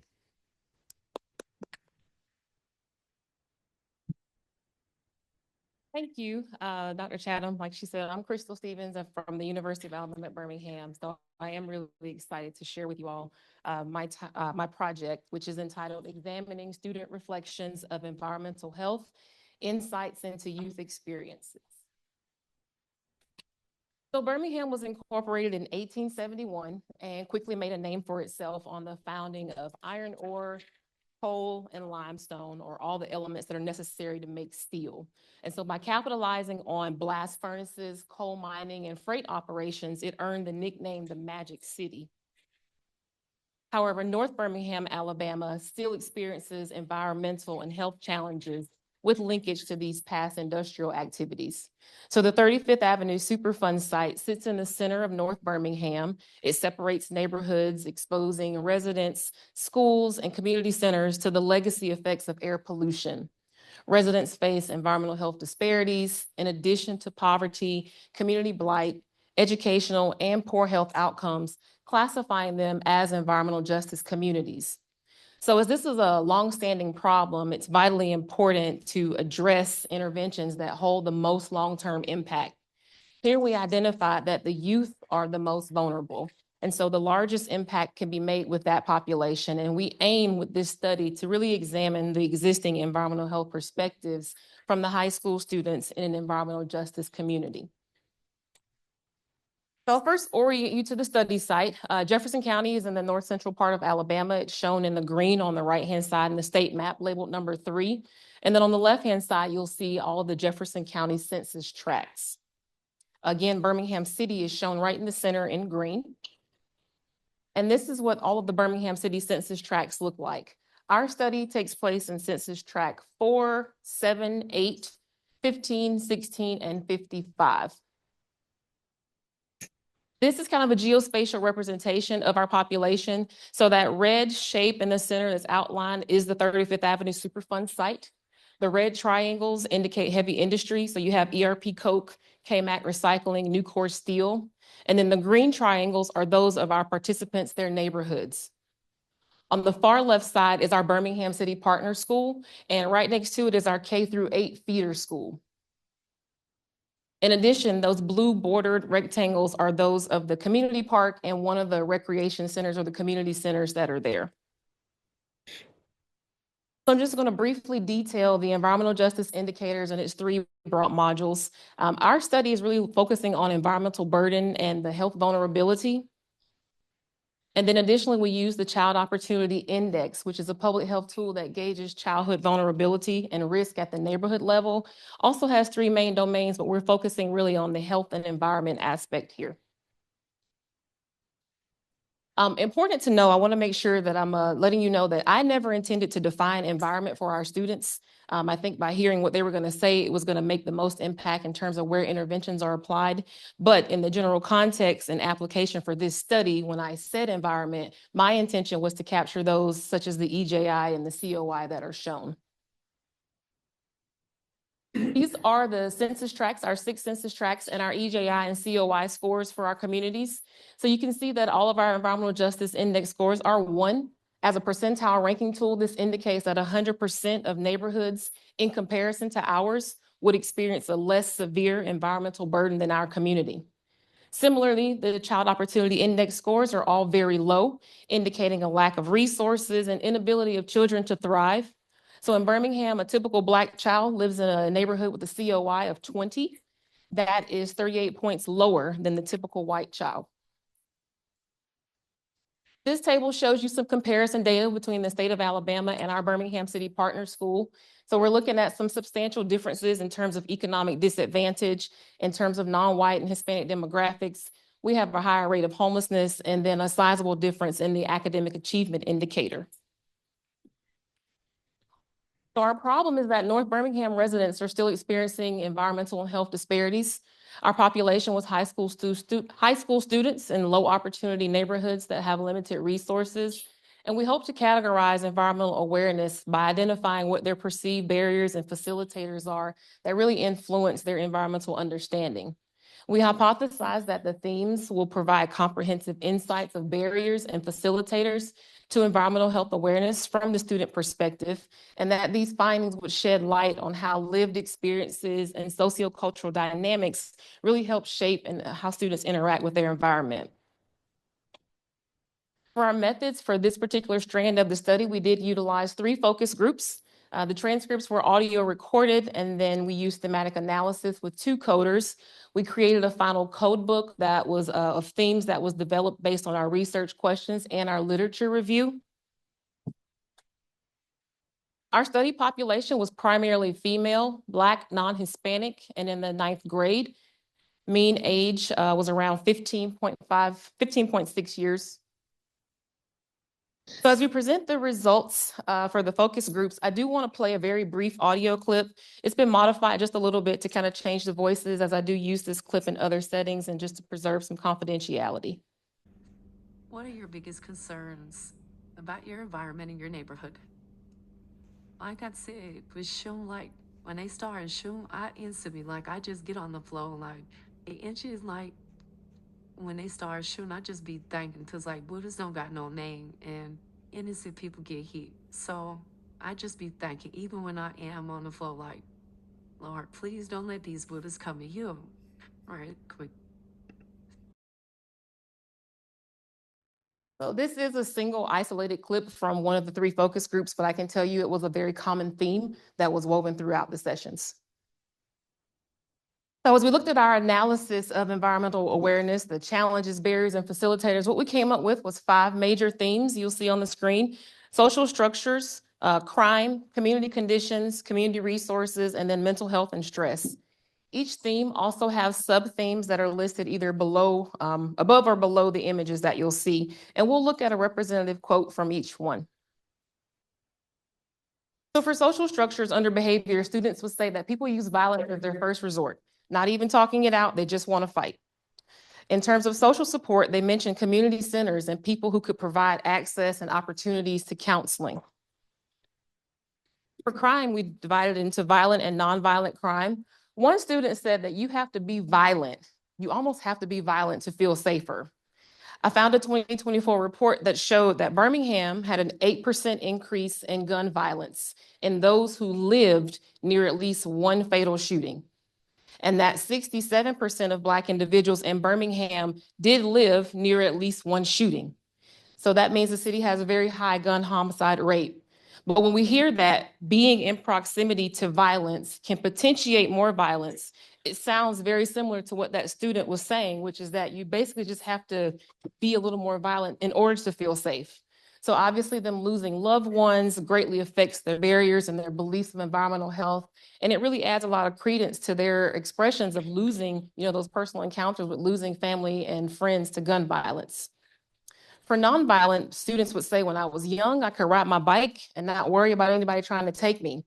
This was also repeated throughout, where students just spoke about their inability to mobilize outside of their homes or perhaps outside of their yard just for fear safety concerns, removing the chance for students to really go outside and interact and experience their neighborhood to try to gain a better appreciation of their environment. We looked at community conditions, and under infrastructure, they noted that the community took down the park during COVID and never put it back. For environmental quality, they don't treat our neighborhood how they see other areas. We have no trees, lots of trash and litter, and stray animals. In addition, for public safety, the students said we need curfews. Kids won't listen to us when we tell them to go in the home, but if we had more police or something, then they would go in the home because they wouldn't want to get their mom in trouble.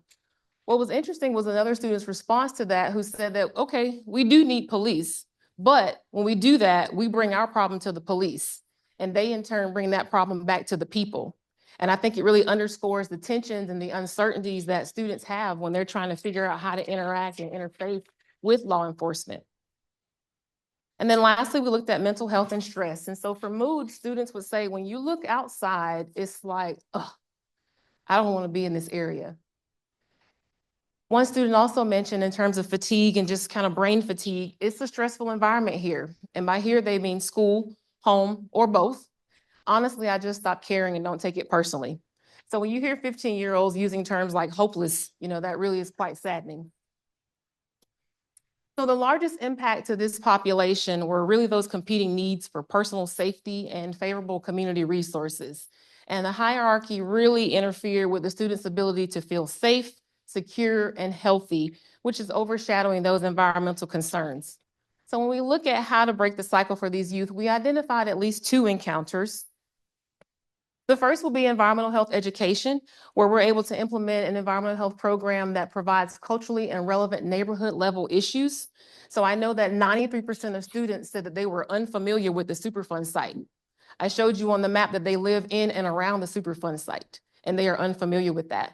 And just because I drew a border around a Superfund site doesn't mean that pollution obeys that border. And so they're all being exposed. Secondly, they had very limited information about air quality and air pollution.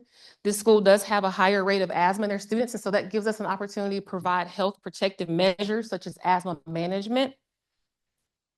And then secondly, we thought about a youth advisory council or youth participatory action research. So building partnerships with city leaders, officials, educators, and academia to discuss the student concerns. What were the student concerns? We need more green space. Can you put the park back? We need better infrastructure, taking down those abandoned homes, those things that provide safety concerns for us, repairing sidewalks and potholes, and then improving with more police presence. So in terms of strengths, we did involve a unique environmental justice population. I think we were able to emphasize equity and environmental health. There is the potential for district-wide implementation. You saw our K-8 feeder school is right next door. And we did utilize a mixed methods approach. The qualitative aspect is what you're hearing today. In terms of limitations, scheduling and flexibility with the public health system is nothing short of challenging. Generalizability outside of the study population, convenient sampling, and then response bias. So next steps for this work should occur in several phases. And within each phase, we have to make sure that we're embedding some type of intentional strategy to address the student needs. Because if we fail to recognize the urgency of those competing social situations, we won't be successful in any approach. So one idea is the formation of a lung ambassador group. I know that over 75% of students mentioned that they are willing to talk to peers and other people about their environment. And this kind of provides an educational avenue for us to be able to equip them with those talking points so they can go out and build those relationships with the community, changing the landscape and future change and decision makers, giving them that leadership capacity.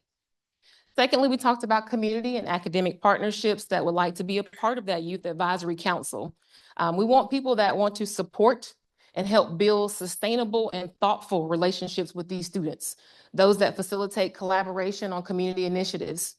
And then we also thought about curriculum support, where we're able to begin earlier introduction with environmental health concepts, just trying to build that foundational knowledge so that they begin to understand earlier how the interconnectedness of environmental health is actually something that they need to do.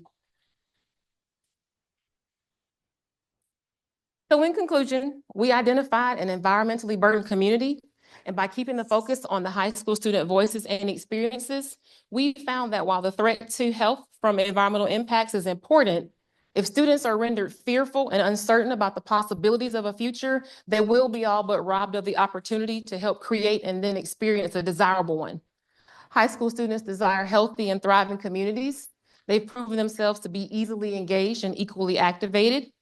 This program has the potential to provide students with that opportunity to thrive, rooted in the belief of universal opportunity for everyone to experience a bountiful life with clean air, protected neighborhoods, and safe environments that are conducive to health and well-being.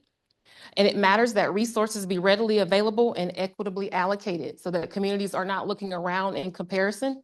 I didn't find that the students asked for anything that was unreasonable or unattainable. While hard, not impossible, but it will require lots of thoughtful, intentional partners for effectual community change to be executed. These are my acknowledgements. Thank you for Dr. Chatham for being here, particularly my Birmingham City Partner School, the University of Alabama School of Public Health and Pulmonary, and also the Break the Cycle faculty. My references and questions.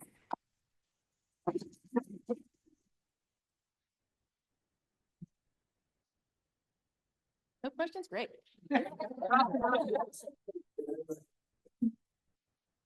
All right, any questions? No questions? Oh, of course, I can always count on you. Always have questions. This is amazing because of its engagement. And, you know, that really is the scaffolding for the forces of change. And I would highly recommend whatever your process is to continue it and have it be a sustaining, growing, nurturing, networking experience, because it really is outstanding and so needed. Like people are leaving next to old steel mills with all kinds of exposure, and they don't know it's a toxic fun site. It's like, this is so important. Thank you. Any other questions? Oh.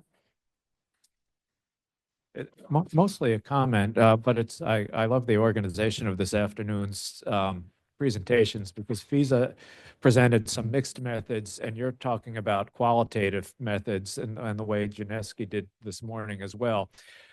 You know, when you're in an environment like Birmingham, where, you know, you might need a photograph. You don't need any more environmental measurements, frankly, to know that the environment is in bad shape. But the qualitative data to understand how to move forward and to provide the community with the opportunity to express its own vision and to realize that vision the way that other groups, and to build the capacity actually for advocacy, is just so important. And so in this whole area of cumulative impacts, the importance of qualitative data and bringing the qualitative data to bear and doing the rigorous analysis that you clearly did is just really, really striking. So it's really exceptional. Thank you so much.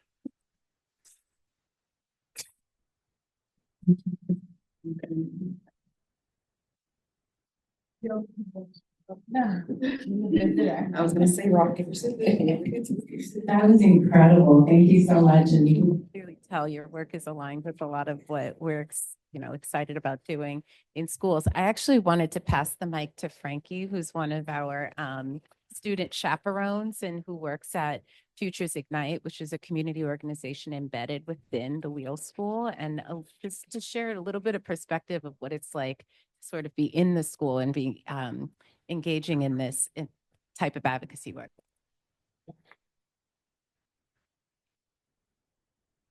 All right, fantastic.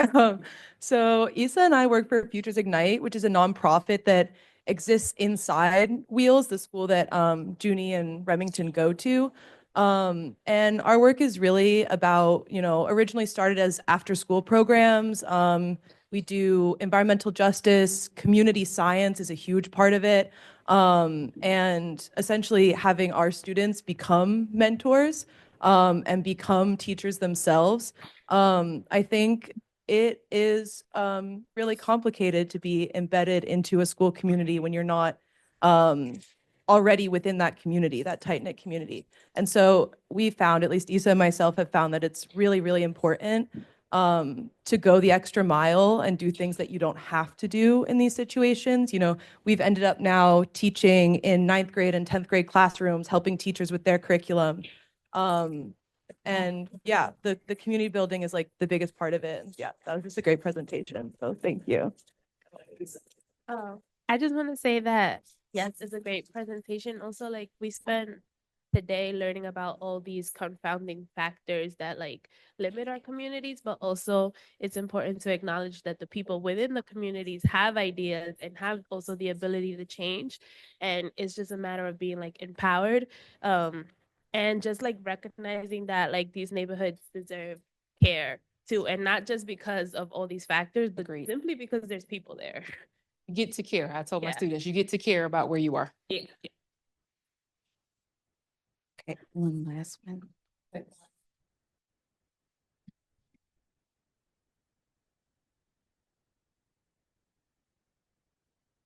Hi there. Thanks for your presentation. I've been a Birmingham visitor a few times. I love the city. I know there's some problem areas, as you've mentioned, with the Superfund site, but what's the reaction from the local leaders, say from the elected, category, the mayor or the local councilman? I'd like to know. For this particular work?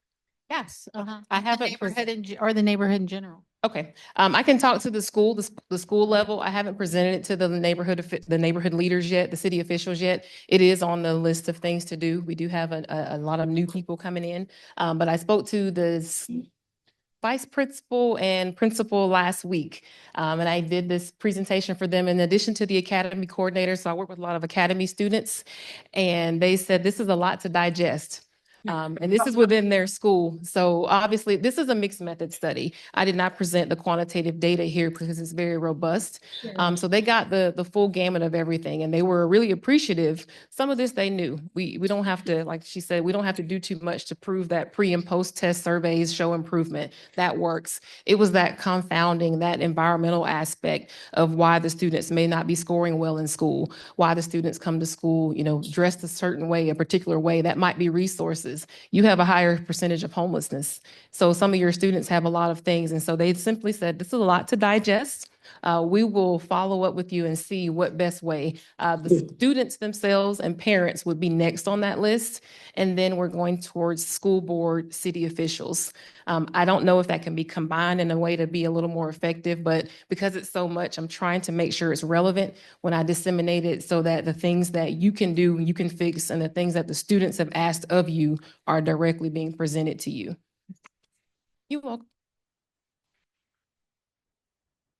Any more questions? If not, just want to say this was amazing. Thank you very much. And it reminded me of the presentation Junie did earlier today. So it was kind of bookends of community engagement, but reaching the young people. And I think, Isa, you said it very well. You said, if you want to make a change, you've got to get to the people. You got to get to the people. And you'll come back next year and tell us what's. Thank you. Excellent.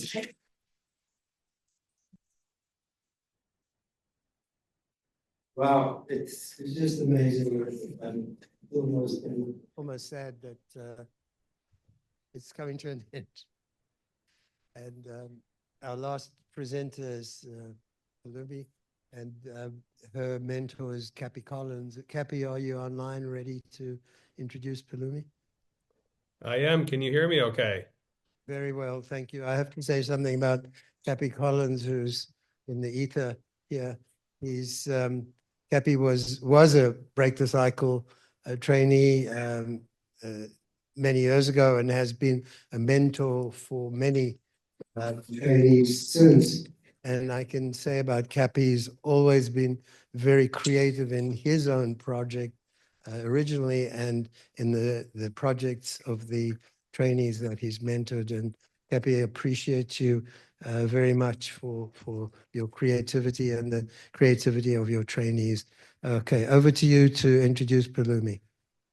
Well, thanks for those kind words, Leslie. And I'm really glad to have the opportunity to continue the tradition that you and your team have started. And in that spirit, I'm proud to introduce Palumi Soyemi, who represents a rare, if not unique, participant in Break the Cycle, in that she is not here as part of a formal training program, but as a representative of a community-based organization called Docs for Tots. Now, you heard a little bit about the New York State Children's Environmental Health Centers, aka NICE Check, from Shahad Mohammed's presentation. Now, NICE Check is a network of providers and organizations across New York State working to mitigate environmental health disparities, which of course is in close alignment with Break the Cycle's mission. Ms. Soyemi is a NICE Check scholar, as we call it, working with our Long Island team, and she recognizes that community health justice requires inclusion of community organizations and, of course, inclusion of the community. So Ms. Soyemi has taken on the challenge of bridging these domains in asking how to bring health justice to a town called Wyandanch. And she's using a familiar tool to many of you called Photo Voice but asking if this tool can do the job. And I think the results are quite revealing. Let me pass it over to Ms. Soyemi. Thank you, Kathy, for the introduction. As Kathy mentioned, I'm doing a photo voice project specifically on a community in suburban Long Island called Wyandanch. And just a little background, Wyandanch is historically an economically stressed suburban community on Long Island.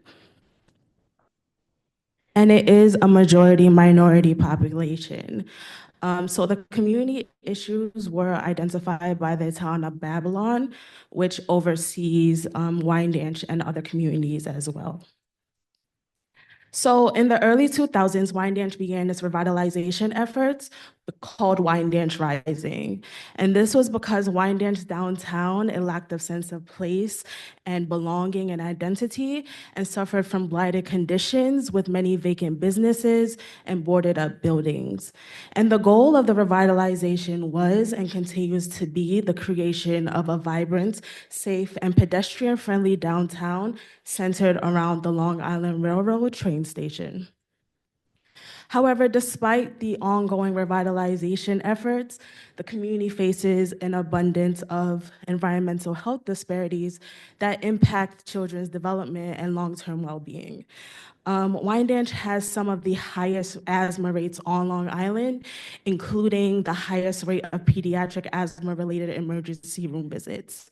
There are 76 properties in this area that are considered brownfields, and Wyandanch has suffered from, high concentrations of poverty, high crime rates, and these issues are compounded with environmental contamination, air pollution from nearby incinerators, water quality concerns due to flooding and aging septic systems, housing disrepair, and instability, food insecurity, and neighborhood safety challenges. And there are so many different organizations and programs that have implemented initiatives, programs, or even dedicated groups to address these ongoing issues and fulfill change within the community. However, how can you implement change in a community without including the voices of the people who actually live there? So we just guessed that, meaningful change in a community is impossible without including the voices of the people who live there. So we decided to implement a two-phase photo voice project. And for those of you who don't know, a photo voice project is basically just a participatory research method where community members are, told to use photography to document and reflect on their experiences. And this in turn should empower them to share their perspectives and advocate for change in their community. And we have two hypotheses, just because it is a two-phase project. So phase one, we hypothesized that photos can be used to help parents identify problems in their community. But that doesn't quite seem to be enough, because what do we do after we identify these issues within the community? So we said that after identifying the issues for our phase two hypothesis, that this work can encourage self-efficacy in our participants. So are parents not only able to identify the issues within their community, but can they be agents of change in their community as well? And can we now assist parents in achieving their goals after participating in Photo Voice? So methods for phase one, recruitment took place at a community event at Wyandanch Park, and we had a goal of recruiting at least 20 parents of young children under the age of 5. So 10 families were successfully recruited, and 9 actually went on to participate in phase one of the Photo Voice project. And we targeted parents of young children, but 0 to 5 specifically, because we wanted the parents to think about, the future that they envision for their children. And we wanted them to think about the places where their children grow, learn, interact with others, and how it might affect them in the long run. Participating families received a $75 gift card for each meeting that they were able to attend and discuss their photos and their narratives. And the number of sessions varied by family because it depended on the family availability. Each meeting took place on Zoom and lasted about 45 to 50 minutes. And it was either on Zoom or on the phone. And we were never able to get all the parents to meet at one time due to scheduling conflicts. However, the parents in the project were able to see and talk about the photos that every parent took. So our methods for phase two, and phase two was intended to evaluate changes in our participants' sense of agency. And this was done using items from the socio-political control scale survey and the brief sense of community survey as a pre-measure. So as you see in table 2, we drafted a menu of activities that our participants could participate in. And we adopted best practices to engage parents for this phase of the project, including we decided to award parents an additional $25 gift card for survey completion. We offer non-monetary incentives such as like certificates or appreciation certificates. We even offer to throw parents a party to celebrate the completion of phase 1 and use this as an opportunity to fill out the survey. We implemented snowball sampling, which is also known as peer-to-peer outreach, to get parents to continue to want to be involved. And then we really took a meet you where you are at approach. So we offered to meet people in their communities, whether it's virtually or in person. We were at coffee shops, we were at train stations, even the local library, the community center, anywhere where the parents were, that's where we wanted to be, and we were able to meet them where they were. And for results for phase 1, there was high curiosity and early participation, and there were many themes that emerged that basically highlighted both the strengths and the weaknesses of the community. We were able to collect over 76 photos, and every image had a unique story. And many of the common concerns centered on environmental and neighborhood safety, including violence and police trust, waste management, resource access, transportation and walkability, and community development. And these themes really aligned with some of the issues that were illustrated in Table 1. And now I just want to take a moment for us to hear from the voices behind some of the photos. Wyandanch is already overcrowded and struggling with limited economic resources, so adding new apartments isn't necessarily the solution. Just because a sign says affordable doesn't mean it's actually within reach for the people who live here. Many families are already struggling with low wages and job insecurity, and without better paying jobs or economic investment, more housing won't fix that. Plus, these apartments don't create ownership opportunities. Renters keep paying without building equity, and if developers get tax breaks, it could actually reduce public resources for schools and services. Instead of just building more housing, we need to focus on creating jobs, improving education, and strengthening community services to truly support the people who already call Wyandanch home. It's hard to believe that the police are really here for our community when time and time again we see nonviolent situations escalate into something deadly. A simple stop or call for help can turn into a gun being drawn or worse, someone being shot. It's like there's no room for understanding, just immediate force. My kids are still young, but even they notice how tense things get whenever the police are around. All they see are bad interactions, and what does that teach them? That the people who are supposed to protect us are the ones we have to fear the most? Trust isn't something you can demand, it's something you earn. And right now, the trust just isn't there. If my safety was in the hands of my neighbor versus the police, I'd feel like I had a better chance with my neighbor because at least they can see me as a person, not a threat. And these are just some of the compelling stories that came out of the Photo Voice project, at least in phase 1. So moving forward to phase 2, we faced a lot of significant challenges despite implementing practices for engaging hard-to-reach populations. 2 out of the 9 participants have moved on to phase 2. And while we've implemented strategies such as peer-to-peer outreach, financial incentives, and direct engagement, participation still remained very low. Many participants became unresponsive as we transitioned into this phase, and they cited basically it was because of a lack of time and a lack of availability, and these were the major barriers that the parents faced. And although parents were more likely to engage when approached by their parent messengers, overall participation didn't increase enough to generate substantial impact. And even with incentives, it just shows that the demands of daily life and competing priorities really outweighed participation in the advocacy efforts.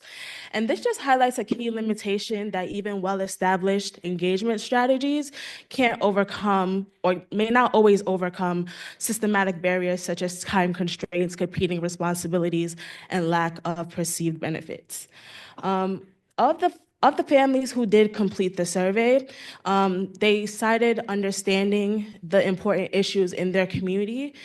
They also cited wanting to participate in the project because they want their voices to be heard, and feeling like their opinion was important because it can make a change in their community.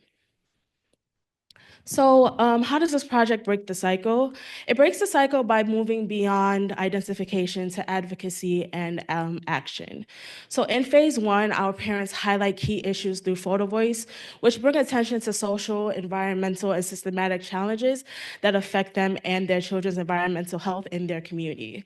There was a photo and a narrative that addressed each and every one of these issues. However, simply identifying disparities is not enough. And awareness alone does not necessarily drive change. It's what comes after the identification that matters. And this helps lay the foundation for advocacy action, which was intended for phase two.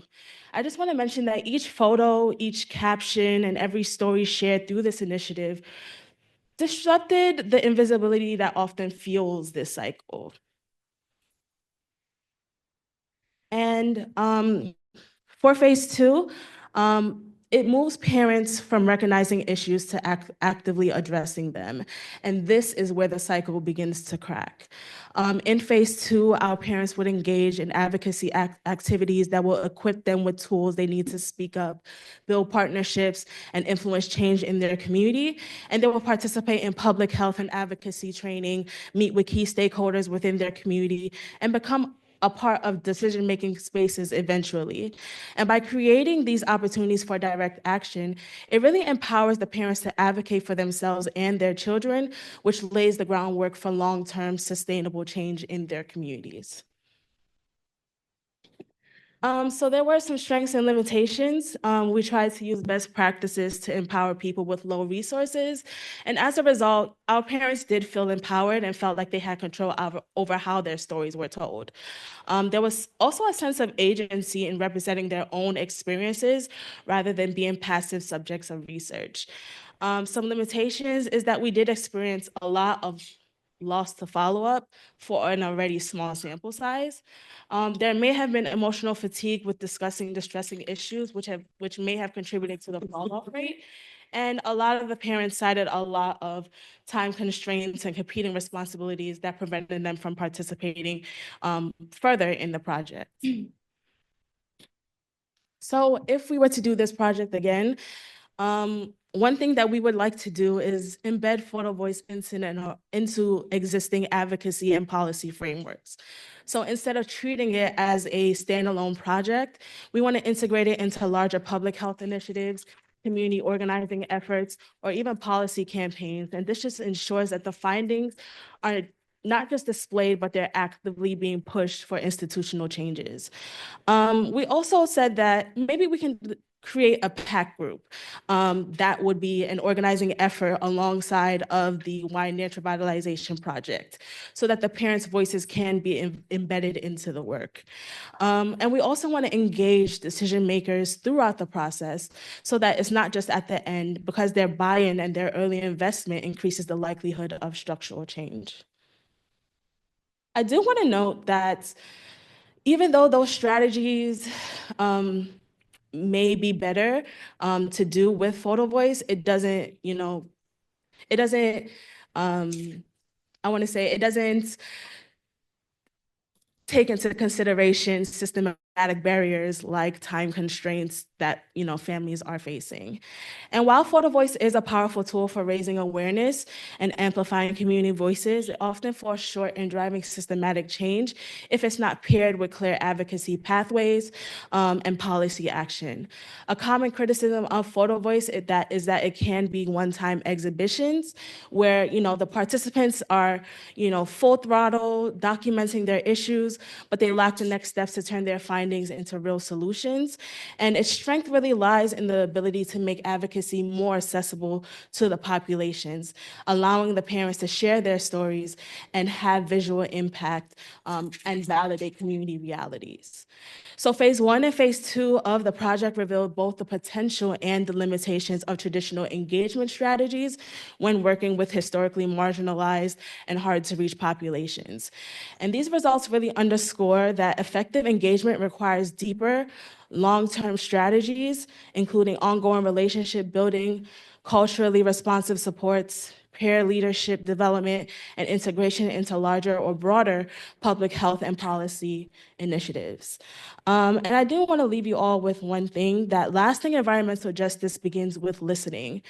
Censoring the voices of those most effective ensures that the solutions are not only informed, but that they are equitable and grounded in lived experiences. And when communities speak, they don't just tell stories, they shape systems, shift power, and also drive change. And I just want to say thank you to Dr. Cappy Collins for his mentorship and guidance throughout this entire project. A special thanks to my organization for their support from project development through implementation. Thank you to the New York State Children's Environmental Health Centers for their encouragement of the development of this project and its environmental health focus. Thank you to the Break the Cycle faculty for their expertise and insightful feedback. And finally, thank you to the parents and families who participated in the project, because their voices, stories, and lived experiences were the heart of this project.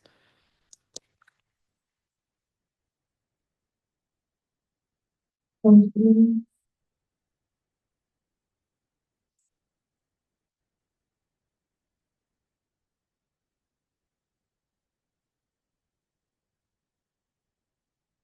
Yeah, I appreciate your presentation, particularly because the parents were so worn out, so to speak. How did that impact you as far as this study went? How do you feel now? It really gave me insight into other communities, just because when I think about my community, I don't see these issues. So it really made me think that, wow, that there are people who are going through these things. And I actually took the opportunity to go to Wyandanch, and I was pleasantly shocked at what I saw. I was like, wow, there are people who are actually living in these conditions. And it just made me feel like there's more that needs to be done. We do need that parental buy-in. We do need the community buy-in in decisions that are happening in there, so that the effects are not just external, but internal as well. Thanks for sharing.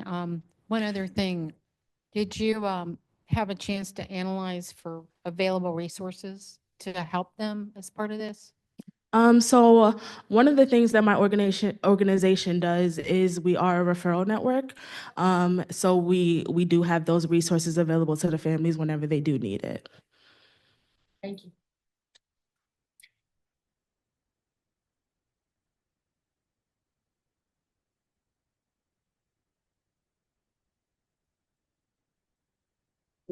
Funded a number of community-based projects, and I can understand the frustration that you have in terms of keeping the group active and involved and engaged. In fact, one of the things that I think probably most people involved in these type of projects have found is that it takes a long time to develop a relationship with that community. So, one of the things I was thinking about, like, is if there was a problem with murder, the community was engaged, outraged, and you were there to provide a service. It looked like that photo pool that you have would be a remarkable way of getting a story told, and it sounded very exciting. But again, I do appreciate the energy and everything that you've tried to have done in terms of establish and keep your cohort together. And I know a lot of people that have been involved in that studies have had those challenges. Something that has been successful in the past is a lot of times also using church groups, where you make a donation to the minister and you get a group that's already engaged, involved, having dinner with them. But again, I do appreciate what you've gone through and the challenges associated with keeping that cohort together. Thank you. Yes, thank you so much, Palumi. Yeah, you really are addressing probably the hardest question, which is how do you build capacity? How does a granting organization even go to a community that doesn't necessarily have an organized group already? And how does that happen? And so I guess a question that I have is there a possibility, are there advocacy groups that exist, or are there connections you might help them make, or they might make, to a group like We Act or Uprose, which are so strong in the city, that could kind of help build that local organization that then builds further capacity?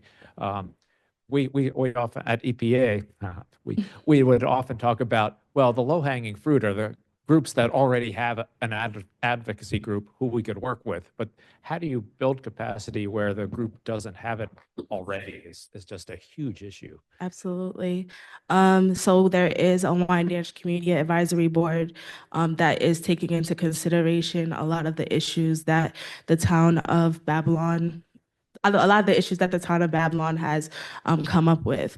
So what we want to do is that from the activities that we have already listed for the families to participate in, one of them is we want them to become a part of the advocacy group of the community advisory board, so that their input is in the decisions that are being made within the community, and that they can drive specific efforts that the community is looking to do. Brendan and Stephanie off. Brendan first. We do have a question in the chat and we'll answer it. Do you want to ask the chat question? Yeah, we can ask it. Please go to the chat question, and then these are the last two questions. So the question in the chat says, is there a reason why that specific community was chosen for this research project? Yes. As a part of Nice Check, one of the communities that they were looking into is Wyandanch, and the Wyandanch Community Advisory Board has already been doing work within that community. So it was a community that was already chosen, and we just decided to do the work because we realized that they're doing all of these efforts. There's a lot of groups and organizing, but where are the parents, where are the people who actually matter in the decision-making process?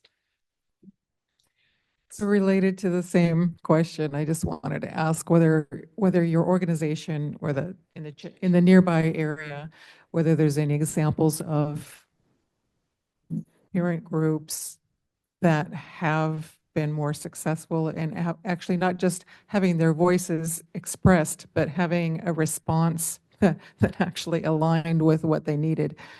That could be more inspiring, because what I've seen over and over again is that the whole listening session participation thing too often is just to check the box. Oh yeah, we listened to the people, but we didn't change our plan at all. So if there's any examples that you could share with those parents that, no, actually it is possible for your voice to actually have an impact. That's just a kind of question suggestion. Yeah, absolutely. Last question here.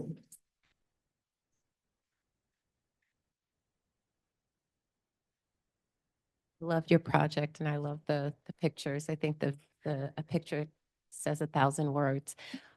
As someone who has 3 young children, I'm thinking of the 0 to 5 year child age as a particularly stressful time outside of all of the other stresses that they're experiencing in their lives, in their community.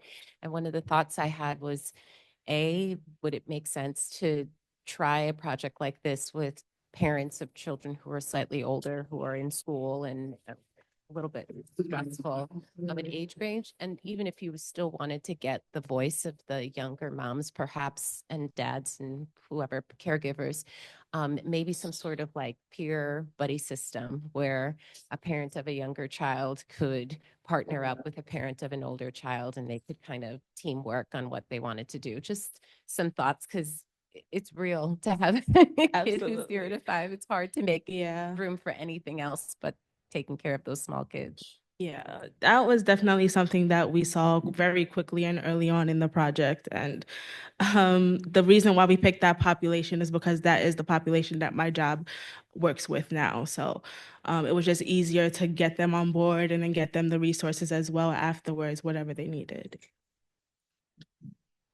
Thank you.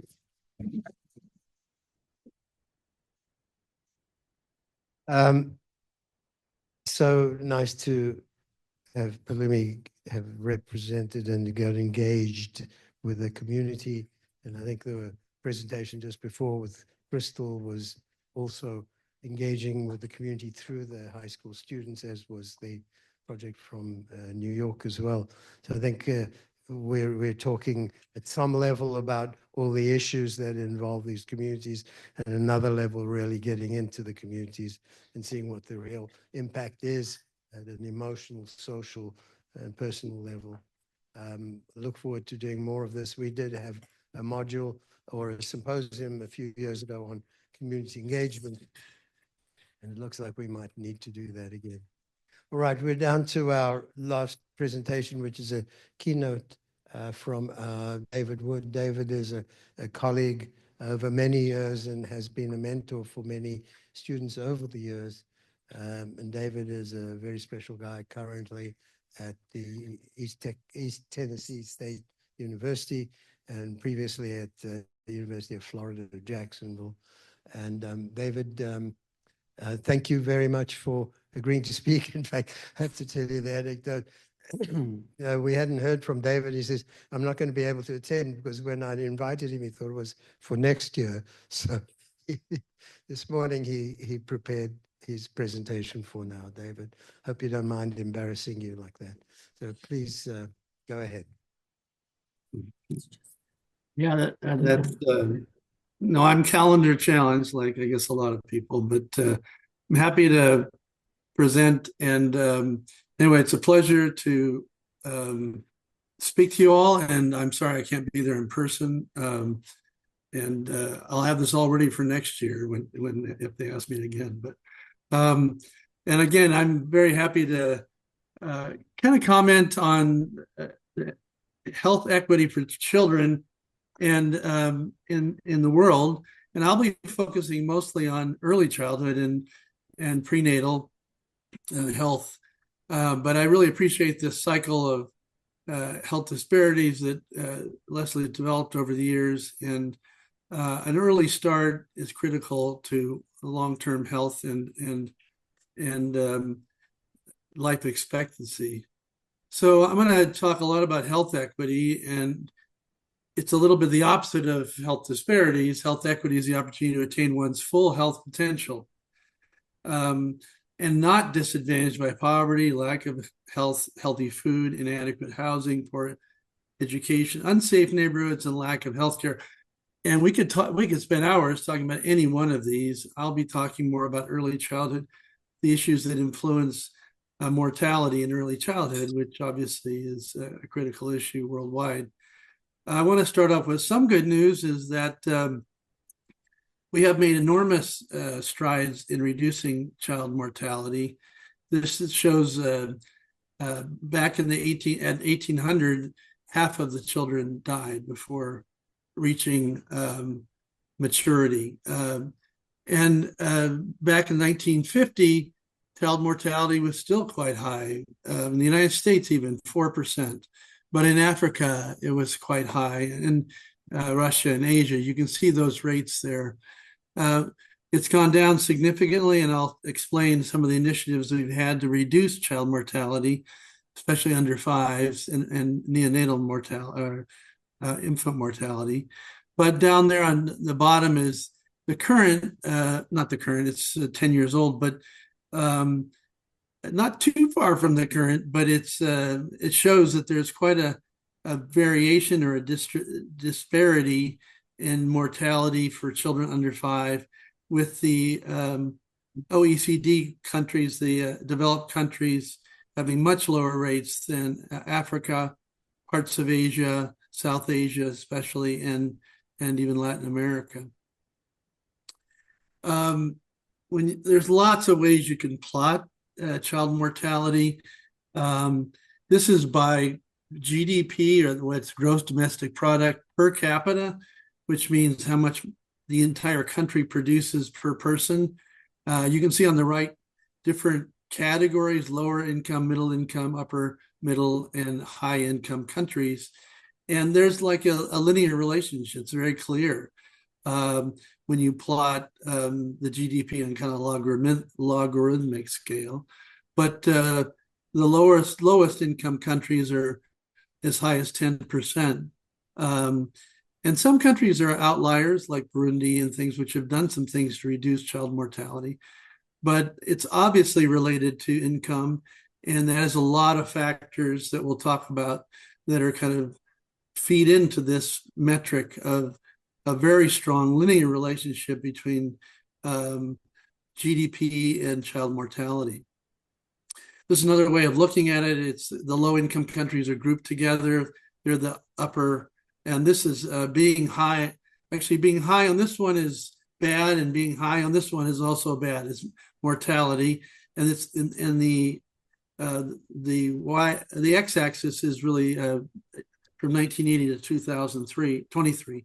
And so you can see that there has been a tremendous decline in child mortality, with especially among the low income and lower middle income countries, but there's still a very large disparity resulting in millions of excess deaths per year. And this is under 5 mortality.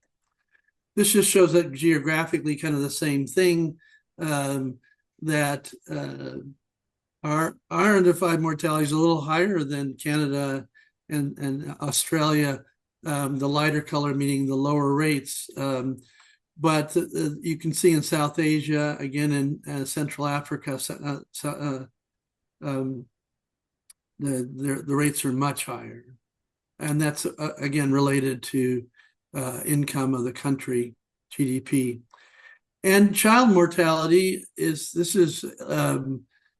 life expectancy, and it's kind of the reverse, which higher is better here. And you can see the countries organized. This is by geographic area, not necessarily low income, high income. But there's a linear relationship between income and life expectancy. There are some outliers, and the U.S. has actually had a decline as opposed to many of the other countries. But there is a general linear relationship between income and life expectancy positive. There's been a huge initiative worldwide since the 1980s starting, and then starting in the 1990s, where with kind of the countries came together and agreed on Millennium Development Goals. You can see the 8 goals, which had many sub-goals down below, and coming together as a world, agreeing on some metrics, agreeing on measurement, agreeing on, I think the CDC coined the term, what gets measured gets done, or what doesn't get measured doesn't get done. And so the world agreeing to kind of focus on these things, especially child mortality, we cut it in half since 1990. We've promoted so many, millions and probably 500 million children being in school now that weren't in school before. And we've had a huge impact on poverty, reducing poverty by 1 billion people. So there was a lot of success there. But then in the Millennium Development Goals were targeted for 2015. So well before 2015, they started talking about what's the next phase. And here's some more, forgot this, I had this slide. Here's some major killers of children under 5, and it shows since 2000 to 2021, the progress that we've made in reducing deaths from pneumonia, diarrhea, malaria, and measles, tetanus, meningitis, that sort of those infectious diseases. Huge decrease in HIV/AIDS in children under 5. And we're going to talk more about what contributes to those deaths and how we're working to reduce these even further. So the Sustainable Development Goals were what really replaced and built on the Millennial Development Goals. And there's 17 of them. They're much more expansive. There's many sub-goals within these. But under the goal number 3, good health and well-being, is specific goals about child mortality. As I'll say later, though, all these goals, and they say this in the document, that was signed by all countries in the world, that all these goals are related. And poverty, obviously hunger is directly related, and we'll talk a lot more about that, to good health and well-being, as is sanitation and even climate and other larger issues, which I'll mention at the end. So in the Sustainable Development Goals, as I said, goal 3.2 is specifically to reduce child mortality, under 5 child mortality to 2.5% across the world in all countries. In the development of these goals, there are 70 countries actively participating, but all countries eventually signed it. We are quite a ways away from reaching that, and we're at 2025. So there's a lot of energy trying to go to accelerate our progress. And I will mention some things in our country that probably will undermine the progress for these goals. But I think the goals that are most closely related to child mortality in terms of interrelated is number 4 is reduce child mortality, but improving maternal health, number 5, achieving primary education, especially for women, gender equality, reducing poverty and hunger, and targeting some of the key killers of children under 5, like pneumonia, diarrhea, malaria, are really strategically important for improving children's outcomes. Here's kind of a projection that was done back in 2015 to look at how can we achieve these. And there's back then we were at about 6 million. We're still close to 6 million deaths, 5.2 million deaths for children under 5 globally. And if we are successful achieving the Sustainable Development Goal, we'd be down to about 2.5. We're going to half of what we're at about now. So as I said, this is the kind of, we're at about 6 million deaths per year. The major causes are nutritional. Major causes of low birth weight are nutritional.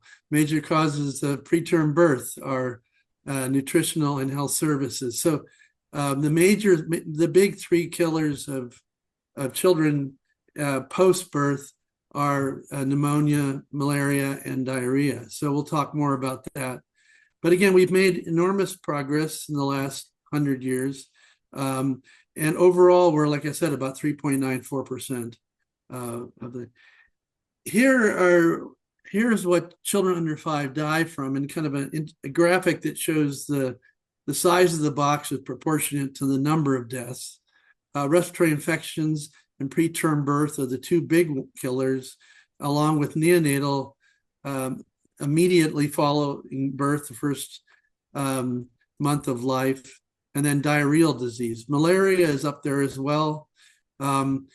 Non-communicable diseases really don't kill children under 5 as nearly as much as the infectious diseases and the birth-related diseases, preterm birth, low birth weight, and neonatal issues. So a lot, looking at the factors that contribute, I'll talk about pneumonia and diarrhea in particular, the factor and vaccine preventable diseases. But the main causes of death in pneumonia is really in the context of malnutrition. Children that are underweight, stunted, or wasting.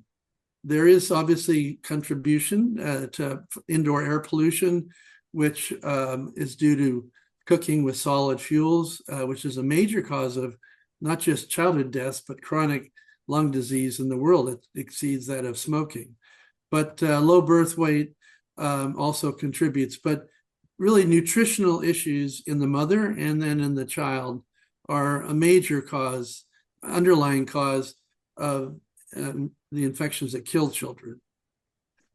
In diarrhea, a major cause is obviously infectious diseases are the primary cause of, generally speaking, of diarrhea. But the viruses predominant one in rotavirus is huge, and for which we have a vaccine. But the vaccine, the rotavirus vaccine, as I'll show you in a future slide, has not yet reached a kind of a critical level like some of the earlier vaccines have reached. But that we have the potential for really impacting diarrheal deaths through vaccination, but also through nutrition. Here's another a graph that shows kind of the contributing factors to the 2 million deaths due to diarrheal disease. And you can see that prenatal, I should say, preterm birth, growth failure, sanitation, and nutritional issues like vitamin A deficiency, zinc deficiency, and suboptimal breastfeeding are all contributing to the diarrheal diseases for young children. So, and short gestation and low birth weight are commonly due to maternal nutritional inadequacy. So those are major causes, major things to address to prevent childhood deaths, early childhood deaths. This is another one of these graphs looking at GDP and diarrheal diseases. Again, it's a straight line. It's a little flatter line, but it just depends on how you create the y-axis. But it is a linear relationship between GDP, in sense, poverty driving higher rates of diarrheal disease. And we'll go into a little bit more specific why. There have been initiatives. This was the integrated management of childhood illness was, I think, a very important initiative worldwide. You wouldn't know about it much in the United States, but this is a booklet and training programs that were disseminated worldwide to empower really low-level trained workers to intervene on the major killers of children.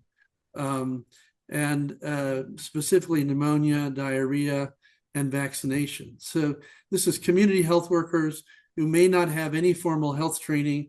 They may have elementary school training, but they really can deliver all, in terms of education or services, almost all of the major issues that prevent diarrhea and pneumonia.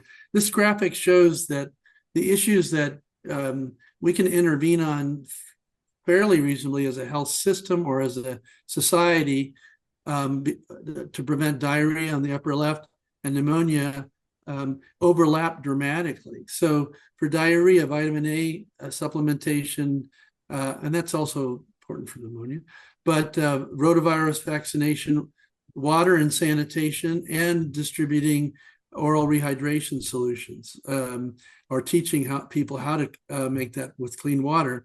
But then breastfeeding, complementary feeding, vaccinations, and then teaching sanitation, hygiene, and then really having early intervention in treatment, but it can be by low-level trained personnel. In pneumonia, vaccination for other kinds of causes like pneumococcal, Haemophilus influenza B, and pertussis are very important, and some education around household air pollution. Early intervention with antibiotics for pneumonia is really critical and can, based on these protocols, can be delivered by community health workers. This is just one little page. I'll show you a graphic of how this book is laid out to communicate to community health workers, and this is through a training program, what they should ask for, what danger signs they should look for, when they should have urgent attention and referral to hospital. And so it's a very nice protocol. One of the other things that it does is also teaches how to assess stunting or wasting based on weight for height, based on, I'll show you, upper arm, mid-upper arm circumference with the tape that is very easy to use and to measure. So community health workers can deliver services deliver education that can have a major impact on the major killers of children under 5. This is anemia is one of the key strategies. Reducing anemia in women and children is one of the, and under this protocol, they can prescribe iron, they can give iron to reduce anemia. And even in this protocol, impressively, they can treat, test for and treat HIV. So they're really, many of the major killers of children can be treated at a very low level with community health workers. I just work in southern Belize, and it's a community, probably about 400,000, and they have over 40 community health workers. Every community has a community health worker, and they get paid. They get a stipend. It's not very much, but they are regularly trained. They're supervised. They're given these kinds of training, and they're also given the kinds of medicines that, like iron, not HIV, because it's actually very rare in southern Belize, but for pneumonia, are given amoxicillin, ampicillin, and so they're trained to treat these things. They're also trained to really evaluate the immunizations that children receive and whether or not they've been dewormed or had vitamin A. So the community health workers can have a major impact on that. This is kind of an older slide, but there is tracking of these services worldwide. Exclusive breastfeeding is actually something that's come up quite a bit in the world. Now about maybe 50% of women are exclusively breastfeeding. But you can see all these different interventions that can be delivered by community health workers, including providing care for pneumonia, providing oral rehydration for diarrhea. They can't provide improved sanitation or improved drinking water, but they can do education about that. But we have a long ways to go as a world. You can see this is well below, most of these services are below 50, 60%. So we have a long ways to go before we reach all the women and children that are under 5 with these kinds of services. One of the reasons is, and this is another direct line graph, is this is child mortality versus expenditure on healthcare services. So you can see again, this is by geographic area, by continent. Africa is spending very little of their GDP, and their GDPs are very low. Well, they're actually spending a fair amount, but their total expenditure is low per person. So the healthcare systems to deliver these services, even if they're delivered by community health workers, need better financing in the world. And you can see that as we get to Norway and Japan, that the per capita spending, ours is quite high. We're an outlier. But you know, in those communities, child mortality is quite low. One of the services that is a success, although we're having issues right now with it worldwide, and COVID had a major impact, is immunization coverage. You can see that for DPT, or I should say diphtheria, tetanus pertussis, hepatitis B, polio, and measles, rates are up above 80% worldwide. As I mentioned, pneumococcal and rotavirus vaccines, which could have a big impact, as well as H flu, are not nearly as high. So we have quite a ways to go. And COVID-19, you can see kind of a dip there during the COVID pandemic. So we kind of lost some ground there. More children died of measles during the COVID epidemic than COVID. So these are really critical to keep working on. And unfortunately, vaccine refusal is on the rise. We have particular issues going on in the United States with the measles outbreak that started in Texas and spreading in the Western Hemisphere. So there's still, this requires ongoing vigilance. I think the one thing about vaccination and the success of vaccination is you can see that this curve is not a linear curve going upward to the right with the increased GDP.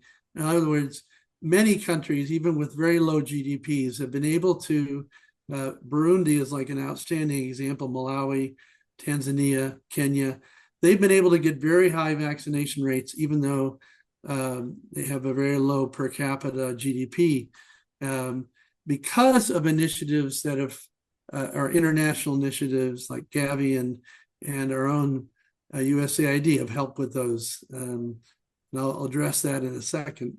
I do want to mention that, as we've mentioned before, that nutrition, malnutrition, inadequate dietary intake is directly related to the diseases. I won't go into I don't think I could tell you all the immune mechanisms, but it definitely impairs your immunity, makes you more susceptible to diarrhea and pneumonia, and increases your risk of mortality dramatically. And those underlying issues, part of the cycle disadvantage, are poverty, and as I mentioned, insufficient health services, and illiteracy is mentioned, and that's maternal literacy level. Maternal schooling is really critical to help prevent malnutrition. And so there are initiatives, I'm going to zoom through these pretty quickly, but to improve maternal and infant nutrition. The targets are on the right: stunting, anemia, low birth weight, overweight is that we can talk about. I kind of took that out of this presentation, but that is a major issue going on in the world, even in low-income countries. Breastfeeding and wasting. So wasting is more of an acute issue due to food deprivation or lack of access to adequate food. Stunting is a longer-term malnutrition affecting the growth trajectory of a child, height of a child, or length of a child. But there's a number of really interesting initiatives going on in the world to try and reduce anemia, which almost a third of women in the world that are childbearing age are anemic, and that definitely impacts the length of pregnancy and the growth of the fetus. Reducing low birth weight specifically through better nutrition and integrated health services is really important. And so that's a target in the world. And it's estimated that there are 20 million preterm or low birth weight births in the world. So that's a major contributor to early mortality in under fives. Breastfeeding, we've been struggling with this for so long. There are many different initiatives to increase breastfeeding.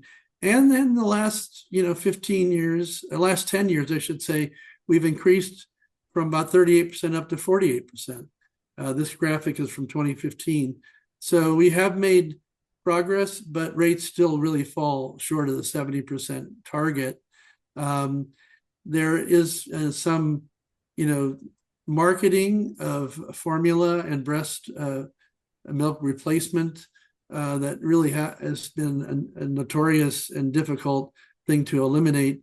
But improving maternal nutrition, improving exclusive breastfeeding, and prolonged breastfeeding to 6 months would go a long way to reducing malnutrition in children. And they estimate, and I think this is still pretty accurate, that up to 800,000 infant deaths per year are due to lack of breastfeeding. Again, I'll go, stunting is, again, due to inadequate nutrition, but also the combination of infections and malnutrition during the first 3 years of life, 1,000 days. So there's initiatives around the first 1,000 days to improve nutrition and reduce stunting. We have made progress. It was in 1990s worldwide, it was 40% of children. Now it's down to about half that. But it's still a huge number of children are stunted. And again, the vast majority of those are in the poorest countries of the world that are listed, some of them which are listed down below. There are tracking of these kinds of initiatives. But I pulled out for Latin America Caribbean, but every area of the world. There are ongoing initiatives to measure stunting, anemia, low birth weight, all kinds of nutritional issues through surveys. And then they measure the country's progress toward reaching targets from the Sustainable Development Goals. So you can see that the little green bar is that they're on course to reach the target by 2030. And there aren't too many green bars except for child overweight, there's a lot of initiatives there.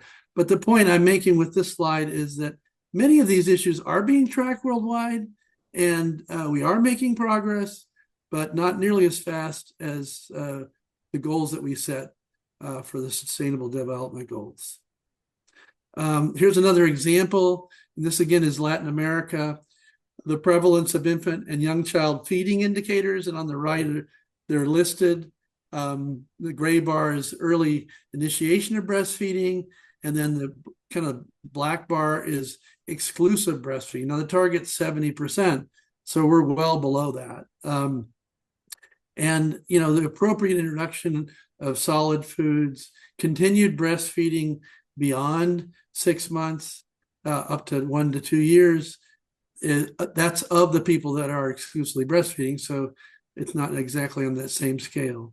So the diets of young children, and this is for Latin America, are well below what they need to be to ensure to prevent pneumonia, diarrhea, other infections that are major killers.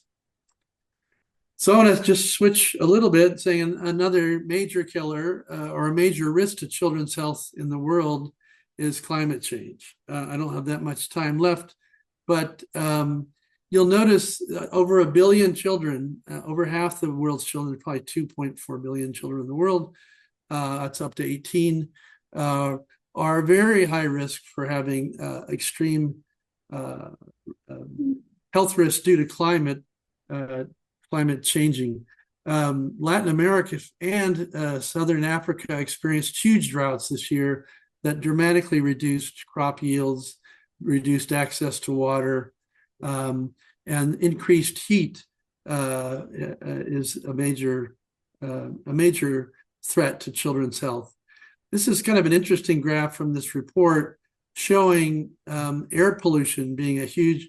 It's kind of like the spider graph showing the percent by different kinds of threats, by different areas of the world.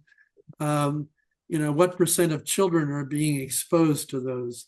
Latin America and the Caribbean, where I work, air pollution, and that's indoor as well as outdoor air pollution, heat waves, disease vectors, they're changing because the ecology of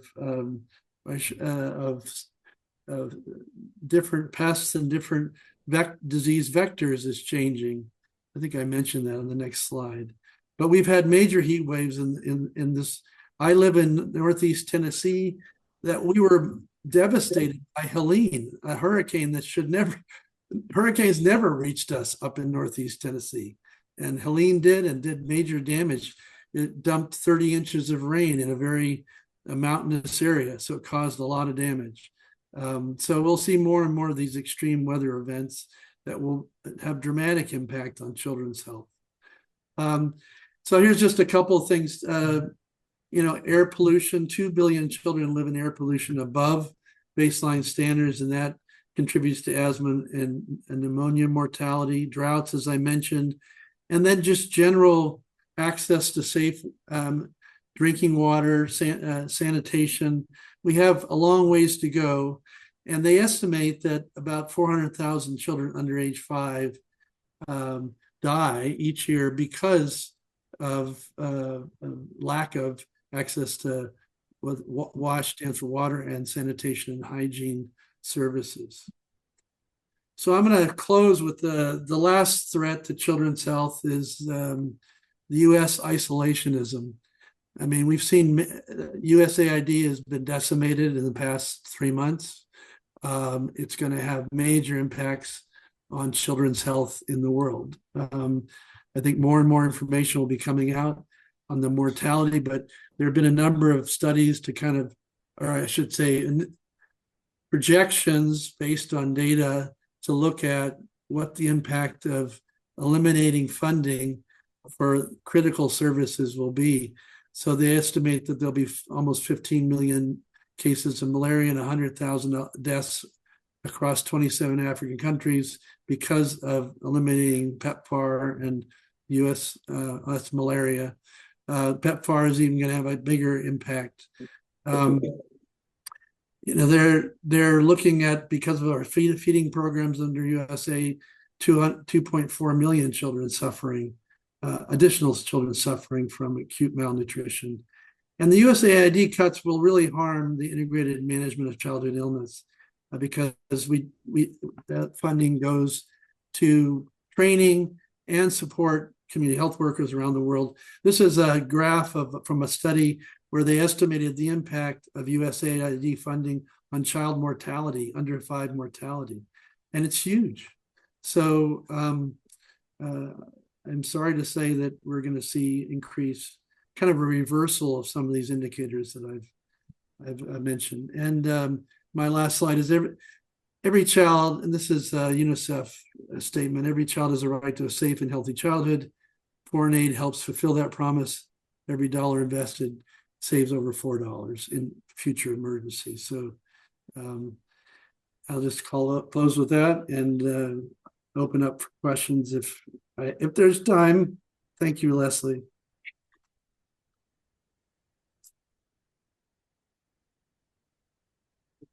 Thank you so much. We have time for a couple of questions. Anybody have any questions? Mike Mussel from Chicago University. David, good seeing you again. I met David around 30 years ago, if not longer, and he's always been an advocate for improving systems of healthcare and measuring it. And David, there's 2 things. I would just comment on people don't realize how many children died of measles during COVID. Measles is a killer that doesn't get better with vitamins and needs immunization. Well, I'm glad you brought that up. I have a number of measles slides, and it's unfortunate that vaccine refusal is on the rise. We had eliminated measles. We'd had an occasion, there's always a very small percentage there was probably about 2% of the population that were refused vaccines. Now it's getting up to 10 or 15%, and we're going to see more and more outbreaks of measles. And with the elimination of support, although there are private sector and other countries that will support measles vaccination around the world. I was in Belize a few weeks ago and did a training for community health workers, and they wanted me to talk about measles because they're hearing all this about measles, but their vaccination rates are high. So it is a major issue. It's a major killer, and it is made much worse by malnutrition and poverty. So thank you for that comment. Any other comments, questions? David, thank you so much for taking the time and preparing your presentation today at short notice. Apologies for confusion, but I just wanted to say that I appreciate your bringing the global perspective to this meeting, and we are all doing our own little things in our own little way. And sometimes it's good to pick your head up and look at the world around you, see what's in perspective. Thank you for that. And you reminded me, as did Lily Immergluck earlier today, of my residency in South Africa, where I experienced the outcomes of poverty, malnutrition, lack of immunizations, where the mortality from diarrheal illnesses was quite overwhelming. as was the morbidity and mortality from measles and tuberculosis. So I think these illnesses we thought would be kind of on the horizon behind us, so far away, but they are with us, among us, and I think we need to be cognizant of the people around the world. And to that end, for those of you who don't know, we do have a program also, Break the Cycle of Children's Health Disparities in Africa. And if anyone's interested, you can just check out our website. I know Kevin Lanza has recommended a couple of students from the Southern African area. I spoke to Priscilla about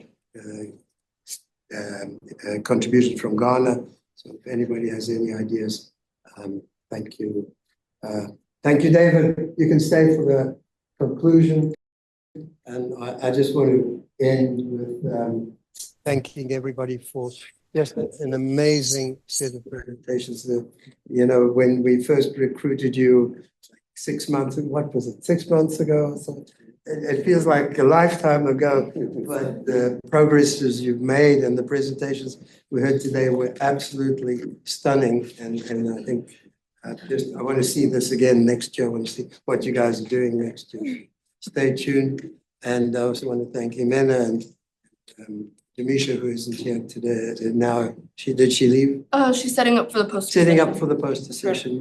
They've done an amazing job of keeping this going. I want to again thank Howard Aaron from Goldberg's Deli for providing us with more than enough nutrition, and we should export this to poorer communities. And I just want to end off with I don't know why. I want to tell you about your projects and all these projects that you guys did, which were just quite phenomenal. Each one of them had major contributions to us, understanding of the great cycle. And I just want to thank you just so much for being part of this.